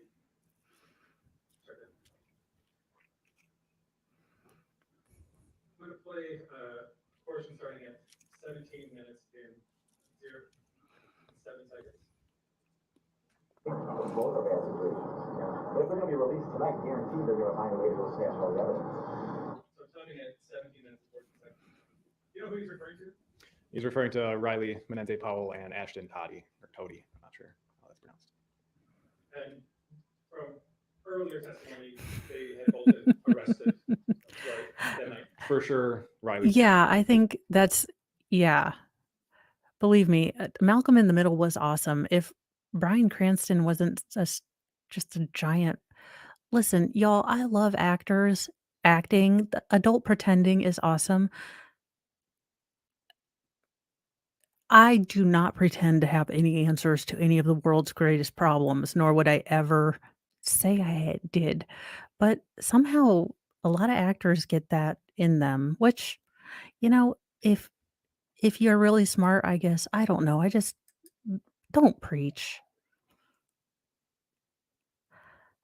She's a baby. She wants attention. It's just, I mean, I've never had a German Shepherd, but I've had children and she wants to get attention.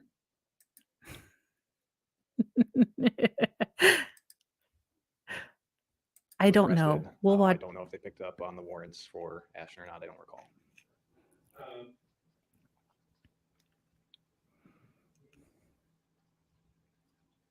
So other than being concerned about the evidence being perhaps stashed or moved, did he express any concern for his own safety? To me, no. How about the safety of anyone else? Only potential people handling the animals was the only concern he expressed, as some of them were venomous. But no concern about the firearms? No.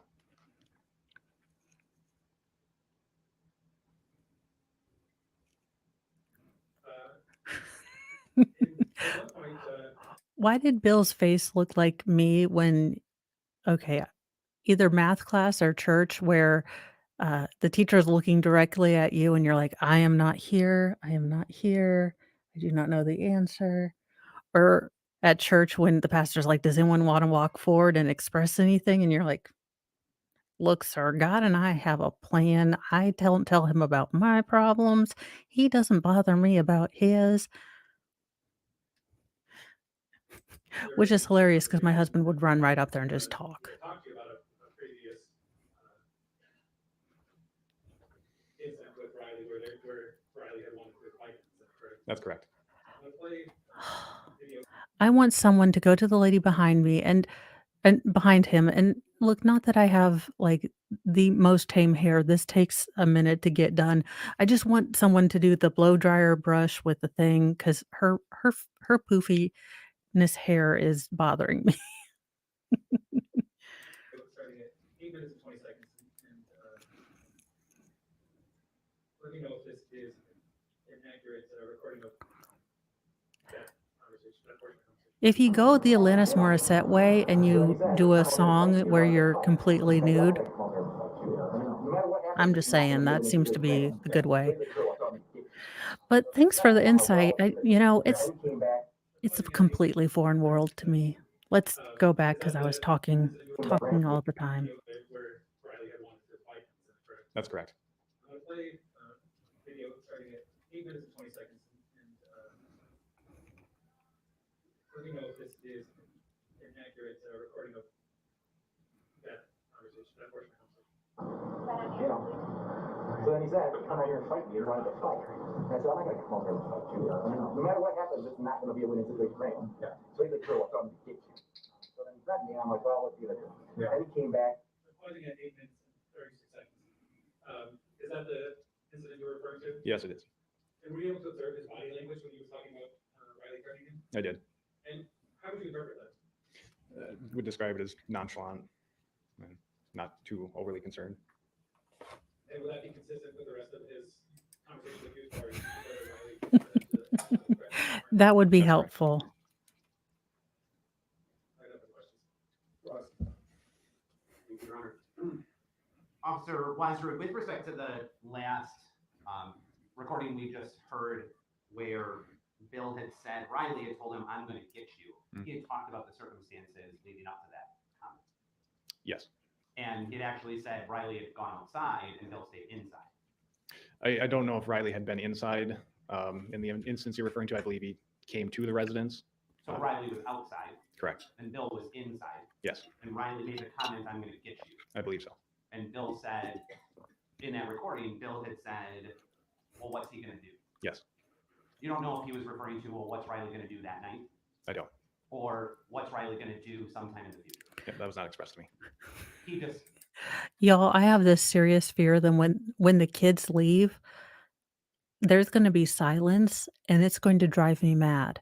Now, granted, since I have a 10-year age range, by the time I get really annoyed of the silence, I will either be brought home, grandbabies or grand fur babies, and, you know, it will commence to being chaos again because I am gonna be the grandma with all the stuff happening, I'm going to feed them too much, it's just gonna be awesome.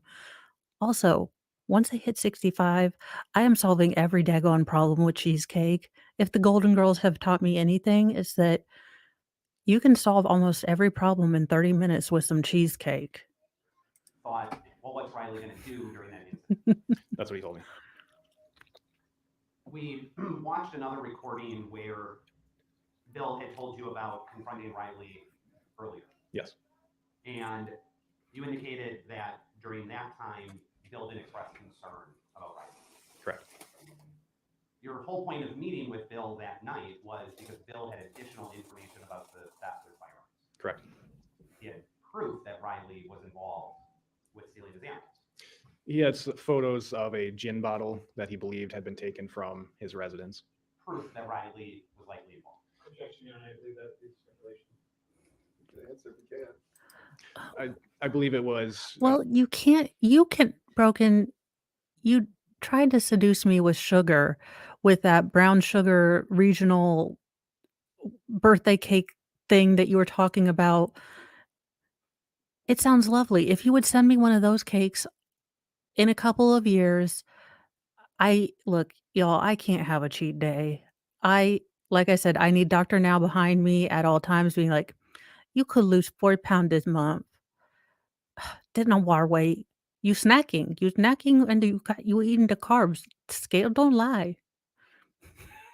I just need him behind me telling me that every moment of every day. A clue that would help show that Riley was involved, but that's unfortunately not the only bottle of gin in the world. And your understanding was that Oh, was new now I'm information Bill jealous. received that day, Correct. that he didn't have previously. That's correct. So when he Oh, would have went yeah. over to Oh, Riley's believe me. earlier date, he wouldn't have And had some of that. y'all, I'm gonna be straight up and honest with you because y'all know I keep it real with you. The keto fluff that you make from, the sugar-free Jello packets or the pudding packets, and then you put the, heavy cream in it. It tastes like sad cheesecake.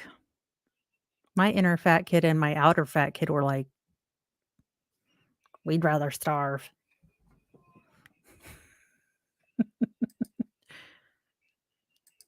Oh, and congratulations on the baby. I did try to do the one on StreamYard because I'm a I dingleberry. don't believe so.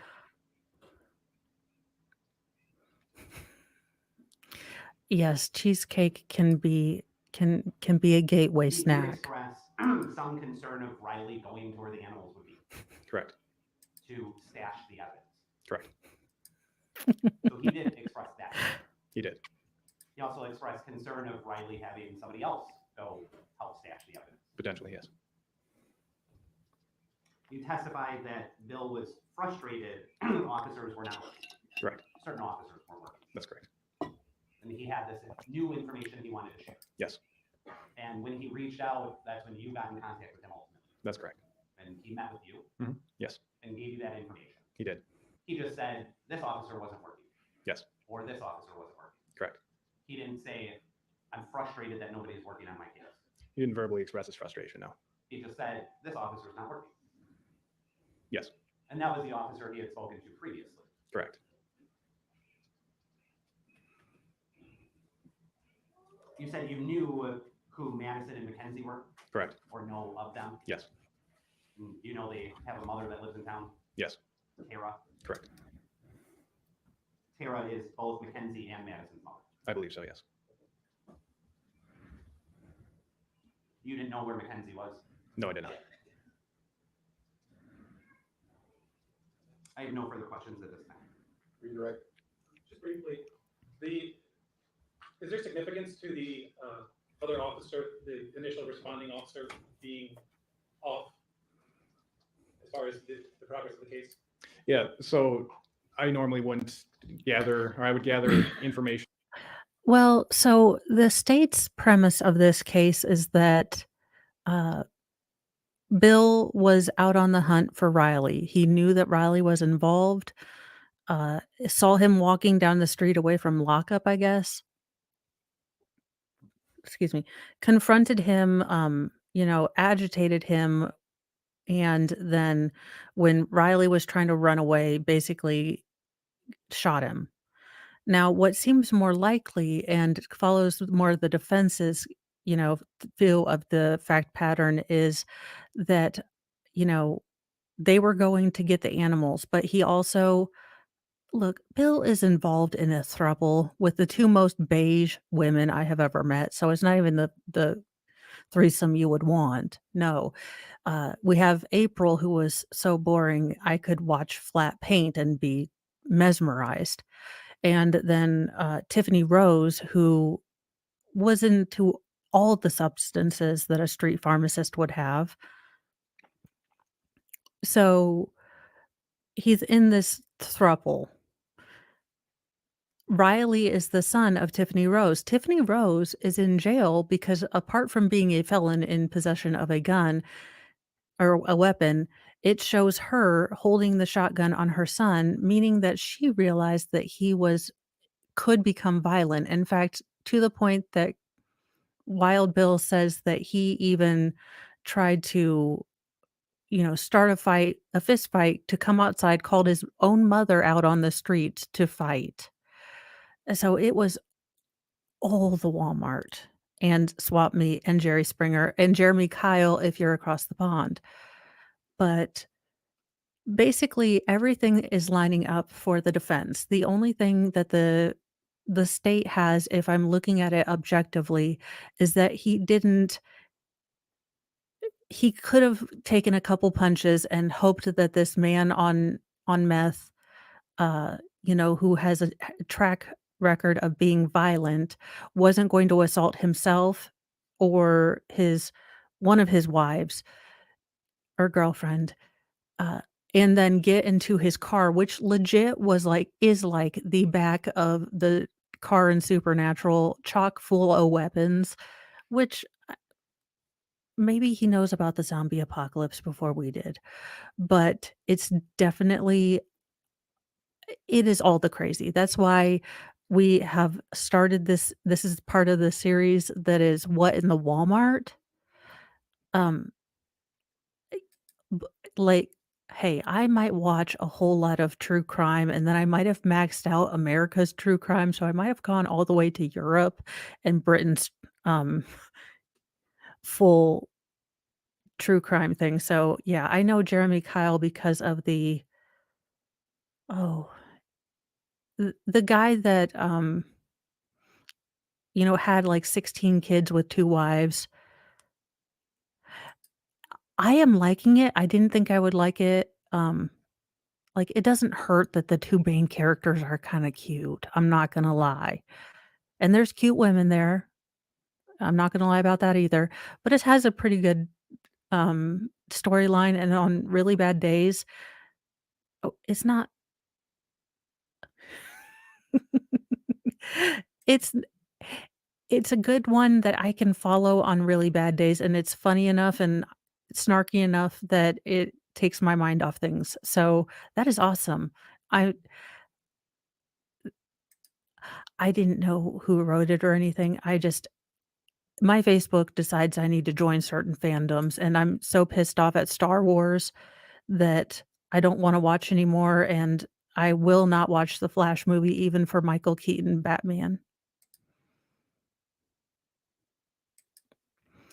Broken, how can you not like cream cheese? Well, do you still like cannoli? Y'all, I don't know. I I jump on trends like 8 years after they are fully done, so oh, I think it hey, I like to say I'm young at maturity. Well, to each their own. If we all like cheesecake, there'd be not enough to go around, I'm sure. And we don't wanna have knockdown, drag out Black Friday fights over cheesecake. Uh, yeah, believe me, I might have to do another channel because I got lots to say about strong woman Ray that isn't appropriate for this channel. From a victim of a crime, but if I'm not the investigating officer, I wouldn't proceed with that information without consulting that officer because I don't know at what point their investigation is or who they need to talk to or what information they've gathered. So when Bill reported the information to me, I would have consulted with Officer Muskie prior to proceeding with that information. Because that was the officer trying to investigate that. Yes, Officer Muskie was investigating the theft from Main Street. And so this meeting occurred on October 19th, which we previously established was a Monday. Do you recall how long Officer Muskie was going to be off that week? I believe he was coming back on Thursday. His rotation would have started. So at least 2 full days. Correct. That'd be great. Anything further, Mr. Hogan? Officer, that's not uncommon for officers to share information with each other. No. And there's a system in place where additional information is put, like in the police department file. Correct. And other officers can see that additional information was received. Yes. And sometimes more than one officer might work on an investigation. Potentially, yes. Nothing further. Was there more than one officer working on this? Not that I was aware of. This is at Do you have knowledge 1.25, that anyone but informed Bill there was only one officer working on this investigation? we're That I just don't know. speeding them up to Yankee. You may step down. Thank you.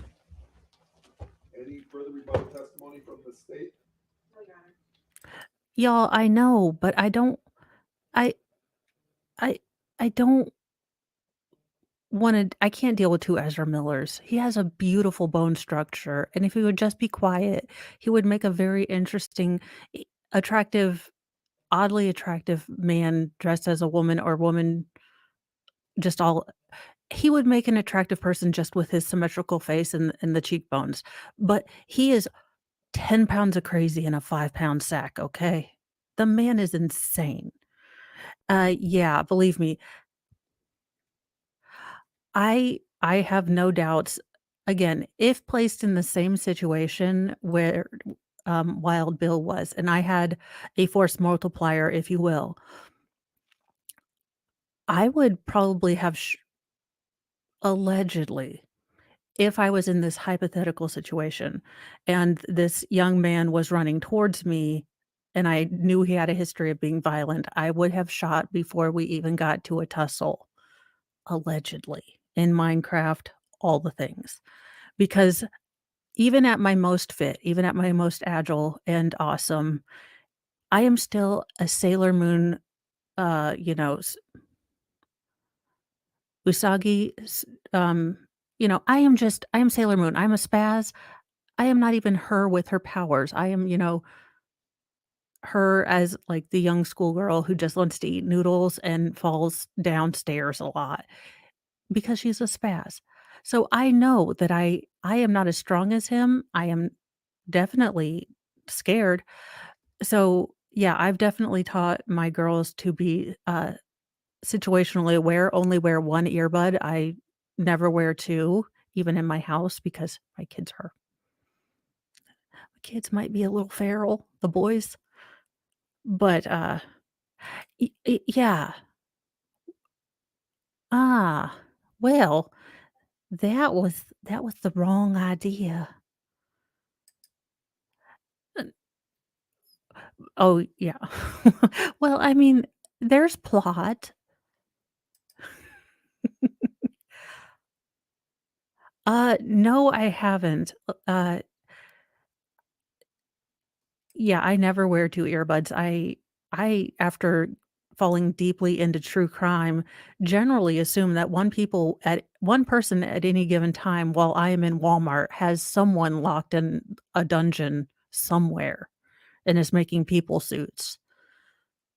It's just how I am, and I'm not saying that I would have filed Bill, but I might have put him in the category of possibly has a dungeon if I had just seen him at Walmart.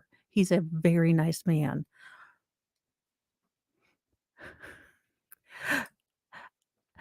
I'm on season 6 now. Summer has been nice with less storms and less cold and wet, as far as weather, so I've not had as many bad days, and on the plus side, I can tolerate almost 20 minutes on the elliptical on good days, so it's getting better. Come fall, though, I might be, captaining this, YouTube channel from my bed. Y'all are all excited, but I have to lay down some days, but we will continue to do trials. I'm gonna have one of those, Mr. Mo is building me one of those, the beds that you have in the hospital that can go under the or, slide in and you can work on them. Y'all know what I'm talking about. I don't know the name for it because it's been a whole minute since I've been on or that I've been on, and I can't remember nothing. We are outside the presence of the jury. In terms of housekeeping matters, there have been a few exhibits that have been identified. All right, you guys, I am at my hard stopping time. So what we will do is it looks like we have a few minutes. Let's see if they come back for jury instructions. So we will finish up jury instructions tonight and this stuff, and then we will go on to the probable cause affidavit side by side. Right now, it looks like we're doing 3 random but sequential pages of Letitia Stalk and then the 3 pages of Richard Allen. Looks like that is what we have voted. We only have 1 vote. I I have a t-shirt that says I'm trying to give up sexual innuendos, but it's hard, so very hard.